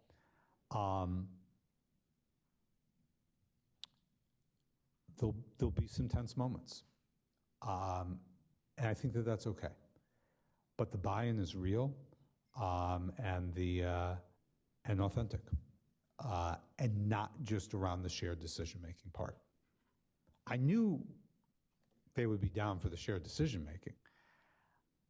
I didn't know that there would be so much support for the racial justice components of it, the equity components of it, and the school climate components of it, which is really inspiring, I have to say. And what that means to me is when we begin to look even more closely at instructional practice, it's going to be from a strength and assets-based lens.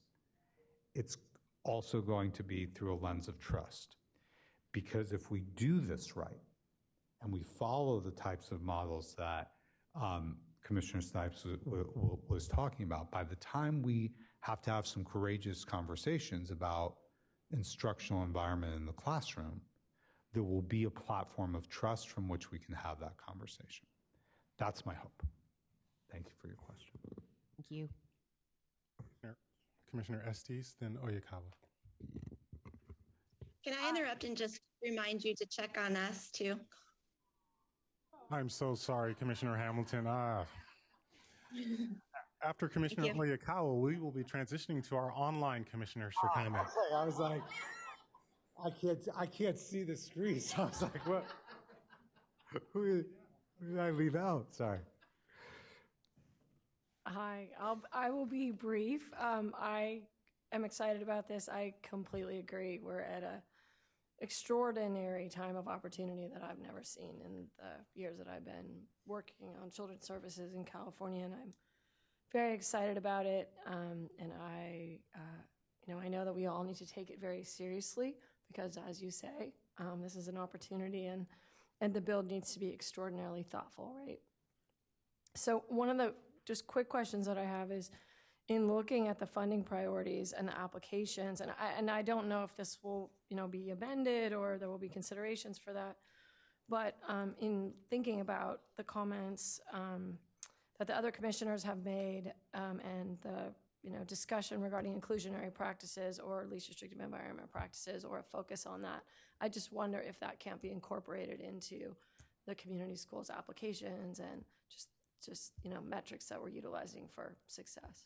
I think it should be.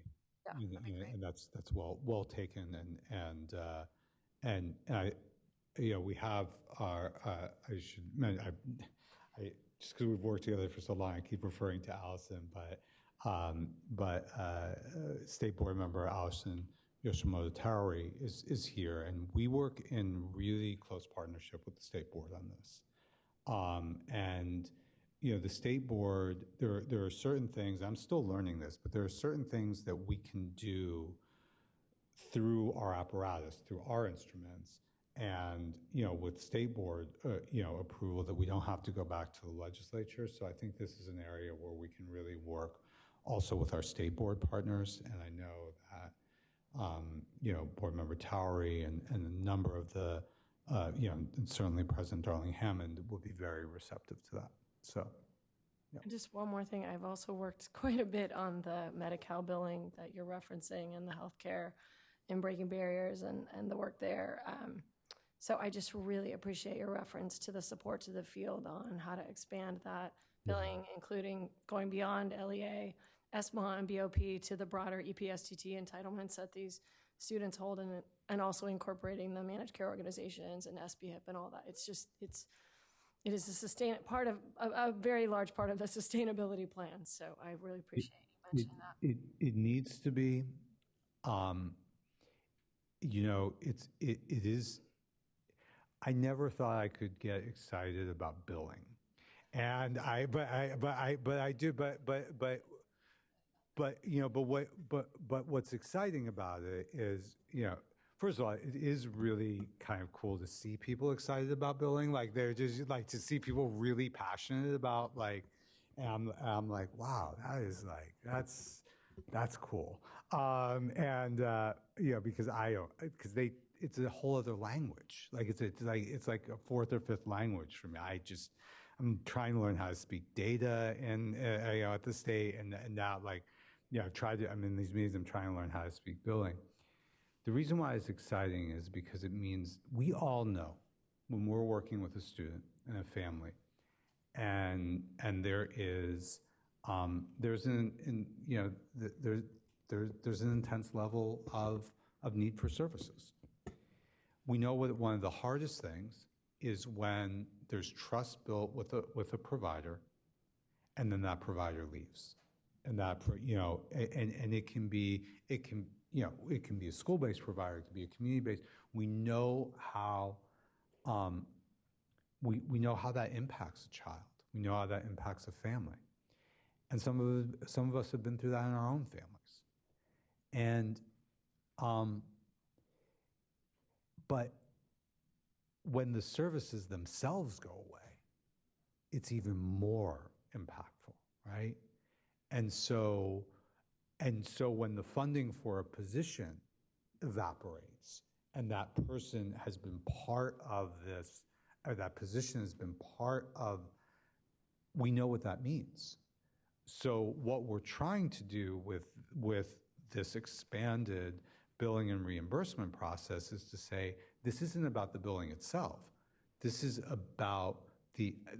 actually about the services, and it's actually about the people. And our kids and their families, they have a right to these services. And if we can't sustain them, we're going to be in a place of not being able to look families in the eye and say, yeah, we're approaching these relationships differently, all these things differently, but our funding ran out. That's not okay. So thank you for raising that. Yeah. We could train parents on that. That would be lovely. On their entitlements, on the broader entitlements. It would be great as part of really all good of this. point. Thank you. Thank you. Commissioner Oyakawa, then Commissioner Hamilton. Thank you. Sorry, we're going so far over.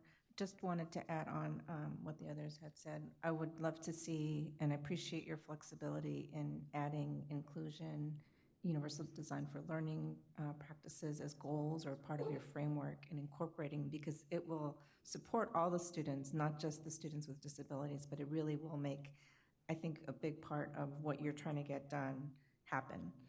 So I'm excited that you're here. This is wonderful to hear this whole program. And I wanted to know if we could also, I don't know what the measures for success are, as far as outcomes from when you implement a program and go forward, but whatever the definition is, I would ask if you could also include measurements of how students with disabilities are faring before and after your program implementation. That will be there. I appreciate you raising it. My lot, no one is shy about giving me homework in this role, and I've been doing a lot of it, staying up really very, very, very late. And the last big homework assignment I had was writing the first draft of a formative assessment model for RFA for community schools. And yes, it's present, but I think, I think what I'm hearing and what I'm learning is that it's both elevating and specifying, and not having it kind of as in like kind of, but the specific measurables around this. And what would be very helpful for us, and I accept homework, I try not to give it, but is if you have some language that could help us, please bring get that to us and get that to because that's what we need. That's how we learn. And I can promise you some of the things that I'm coming up with late at night as I'm doing this homework are not they're well-intentioned, but they're actually not hitting the mark the way that they need to. And one of the reasons when Dr. Hayes-White reached out that I wanted to come, I didn't think I was going to be able to come in person, but the world worked in an interesting way and allowed that to be possible. But one of the reasons that I so wanted to come is because I knew we would have the opportunity to learn together. And I knew that our process to date had not been inclusive enough. And so I look forward to receiving input and suggestions for what would be the right wording on a measurable. What would be the right wording on an outcome that we could incorporate into our processes? So I'd appreciate that. Commissioner Hamilton. Hello, I'm hiding behind a screen. Can't be there today in person. Thank you so much for this presentation. I really love this initiative and the 4 tenets behind it. As a parent of a disabled student who goes to a charter school that was built on these tenets and practices them, it makes a lot of sense, and I'm really excited to see how this can help transform schools and improve outcomes for students. But I can't help but feel a little disappointed that eligibility is solely measured by LCFF and duplicated pupil count model. I feel there are some schools who don't qualify for supplemental and concentration grants through LCFF, but do have a significantly higher concentration of students with disabilities, particularly very significant support needs that fall through the cracks of not getting the additional funding they desperately need to serve those most vulnerable students. And I guess my question is, do you recognize that there's a gap here? And do you have a plan for capturing LEAs that may fall into this category to give them this same opportunity? I appreciate the question. Let me answer it in 2 ways. The first way is that there, as Lisa pointed out, there are several qualifications, and I think that we should look at when there are LEAs that serve a significantly higher a higher level of students with exceptional needs and disability. That's certainly something that we could and should look at.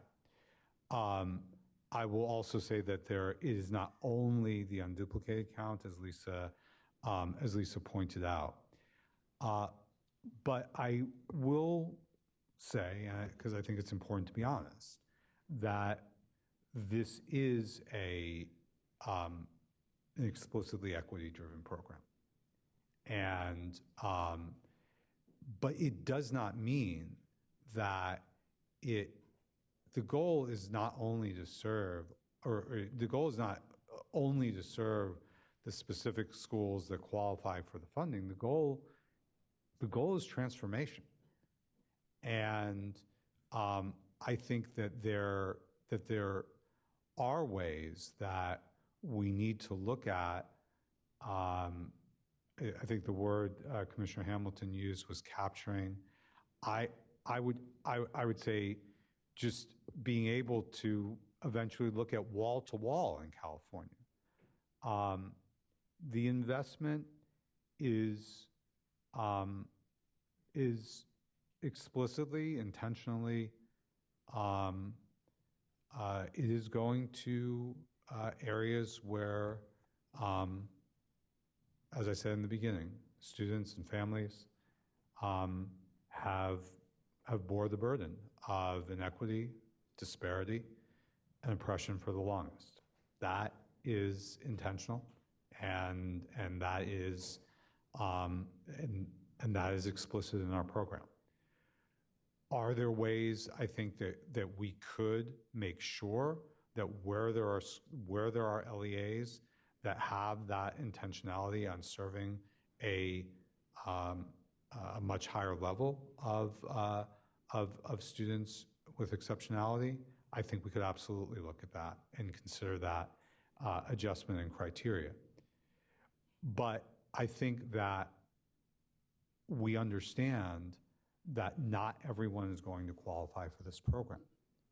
We are working with LEAs who are only going to have 3 or 4 schools that are ultimately going to get funded, but are making the commitment to this model for all of their schools.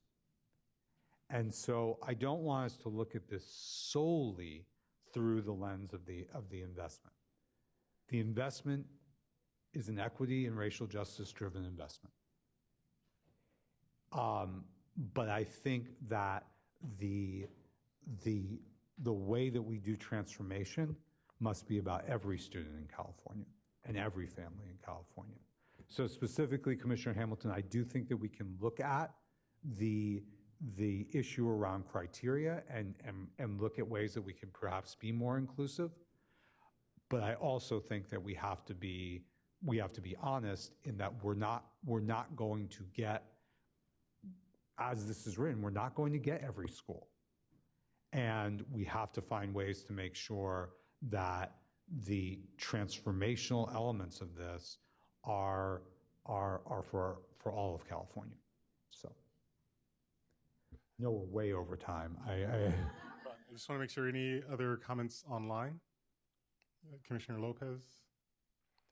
So I will just share my comment quickly. Since you've been preaching to the choir, I will just say amen and look forward for the next conversation. Thank you. Thank you. Thank you, Mr. Vice Chair, Dr. Hayes-White. Really appreciate you all. Take care. We'll see you again. Thank you. All right. Can we please have the public comment slide on the screen for folks to dial in?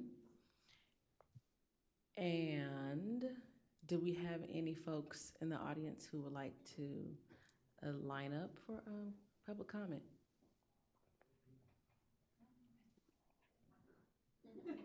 All right.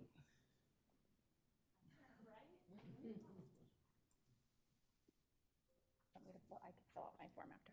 Hi, Veronica Coates again. Since I'm here, would love to just say I love that work. Want to affirm Commissioner Estes' comments about having the ability to have some agency, some linkage to really educate parents on their entitlements, seeing the parent nod as well. As in our state, I think we're 40th right now still. We're the biggest state in the nation, and we're the 40th, and not like the best 40th, like the worst 40th of actually accessing the entitlements that Medicaid eligible students are should be accessing. So I think that's an important part of this. I also want to affirm the lovely lady who was online, don't know that commissioner's name, about the eligibility, because zip code should not matter. That's true equity. So I just want to end with that. Thank you. Thank you. All right. Ms. Alvarado, are there any public commenters online on the phone? We do have one caller. One moment, please.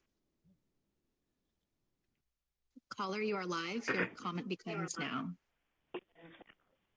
Hi, my name is Liz Spencer, and I am the director of the Westside Family Resource and Empowerment Center, and a parent of a young man who is 34 and with Down syndrome. And I want to start by saying that, in all honesty, I haven't been able to read through this entire document, but I felt so compelled. It's scary for me that, you know, I've been a part of committees and different thought processes and movements, and, you know, and this one is so extraordinary. And I want to start by that. I want to start by acknowledging, you know, this is just incredible. And whatever we can do in terms of getting the word out and educating families and bringing them in, we're all there for you guys.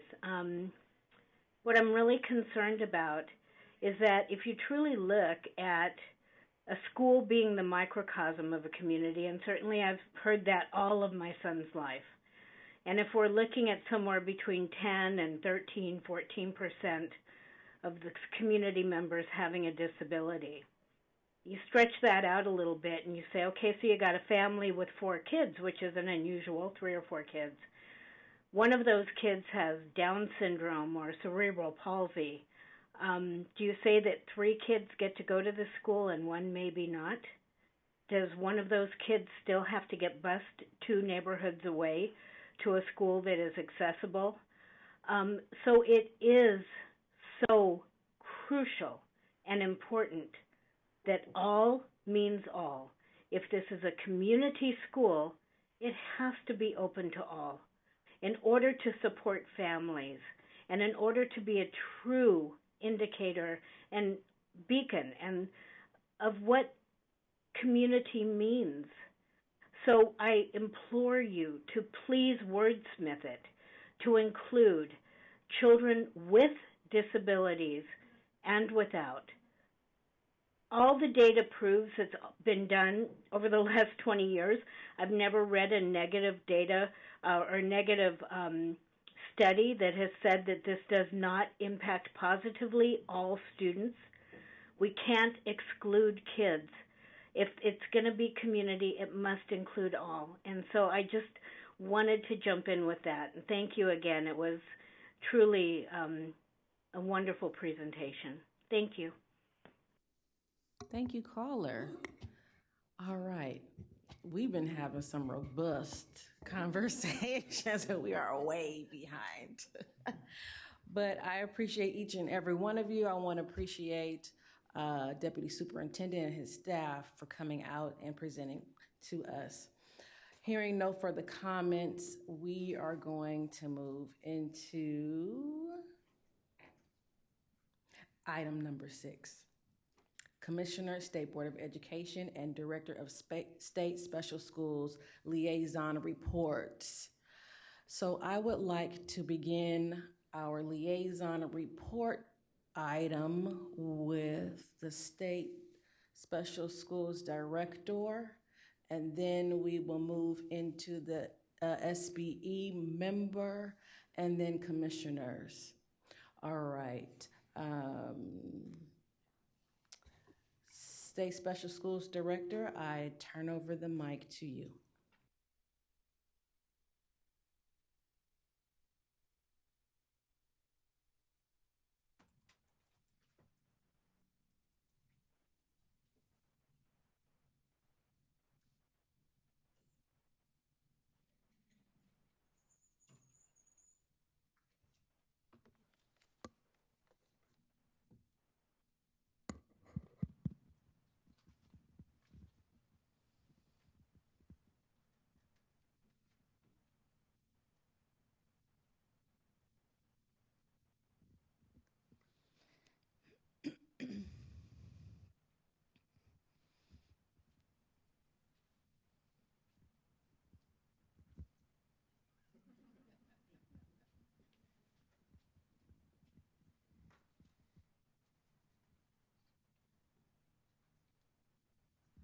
Hello, everyone.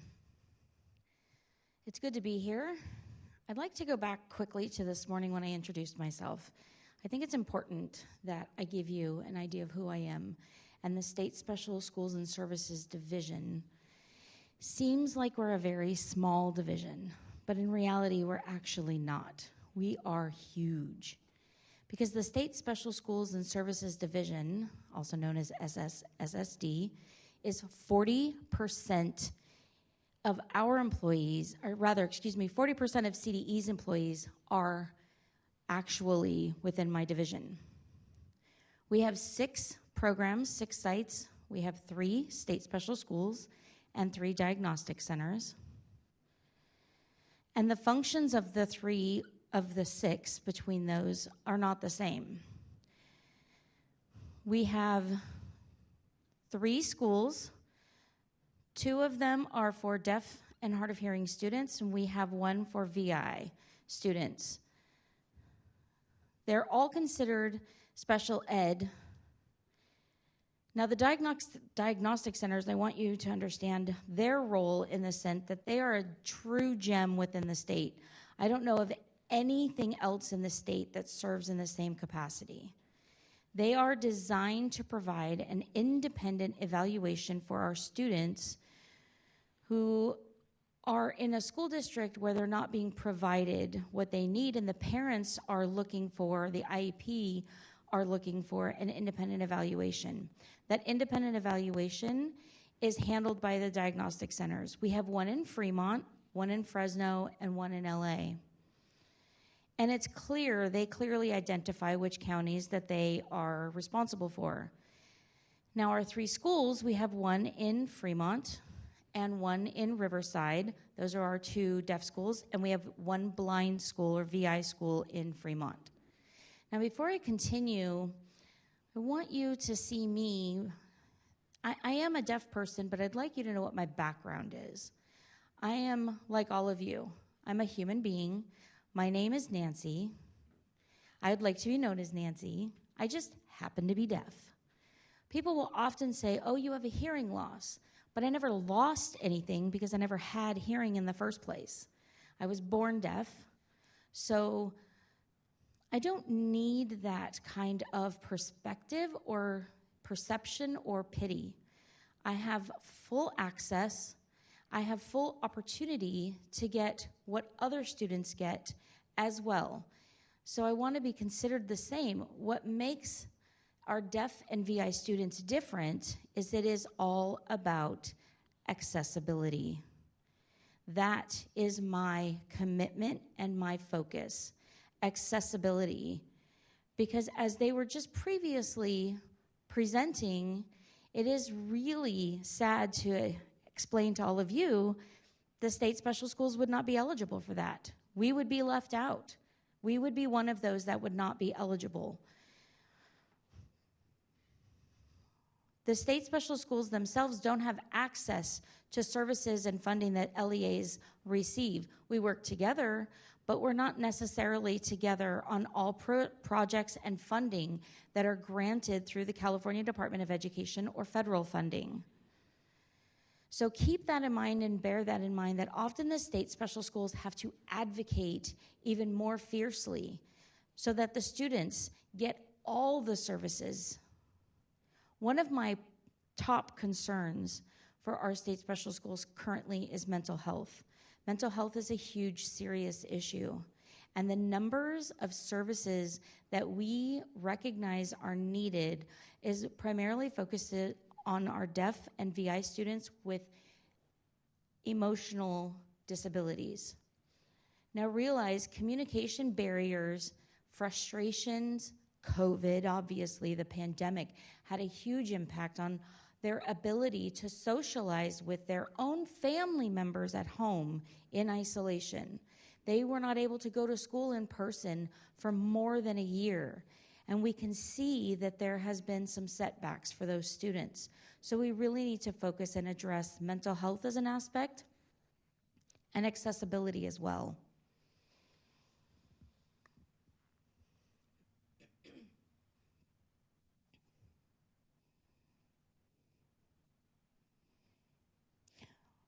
Thus far, what's been happening within my office is, as you all may be aware, our previous director was Dr. Robin Zane. She passed away unexpectedly a year ago, January. And it happened so very quickly that the position for director was vacant from January until August. And I started in August with, I had to pick up the pieces. So thank you so much for including me here. I just found out about this 2 weeks ago, and I'm thrilled to be here, thrilled to be a part of this. But there are so many areas that we need to move forward with. For example, SB 210. SB 210 focuses on language milestones. Like Heather was mentioning previously, earlier this morning, with a focus on making sure that our children are getting educated as early as possible. Many children are language deprived. So really, basically, as the moment they're born, we need to give them access to language. But the problem is that once a child is identified with hearing loss, frequently they don't get any services for a variety of reasons. Some families don't know where to go.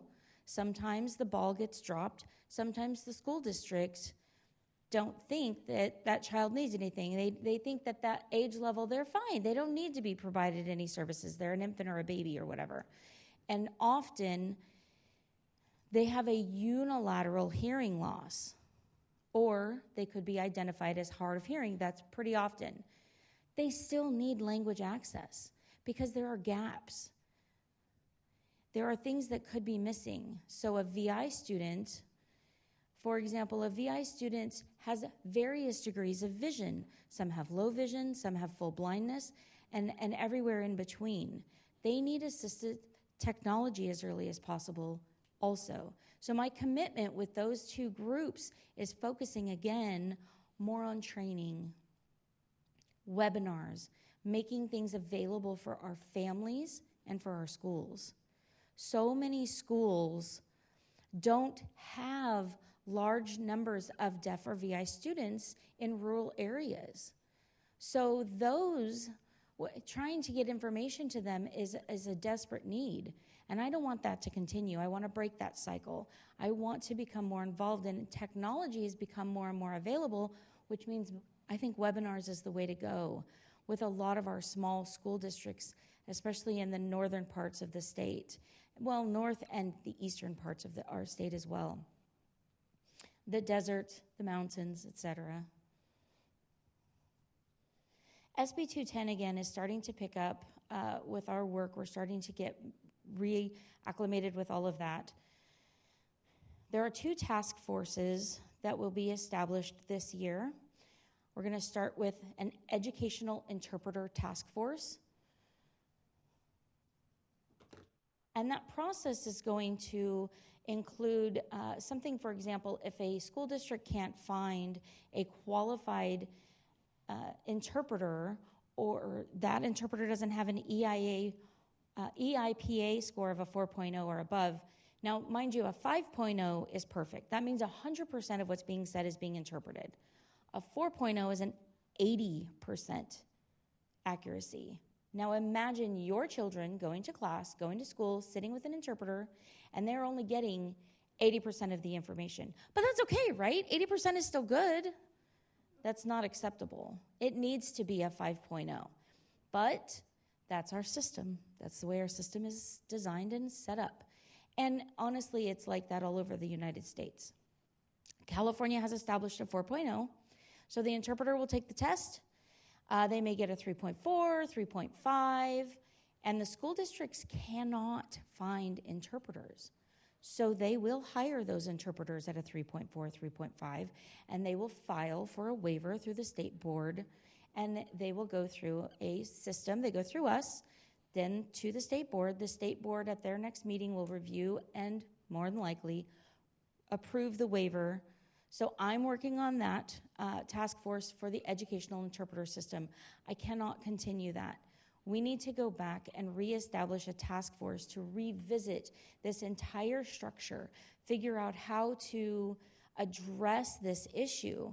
This is becoming a much bigger, much more prevalent issue with our deaf students, especially our deaf students that are mainstreamed, and they are the only deaf student in their entire school.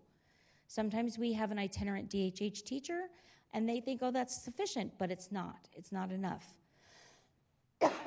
We need those kids in a classroom all day with services. I mean, we're talking 7 hours they're sitting there, and majority of that information is not accessible to them. Having interpreters is vital, but we need to recognize that educational interpreters nationwide have a severe shortage. We don't have enough. It's the same issue we're having with our teachers, we're having with our interpreters. So that's something I'm planning to address this year. I also want to focus on our deaf and hard of hearing students. It's called Hard of Hearing Guidelines for Quality Standards. That deals with every school district gets a copy of that from CDE. That was developed by my office more than 25 years ago. So it needs desperately to be updated. That is the plan. I plan to establish a task force to update that. We have a lot of new technology, a lot of new things happening. The processes have changed. And again, the LRE, the least restrictive environment, is a huge challenge. It is not a one-size-fits-all. It is absolutely not. The IEP was designed for a reason, and it starts with the I, the individual.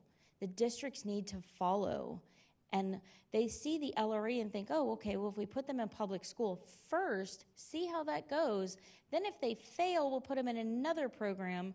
But unfortunately for our deaf and VI students, most often it's quite the opposite. We really need to reverse that.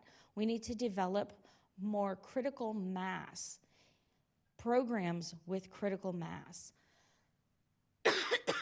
One really beautiful example, University High School. I'm not sure if you're all familiar with that. It's in Orange County. They have a deaf school, a high school, with a public school right next door. And students have access to both, and they go between both. They get the best of both worlds. They have a socialization opportunity with their deaf peers, but they also get their education and direct classroom instruction with American Sign Language, and they also have access to an open full campus. So it can become a quote-unquote reverse mainstream, because hearing kids can take class with a deaf signing teacher. There are so many opportunities. The opportunities are truly endless. And I feel we have a truly bright future if we all work together on these specific goals and how to accomplish these. And so for now, I'll end with that. But at our next meeting, I would love to have an opportunity to expand more on SB 210 and go a little deeper in depth with, we have an educational program consultant that we'll be hiring, and they will be starting and doing more with SB 210, and I would love to invite them as well to present. Thank you all for your time.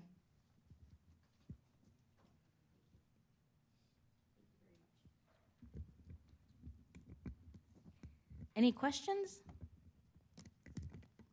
Commissioner Snipes, Commissioner Sorter. I would just like to say thank you, and yes, coming back and presenting on SB 210 would be very valuable.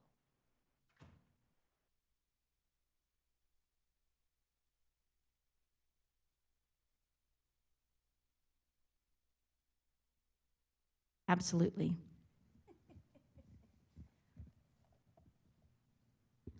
Thanks for your Oh, am I on? Is it okay? Yeah. Thanks for your presentation.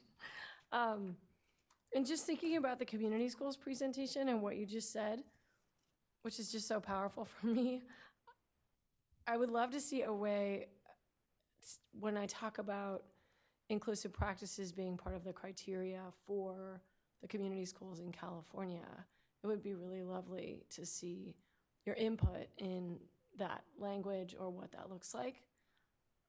So that's just my thought. I'd love to have more conversation about that. I would love that as well. Thank you for bringing that up. Really, with Heather and I working together, we are going to see many things begin changing. You know, often it's a bit of a philosophical question. People will look and think, would you be able to agree on these various topics? But the reality is yes, because who's benefiting from all of that? It's not about me, it's not about anybody, it's about the students. The students are getting what they need. We are all here because we want to see students succeed. That's our goal. And how can you argue against that thinking? So absolutely, I am very committed and I'm very open. You know, I could go on and I could go off on a complete tangent, but this Department of Education and this group that I'm working with, we have very different energy, very different visions because of Superintendent Thurman. He has genuinely made one thing clear, and let's do something new and let's move forward. It's not what was and that's the way it has to be and let's just keep going with what's been. No, let's do something new. Let's do something about it. And the support we get makes it much easier to make change. The support we get from him makes it easier to get change. And we need those people to jump in and actually do the legwork. Thank you. You described so much of my life and my daughter's life. She's hard of hearing. And the task force are so needed right now. We have such a shortage of interpreters, and you're right, 80% is not enough. And when districts come back to you and say, we just don't have, there's a shortage, and then we just all stop there, to have somebody at the top saying, no, let's figure something out. We need to do something about it. That is just so powerful, and I really appreciate it. Same thing with the quality standards for deaf ed. She's hard of hearing, so she didn't go to the special school. They wanted to mainstream her, and we said, actually, no, we want her to have that critical mass of DHH kids.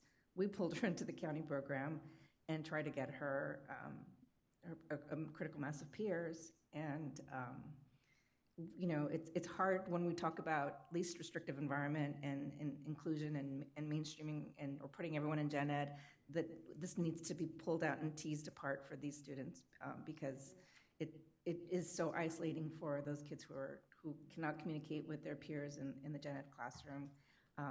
They still need, even those with, there's so much technology now, but they are still not getting 100%. And I just, the more we can say it and just make everyone aware, I really appreciate it. I'm excited to see the things that are going to be happening. You're affecting so many kids, and just want to say thank you, and I'm excited to see what we're doing. Any comments from our commissioners? Thank you so much. The power of the human connection cannot be overlooked. It's a no-brainer. We're all aware of that. That connection, and to see a person, to see individuals just talking with each other feels so good.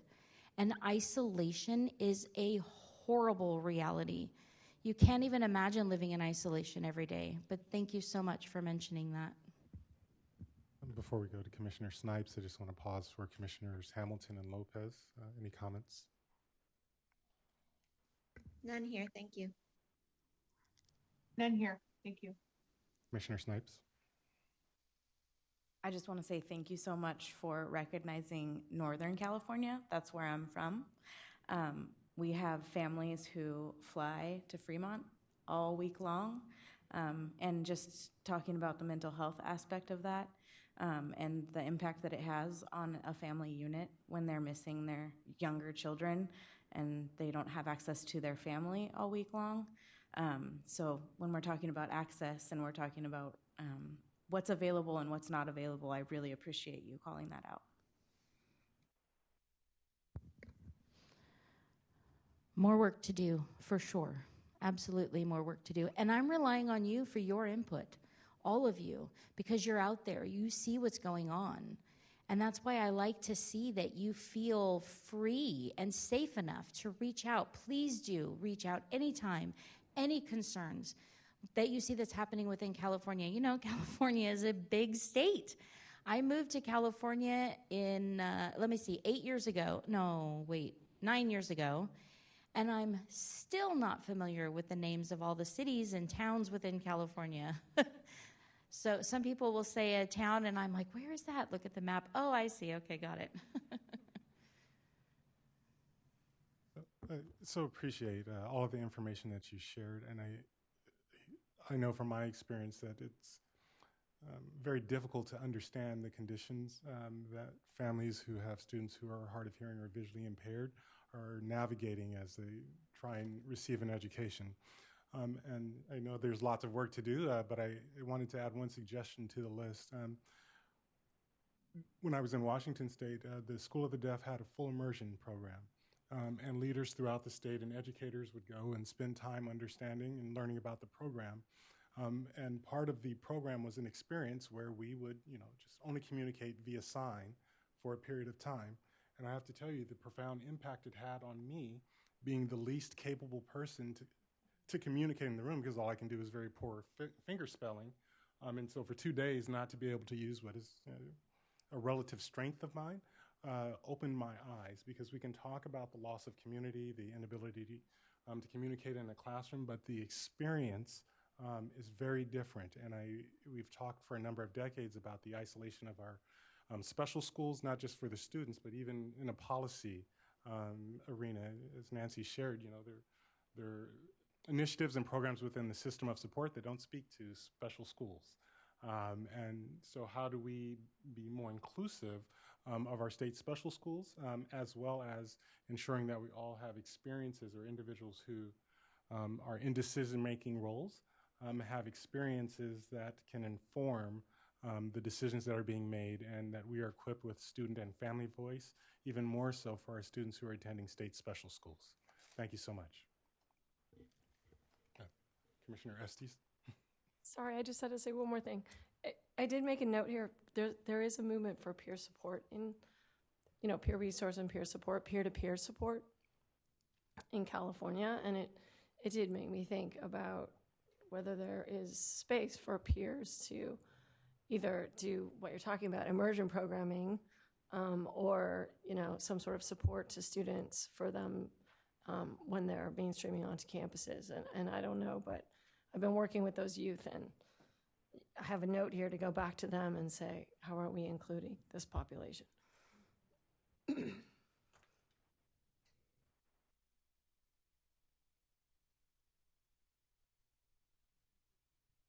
The commission, Commissioner Totson and Estes, thank you so much for your input and suggestion. I'm going to take them and run with them and write them down, absolutely.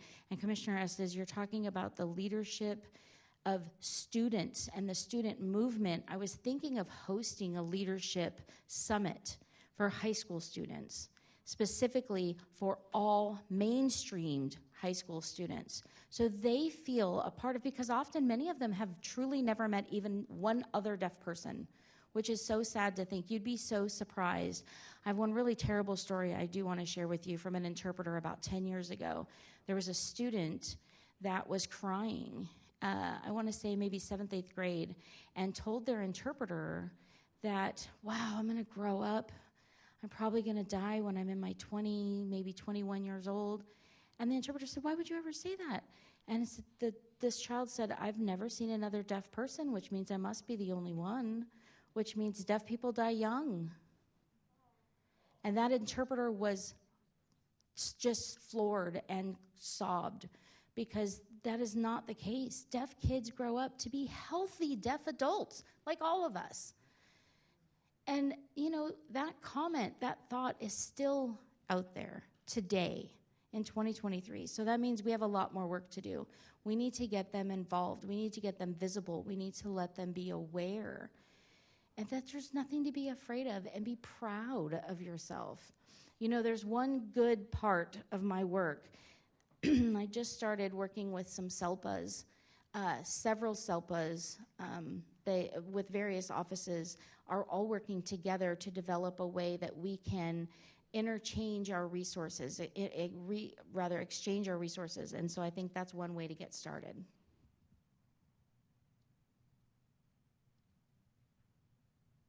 Thank you so much. My pleasure. Thank you. So now let's turn over the mic to Board Member Yoshimoto Towery.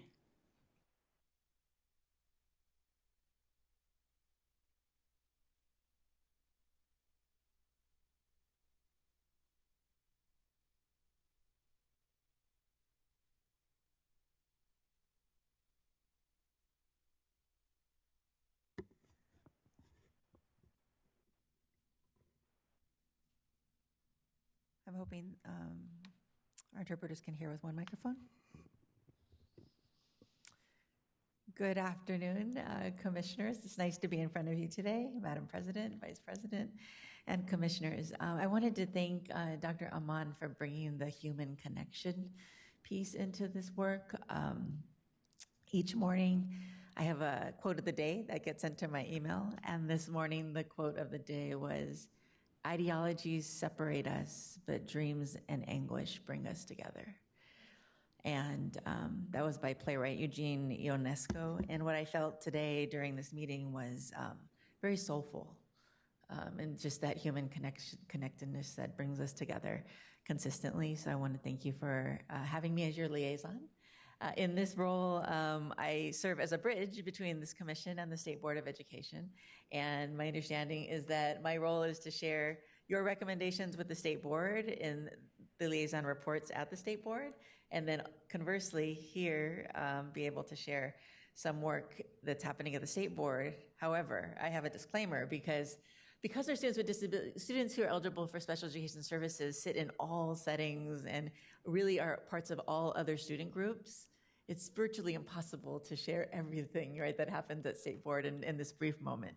And a good example is like the assessment updates when we talk about science assessments or English language proficiency assessments. Those are also applicable for students who are eligible for special education services. So that's my little fine print disclaimer today as I begin. But I did want to share at the January 2023 meeting at the state board that we had re-elected our state board president, Darling Hammond, and vice president, Glover Woods, to their posts for the 2023 school year, for those of you that know them. We also had student speakers, and I'm particularly excited, and it's relevant as you come to item 11 tomorrow to talk about the State Bill 291 and the inclusion of 2 members here on this commission. And we're lucky to have our own state board member, student member as well, Naomi Porter. I think it was important to say that we had an update on the implementation and use of school climate surveys in schools and an establishment of the California Center for School Climate, which will provide data and school climate trainings for our local education agencies in the coming years. For our students with disabilities and our families who go into our schools every day in different contexts, I think school climate means so much to have a sense of belonging, to feel connected, to have a sense of trust with those that you're working with in the school setting. And so that establishment of that center, I hope, will reap great results. Item 10 at our January 2023 meeting was on an update around universal transitional kindergarten and the pre-K to 3rd grade, the ARC, particularly, and the alignment. And I mentioned that here because I was particularly impressed that we had an update on community schools today and also on the annual performance report. And I think Dr. Calamisi references today when she talked about not only the vertical alignment of supporting schools from what happens at the state all the way down to the classroom and the home, but also there's horizontal alignment, because I started this morning at the regional English learner meeting, and so many of our students are dually identified. They have special needs, but they also are learning English at the same time, or are multilingual learners. And particularly for the pre-K work and the expansion of universal transitional kindergarten, the additional opportunities that provides for full and early successful inclusion are huge. And so I don't know if there's been an update at this commission before on the work that's happening in that P3 realm, but I hope that continues to happen and we have additional opportunities for that.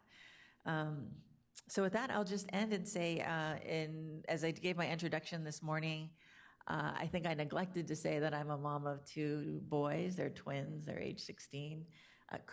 They were born with minutes apart, but they couldn't be more different in terms of just everything: personality, ways of learning, ways of approaching the world. And in my previous work, was just grateful to oversee birth to adult programs, particularly around multi-tiered system of supports and integration of positive behavior support and instruction, social emotional competencies into teachings. So we all come to the work with dispositions, mindsets, and skill sets that support all of our learners. And the last thing I'll say is, just so you have context for who I am as well, in this role, I'm also liaison for community schools, for civic learning, and for English learners, as well as a liaison to this commission. So thank you very much. Thank you, State Board Member, for your update and sharing with us. And we appreciate your liaison and partnership, and we look forward to working with you for the remainder of the school year. Yes. Comment from Commissioner Notch? I just wanted to extend a very warm welcome. I'm a state board appointee, and I'm so grateful for the opportunity to be trusted with service on the commission. So an extra special warm welcome and thank you for all of the support, and we're looking forward to the partnership. Thank you.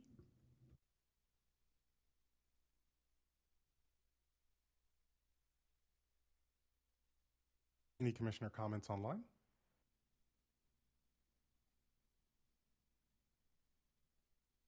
Hearing none. Madam Chair. Right. All right, commissioners, who would like to share some of their liaison reports, what's happening in the field? Raise your hand and Vice Chair Tostin will call you in order.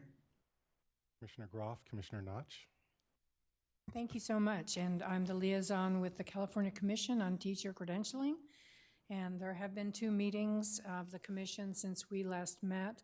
And just very briefly, I will say one of the highlights is that the new chair of the commission is Dr. Marquita Greneau-Shire, who is a special educator. And she started her career as a teacher in Los Angeles Unified, as a teacher of students with extensive support needs, and then moved up to being dean at Cal State Long Beach, and then was in the chancellor's office. And I believe she may be the first special educator to have that role as the chair of the commission. So I look forward to her work. The primary focus, I would say, in terms of the commission over the last meeting, and there was one just last week, and I don't have the current update on that one yet, but had to do with teaching performance assessment, especially for our low incidence credential areas of DHH, VI, and early childhood special ed. And it was requested that there be an extension in terms of developing the teaching performance assessment for that particular group, and that was approved by the commission. I believe it's now until 2025. They're really looking at one of the reasons is they need more stakeholder input from the candidates who are receiving those credentials, because they just don't have sufficient numbers really yet to look at reliability and validity. But also there's a new literacy standard that's being discussed at the commission, and they want to make sure that if there is an adoption of a literacy standard, that it's appropriate for the low incidence areas. And so I know that was on the agenda for last week, but I don't know what the outcome was for that. But that's my report. Thank you. Commissioner Notch, then Commissioner Oyakawa. I'll be very brief because I shared a little bit about SECO earlier in public comment to Director Calamise.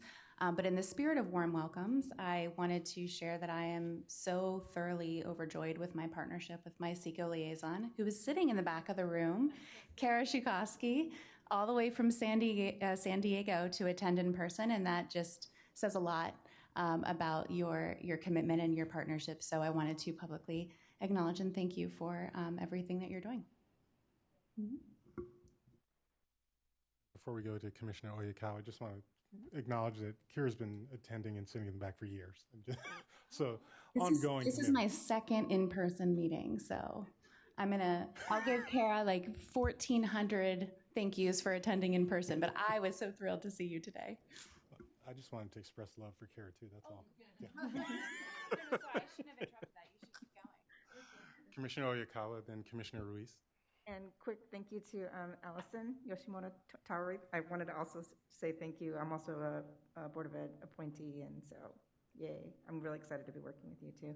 I'm the low incidence liaison, which feels a little redundant now that we have Dr. Hlaiba Aman on here. So I just wanted to bring some information just from kind of the community and how sort of the families that are out there. And one of the groups that I'm a member of and in awe of is California Hands and Voices. And for those of you who don't know it, Hands and Voices is an organization. It's a nonprofit that's parent-led, and they support families with deaf and hard of hearing children, and it's a national organization. The California chapter is very strong and very active, and like the main organization, they provide families with resources to improve communication and access and improve educational outcomes for their deaf and hard of hearing children.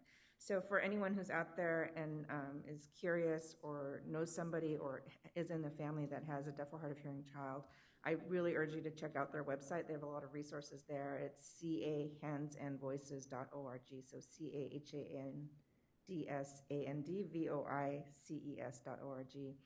They actually just had their third annual ASTRA training, and it's an advocacy program that they provide for families of deaf and hard of hearing children. They give there's some free advocacy services that are available, and they try to train members to help other members out.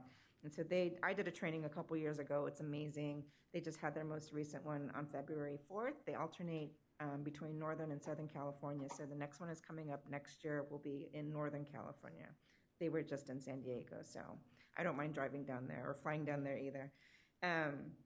But I just wanted to share that they've trained 250 people statewide already, and I think there are 3 training programs. And it's sort of like, to me, is the extension of the peer-to-peer support is the family-to-family support. And I think that model that they have is really powerful.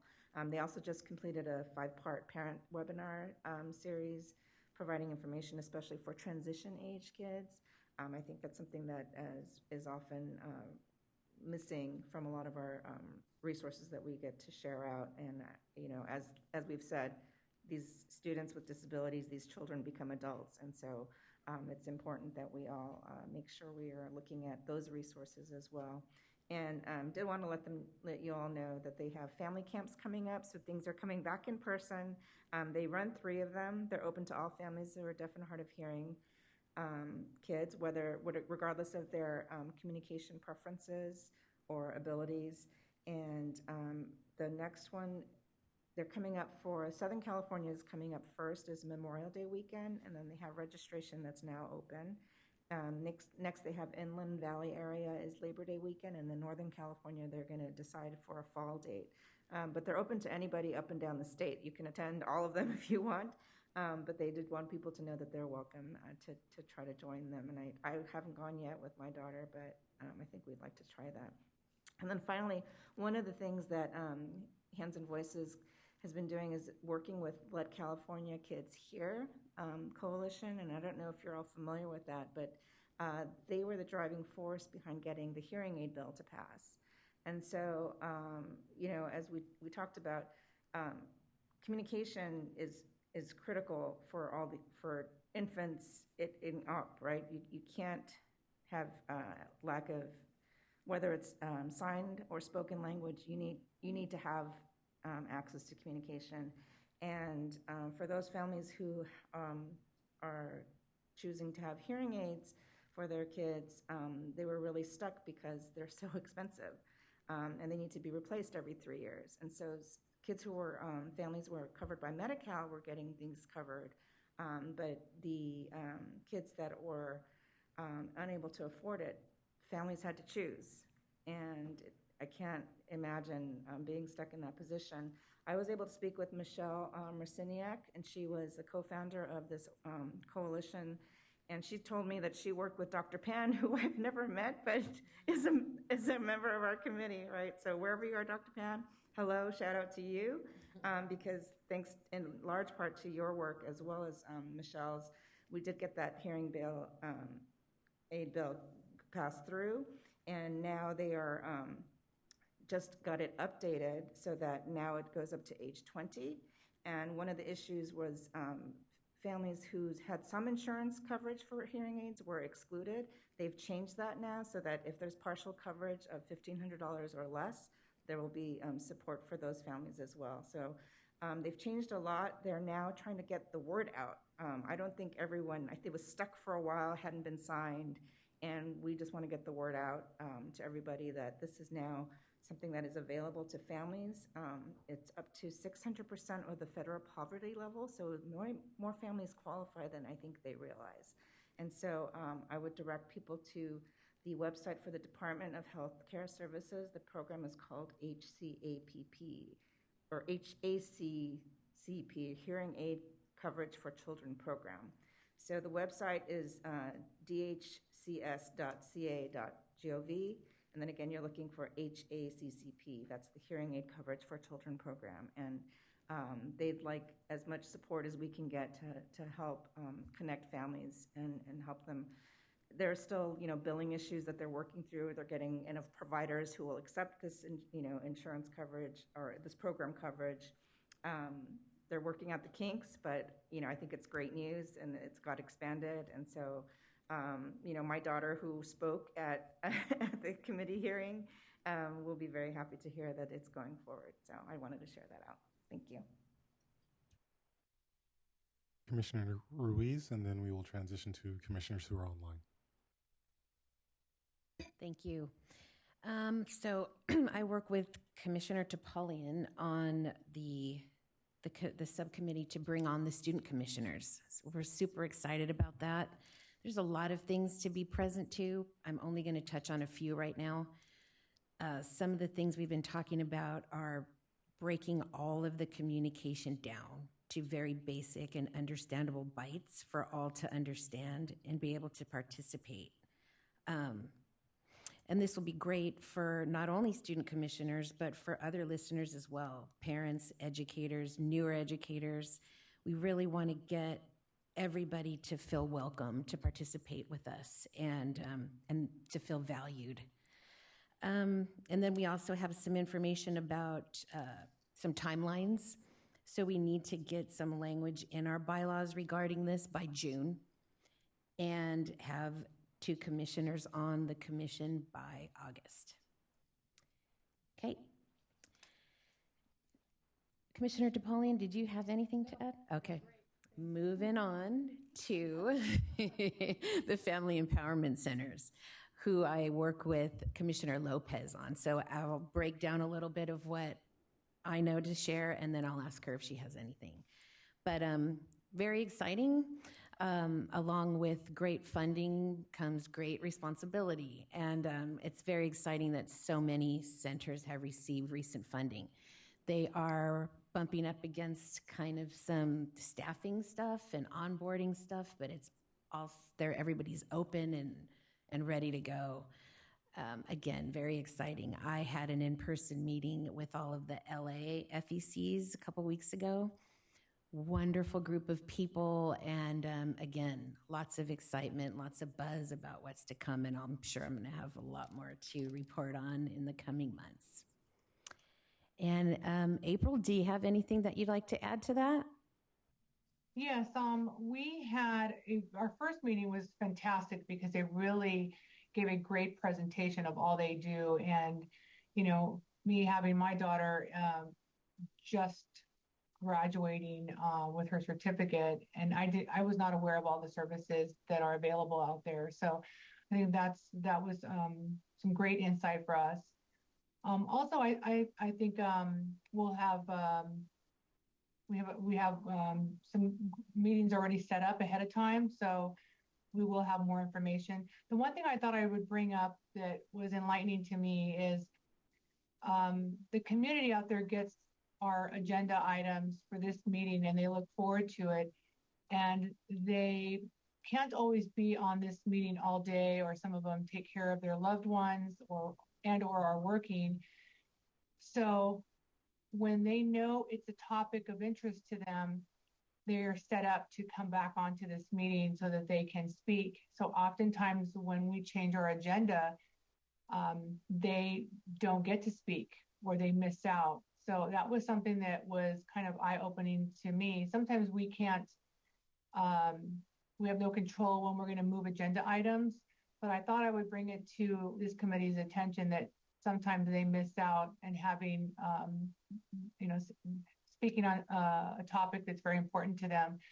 So maybe we can come up as a committee with some ideas on how we can front load when there's a change in the agenda, maybe throughout the meeting, or if we know ahead of time, we might be able to send that out, specifically when they're maybe going to take their lunch hour to watch this meeting for a specific topic. So thank you again. Thank you, Gloria. Thank you, April. I want to check with any other commissioners online for any comments they may want to share. I can share my update. I'm the liaison for California Charter Schools Association, which supports charter schools through state and local advocacy, leadership, and accountability, and resources for member schools, including support around special education. And in this role, I'm lucky enough to have an excuse to connect with former ACSE Commissioner Gina Plate to discuss the work of CCSA. And here's what she shared with me most recently. CCA, much like most of us in this meeting, is very excited about CDE's Community Schools Initiative, which we just heard more about. Many charter schools were built under a commitment to community partnership, but others are moving from the planning stages to implementation, and in the process, able to expand some of the services that they have historically been providing to families. So that's very exciting work. CCSA is working closely with the Commission on teacher credentialing and CDE on specific issues related to credentialing. And Gina expressed particular interest in some flexibilities to help alleviate some of the pressures coming from teacher and staffing shortages as a priority. And she wanted to express appreciation for the emphasis on teacher and counselor recruitment efforts from CDE. CCSA is also very excited about the release of the Breaking Barriers CYBHI report and gave thanks to many, but also our own ACSE Commissioner Elizabeth Estes.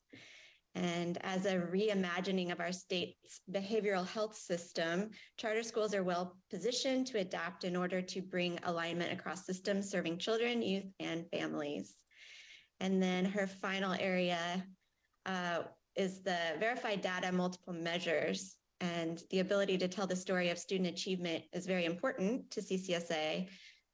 Charter schools applaud the efforts of multiple measures, verified data, and want to encourage the state from treating charter schools differently than traditional district schools when it comes to reporting student progress and achievement. So looking to collaborate on those efforts.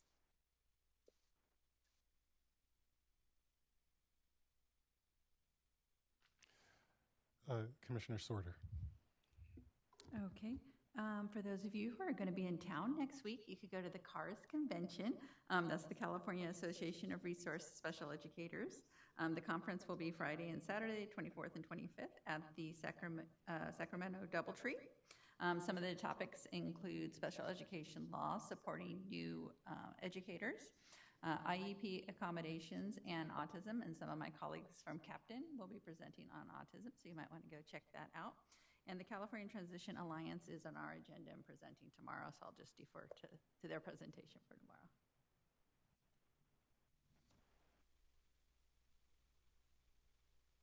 I have a quick update from Lindsay at First 5 Sacramento. But first, I'll be at CARS because I will be presenting with my team. So Lindsay was saying that the commission, the First 5 Commission, has been reviewing their strategic plan, and I'm looking at her email so I get all of this right.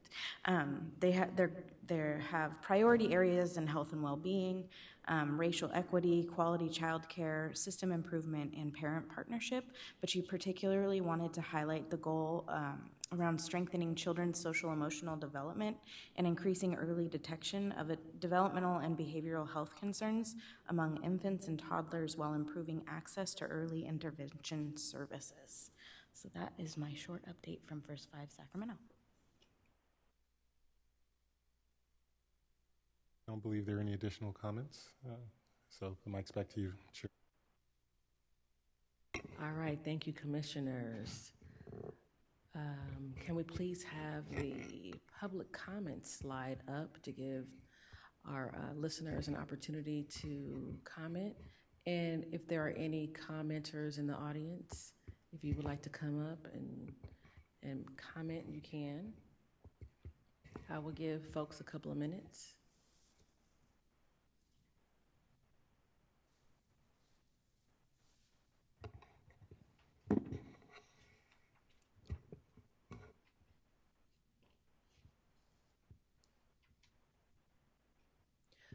Ms. Alvarado, are there any public commenters in queue? We have no callers at this time. Thank you. Are there any public commenters in the building? Seeing and hearing none, we are going to make an adjustment to the agenda because we are coming to a close. So this is what's going to happen. We are going to move item 7 to tomorrow at the top of the morning. And we are going to move right on into item number 8, which is recognition of state and county special education teachers of the year. Do we have Miss Long Lattery on the Zoom call? I'm here. Welcome. Thank you. Oh, there you are. See, you look beautiful. Oh, stop.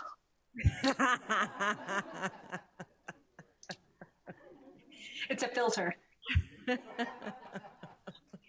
Welcome, welcome. So do we have Ms. Long Lattery's PowerPoint presentation ready for her to present?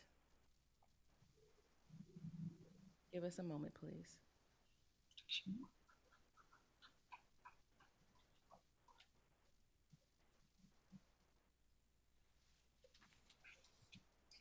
While we're waiting, why don't you give us some background about who you are and a little bit of your story? That's my entire presentation. Well, my name is Sophie Long-Lattery. I am in Orange County.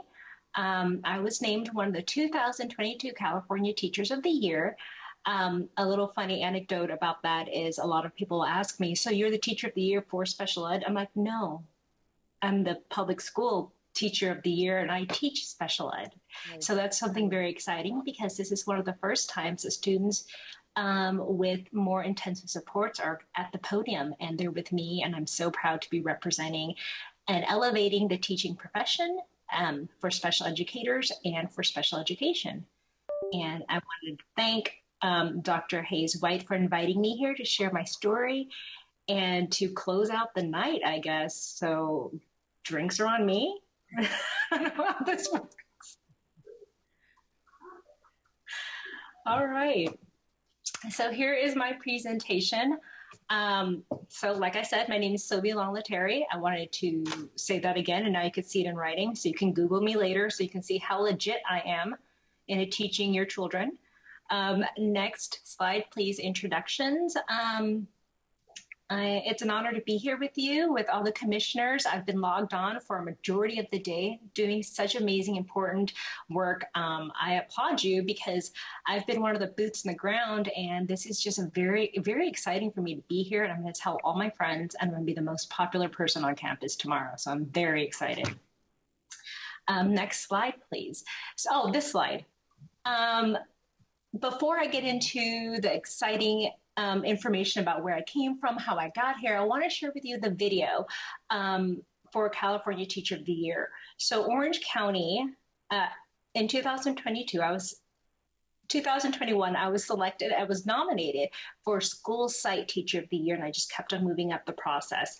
And in order for me to be considered for the State Teacher of the Year, I would have had to make the County Teacher of the Year. So there's a whole essay process, interview, a lot of things come into play to make sure that I can appropriately represent the teaching profession. And so I made it to the next level, and then I made it onto California Teacher of the Year. This is a video that highlights the things that I do in my classroom, and I'm so excited to share it with all of you. So we're going to click play or click there. Please enjoy the video.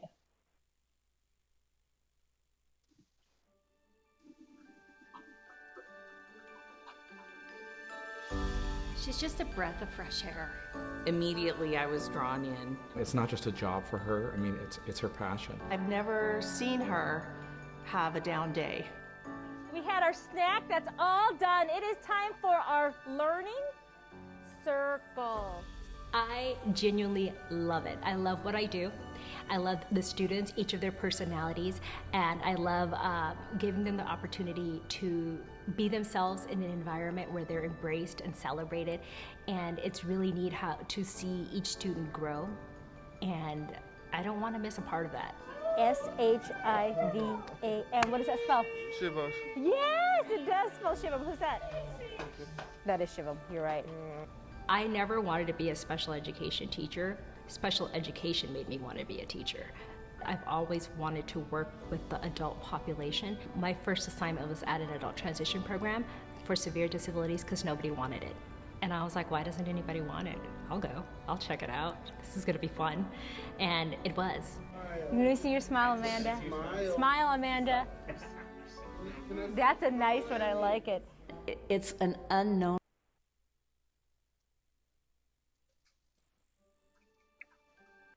Severe disabilities because nobody wanted it. I full screen this thing. I apologize.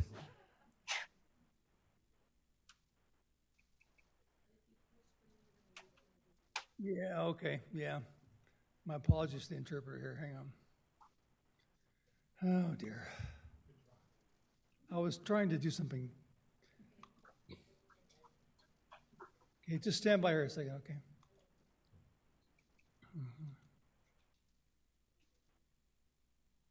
Fear, so it is a little bit more of a challenge because they have more challenges, but we bring it down to their level to where they understand it.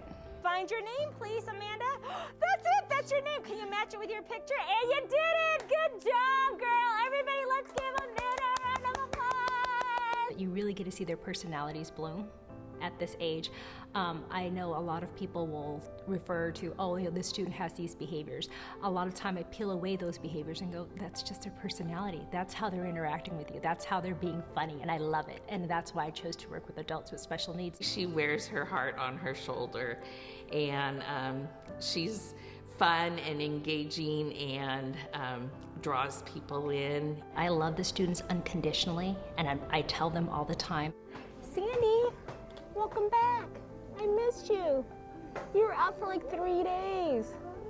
One thing that I like is that she's always hands-on. She's always checking in with parents, and she's asking if we need any help at home, if everything's okay, do we need resources. Desde la primera vez que conocimos a Sobi, ella me dijo algo muy importante. Yo voy a tener a Axel en la clase como si fuera uno de mis hijos. Entonces, eso me dio una tranquilidad muy grande de saber que él iba a ser para Axel como si yo estuviera ahí.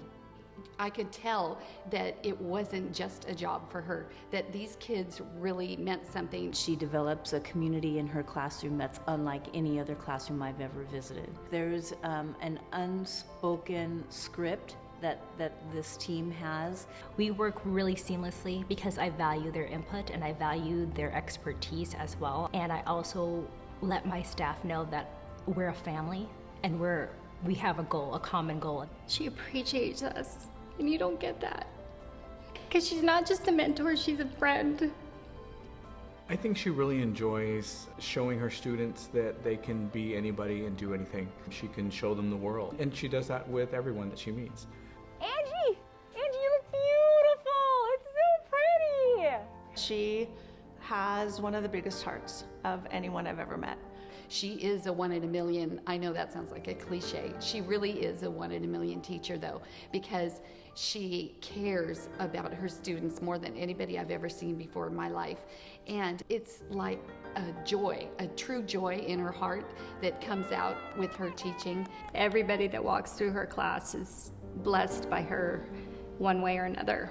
Some days I go home just exhausted, but I also get to wake up the next day and go, let's go at it again. Let's see what we can do to make things a little different. That's my favorite part of teaching, is I get to do it again every day. And it's a really neat feeling to kind of be a part of this special population that gets to teach these wonderful students.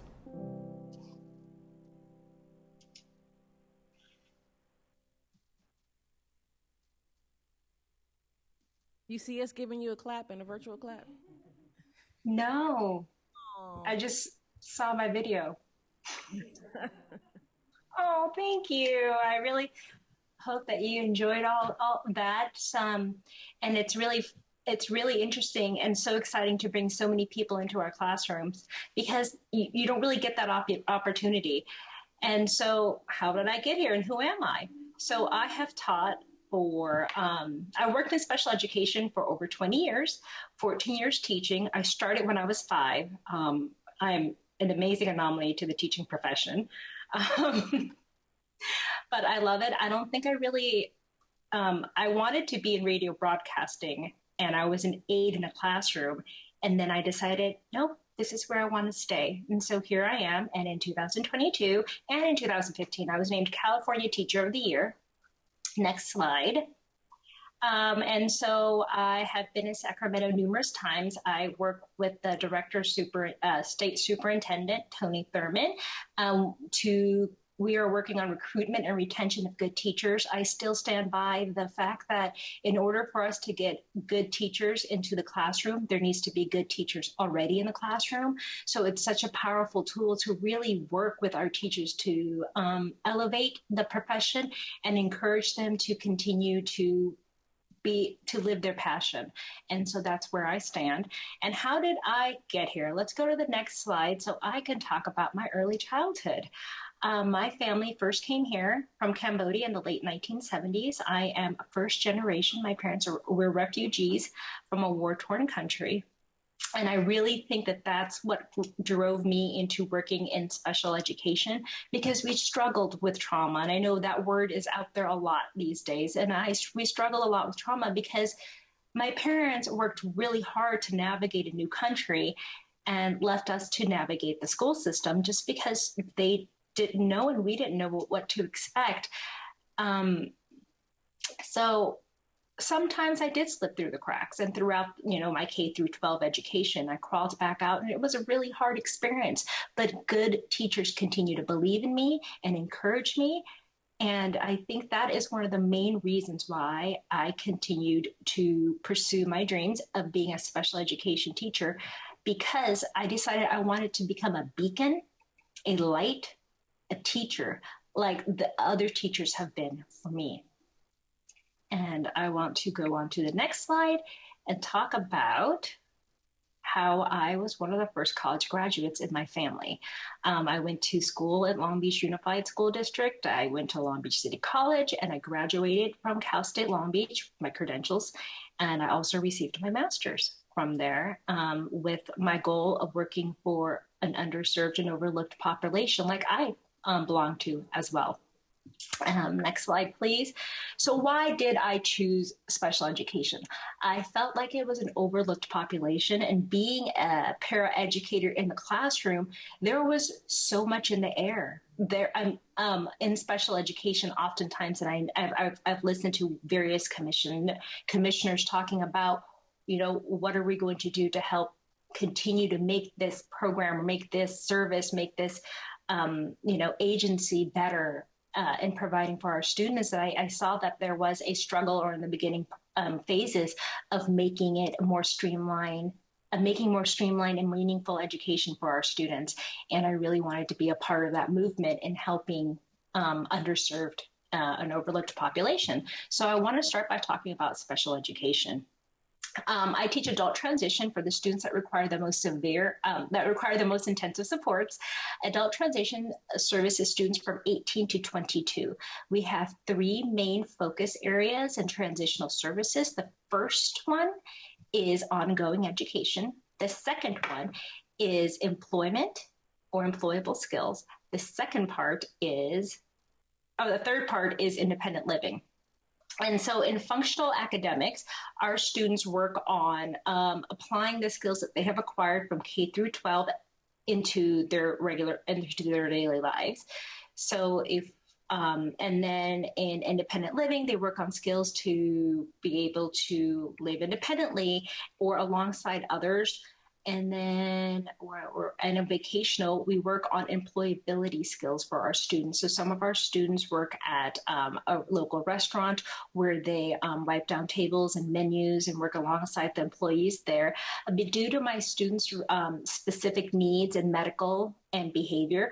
I've also created job sites. I have a special meetup called Special Friends Meetup, and we go to a park once a month, and we engage children, and and I got this idea when I had a baby, so we bring our special friends to the park, and then parents bring their kids, and we lead them in bubbles, story time, song, and a craft, and we get so many requests for us to continue to do more, but we're working on that. So that's one of the job sites I created for my students, was to have an expectation that they have to be somewhere to do a job, and these kids and these parents are depending on us, and we have the flexibility of being outside and being with children, and teaching these families and these children such an important lesson of being inclusive and being, with their community. The other thing that I created was a Starbucks delivery business, where my students would take orders from the office staff and pick up Starbucks orders. One group does that, another group delivers, and then another group calculates the profits. So we kind of break those tasks into different jobs and creates employability skills for our students. And we had to be creative due to the dynamics of students' needs throughout the day. And then we can go to the next slide. In independent living, we also try to do a component where our students go out in the community. We travel in 3 different ways. 1, we in our streets. 2, in our vans. 3, in OCTA, which is our Orange County Transportation Authority, offers public transportation. I work with all students to travel in all 3 different modalities, because it's so important for their programs that they continue to go to thereafter, that they're able to keep on their seatbelts, sit alongside others. So we work on those skills by accessing those regularly. My students go out in the community 3 to 5 days a week, depending on their medical needs and service needs that they have. Next slide, please. And in social emotional, it's just so powerful for our students to be able to connect with one another and to connect with others. So we work on engaging our students in identifying their emotions and their feelings. I set up lessons because I have apparently a very animated face, and I'll ask my students, how does Miss Sophie feel right now? How do I feel? And they'll tell me, Miss Sophie's sad. I'm like, I am sad. What kind of things make me sad? And so I encourage my students to be engaged with their emotions, because it's so important for them to name their feelings, and so they can recognize it in others as well, so that they can practice and learn empathy, because they are a part of a community in their school, in their homes, and in the cities that they live in. And so it's very important for them to understand their feelings, and also to help them learn some regulation strategies when they do become upset, or when their friends become upset. Next one, please. Individuals with special needs are amazing. Next slide. Our students are fun, creative, curious, inquisitive, and oh my gosh, so nosy. They are always wondering where I'm going to be. I told them yesterday, look, Miss Sophie isn't going to be at work I'm going to be gone half day. They asked me where are you going? And I told them, you'll see. So after this presentation, I am going to show it to them and gauge their reaction. And I'll report back to see how excited they are for them to see themselves on the big screen. And our students are just incredible. They are just like you and me. They have feelings, they have emotions, they have desires. And I'm very lucky to be a part of their lives and to help them work towards those goals and realities and how they feel inside. Next slide. And the most important thing is our students are absolutely capable. They're capable of learning. They're capable of making goals, creating goals for themselves, and working towards them. And I just get to be a fly on the wall to help them reach those goals. Next slide, please. So in teaching, next slide, I work with my students at the level that and a modality that they work with best. I teach like I want to be learned, so I try to be as entertaining as possible. I'm not sure on a scale of 1 to 10 how engaging or entertaining I am, but my Yelp reviews look really good. So I'm going to go ahead and say I give myself a thumbs up, and I encourage them to give me a thumbs up as well. And giving back, I haven't gotten this far without others guiding me. So I want to talk about how I'm giving back to the community as an educator and as a special education teacher. Next slide. I'm adjunct faculty at Cal State Long Beach. I'm a lecturer in the College of Education. I mainly teach instructional methods for moderate to severe disabilities, and it's been a very exciting journey and transition into this role because I get to help cultivate new exciting teachers that's coming into this field. Next slide. I'm working on collaborations. I collaborate with my cohort of 2022 California Teachers of the Year. We speak at events. We get together with our think tank, and then I also, get to meet with authors. I would like to write a book on journeys in special education, which I feel are also important. The more that we can get our word out and advocate about our population, and the more exposure we get, the more understanding we have across the board. I've written articles. Next slide, please. I do mentoring, have student teachers. I'm very excited to report now in my 14 years of teaching, and I've had 6 aides change their majors and go through the credential process and have become special education teachers in their own avenues. So that's very exciting. And I speak at speaking engagements to continue to spread the word about special education and all the things that we should and can do in our field for our students and for ourselves. And so my daughter, Libby Lou, likes to say, thank you for watching my mommy's presentation. If you take a scan, you can fill out a survey and tell me how you think I did. And I hope to hear from you. That's me in a nutshell. All right, let's get the presentation down so she can see our virtual clap. There it is. Can you see us? Thank you, thank you, thank you. Mrs. Long-Lattery, thank you so much for your dedication and service to students with extensive support needs in California. And actually, your presentation hit my heart because working with students and families with extensive support needs is my passion when I used to work in urban Los Angeles schools at the special education centers. So I appreciate your work and service, and I'm going to mail you your certificate from ACSE. And I'm going to open the floor for commissioners to make a comment, and then we'll move on to the next presentation. Commissioner Ruiz. I can't see her, but I'm sure she can hear me.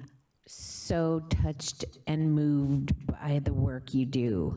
It's phenomenal, and it's what we would all want our adult children to be a part of. So thank you so much for what you do, and congratulations. Thank you. Commissioner Notch. I also just wanted to share my congratulations and gratitude. Your video made me cry. I loved ATP before, and now it's my favorite thing ever.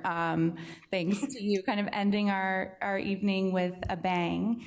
And I wish we could bottle what you have. Like we were talking earlier about secret sauce. My goodness, we would not have an educator shortage ever again. So thank you for the work that you're doing with Superintendent Thurmond on looking into teacher retention. You've for sure got the secret sauce. So we appreciate you sharing that, and congratulations again. Thank you so much. Want to open up online comments from our commissioners? You're amazing. My daughter is 18 and in the adult transition, and I would love for you to be her teacher. So please share what you have, put it out there, because it's amazing and it's energizing. Thank you so much. Thank you.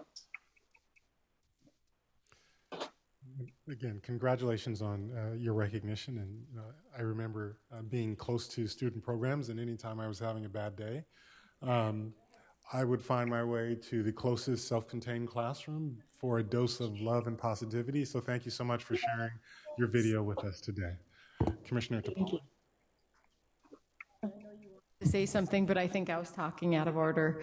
I echo what Commissioner Tostin said, because that was a place where you could go have fun. The teaching was exciting, it was engaging, and it was hands-on. And it's hard enough for just a general ed student to sit there and listen to what's going on, but for somebody with attentional issues and having difficulty, it was very exciting. I'm echoing. I'm dying all day with this echo. But, just jumping around from one activity to another and the excitement and passion you bring. So thank you so much. You really need to bottle it, but also not only for special ed, but also for gen ed. As we're moving towards inclusion, this is the excitement, the passion that we need in teaching. So thank you so much and congratulations. Thank you so much. I just want to add my congratulations. Wow, can we have that video play at the end of every one of our meetings? You are inspiring all of us and energizing all of us to get back to what we're trying to do too. So thank you, congratulations, and all your students. Please thank them for sharing themselves with us, because we wouldn't get it all if we didn't see them interacting in the video. So you guys are all amazing. Thank you. Thank you. I'm going to jump in here quickly, and I'm a faculty member, and I know some of your professors at Cal State Long Beach, and I know how proud they are of you, and that you were invited to speak at California Council on Teacher Education last fall with the ACSE group, so well done. Thank you. All right, commissioners, we have one more, Teacher of the Year.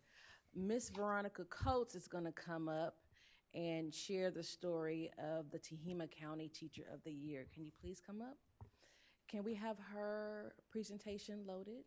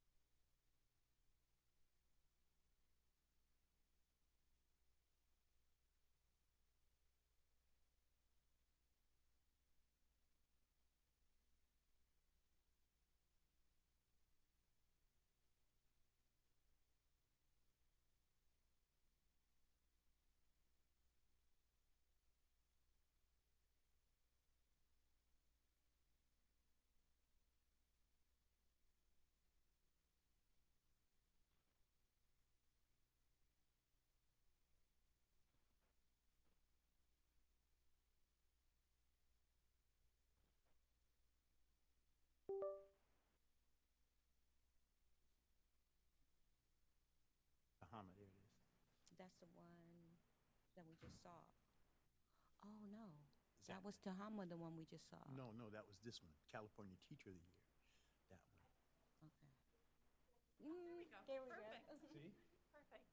I really shouldn't be the one presenting, but our Teacher of the Year had some unforeseen things happen today and wasn't able to attend, but she's totally okay. She just can't be here. So the joke's on me, because she's been on this road show much like Sovi, and I think her humility also is probably laughing at me. She's probably watching right now and really happy I'm up here instead of her, but she really deserves to be recognized as well.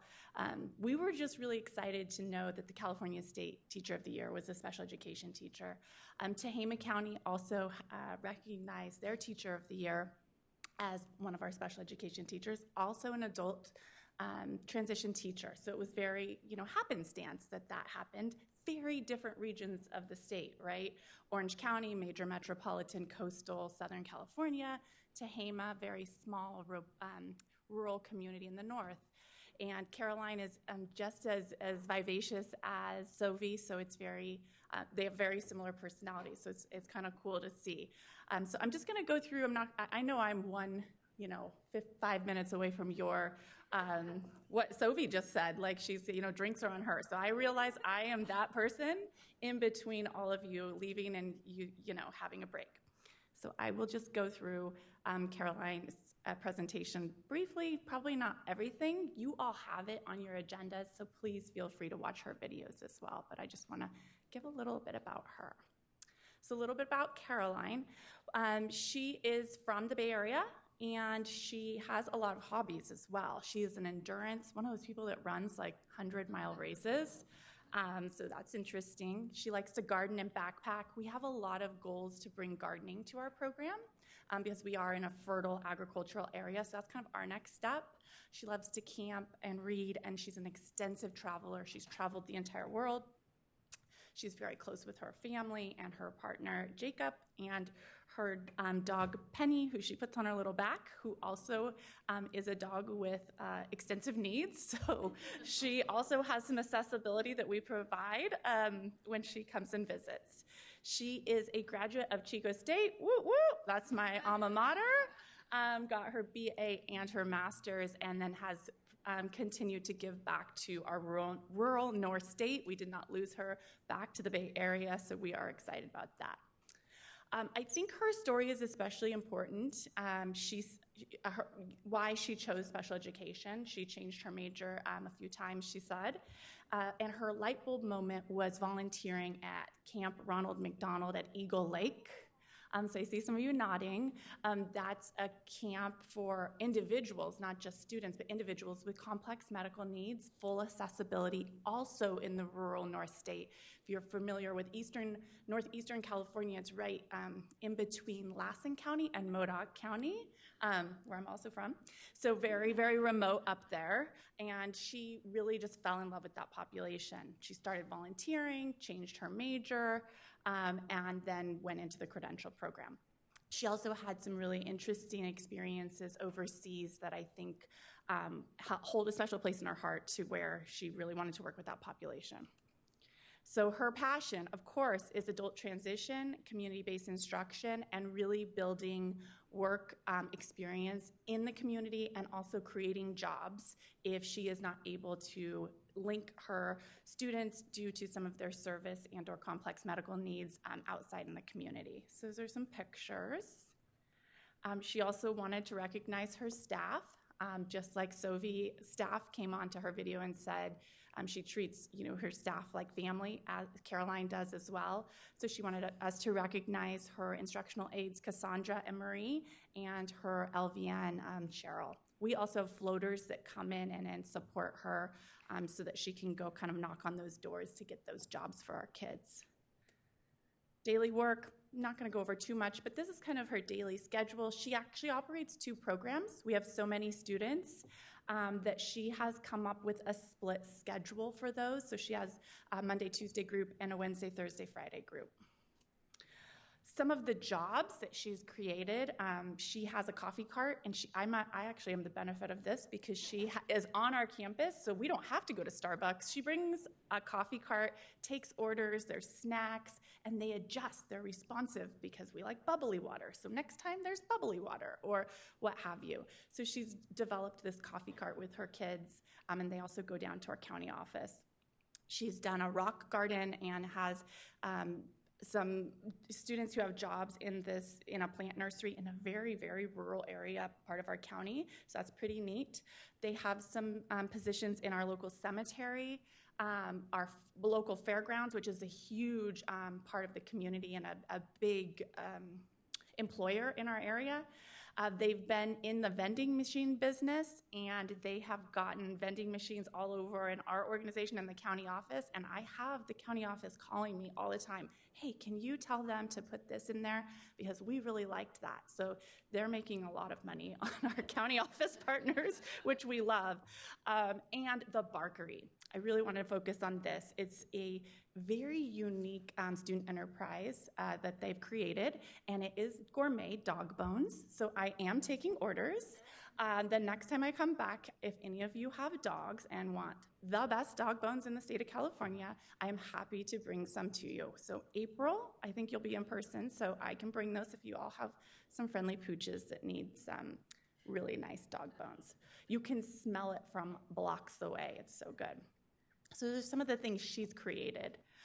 This is a video. I will let you guys watch that on your own time, but she kind of showed her daily life. It's a lot. It's on fast forward too. It's a lot of things.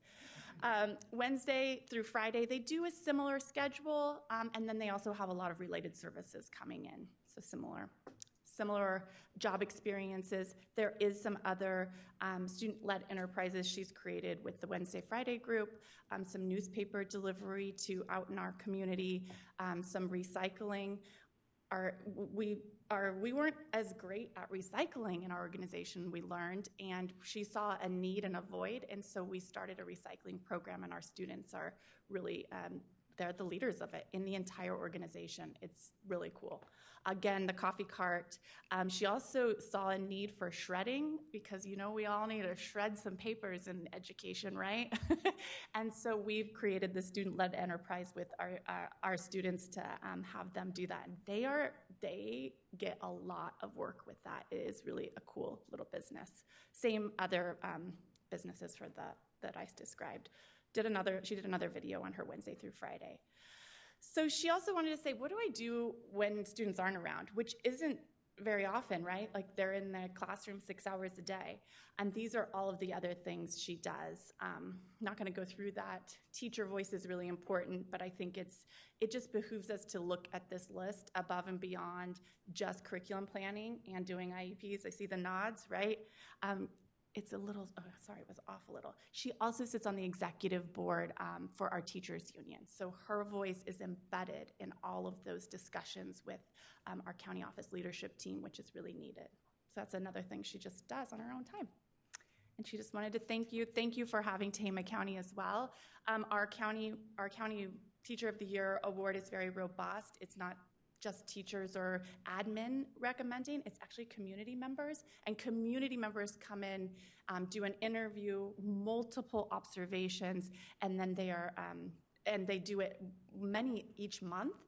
There's a featured teacher almost every month, sometimes more than one, and then they choose at the end of the year and are recognized at a very large community event that does Volunteer of the Year, Farmer of the Year, Business of the Year, and Caroline was the Teacher of the Year this year. We're immensely proud, and I think she should apply for California State Teacher of the Year next year. Sophie has inspired me to push Miss Caroline to do that. So thank you for your time. All right, thank you, Miss Veronica Coates, for speaking on the behalf of Caroline. And would you accept our certificate on her behalf? I'll come down. When you're done. Okay. Thank you so much. And can you please tell her congratulations, and we appreciate her service to students and families in California. Commissioners, would you like to make a couple of comments? I have Commissioner Sorter. On behalf of Daisy, my St. Bernard, yes, we will take some dog bones in April. We'll give you an extra large one. Okay. Well, I just want to commend Debbie for just her creativity and involving her students in a broader community outside the classroom or the school. I mean, working with county office and other community members. So thank you for sharing her extensive work. All right, thank you. Can we please have the public comment slide up? And are there any public commenters in the audience?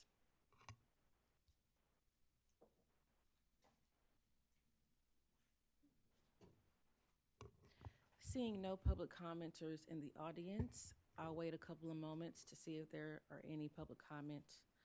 Oh, I forgot about Don and Lopez. Commissioner Lopez and Hamilton, do y'all have a couple comments? This is Dawn, and I do not. Got Emerson here with me though, so you've got a student in your meeting as of right now. Yay. All right, Ms. Alvarado, do we have any public commenters? Yes, we have one caller. One moment.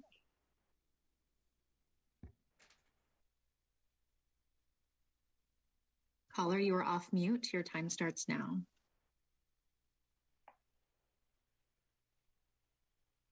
Hello, thank you.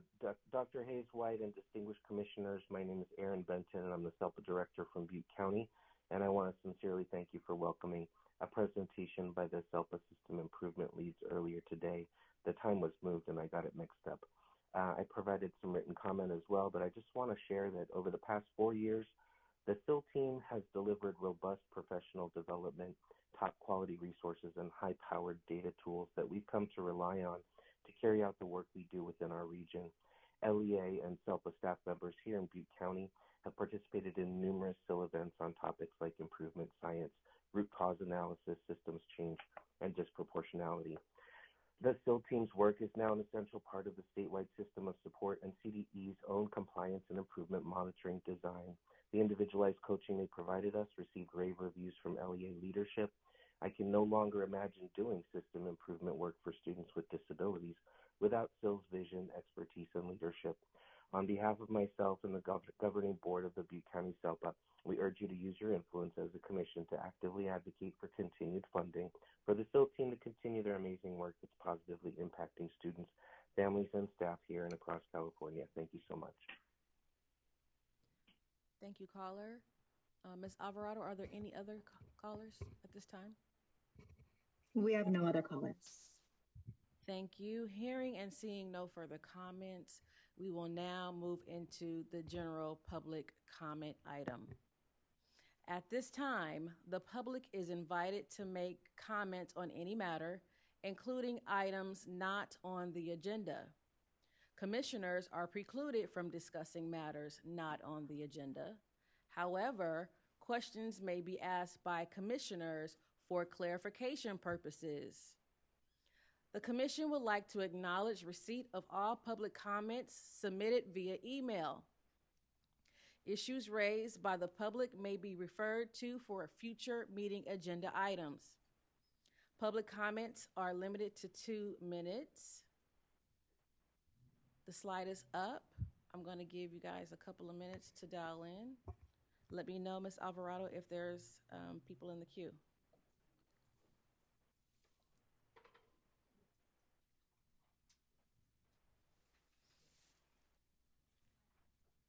Sure. You sure can. I want to thank the Commission for having liaisons. Oh. What was that? The Commission for having liaisons that reach out to different organizations throughout the state that help and support students with disabilities and the LEAs that serve them. And I want to specifically acknowledge and thank Chair Havana Hayes White for her reaching out to the SELPA Association and connecting with us to support students across the state.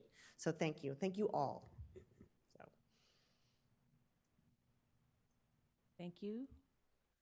Ms. Alvarado, are there any public comments on the phone? We have no callers. All right. All right. Before we close, I want us to remember the adjustments that we've made because we've been behind. Okay. So starting with item number 7, right? We had to move that so we could adjust. So we're going to have item number 7, O&P and Bylaws Committee report out for the 10 o'clock hour. And one more final adjustment. In order for us to have Commissioner Hamilton attend our Goal Award Committee, because she's co-chairing with that, we're going to make the adjustment from that committee time from 8 to 8:30 and move it to 9:30 to 10. So the first committee work tomorrow is going to be Legislative and Policy Committee at 8:30, and everything else remains the same. Yes? Okay. All right. Commissioners, it was wonderful to see you. It's 5:09. Seeing no further business, I now adjourn our day 1, February 15th, 2023 meeting at 5:09 p.m. See you tomorrow at 8:30.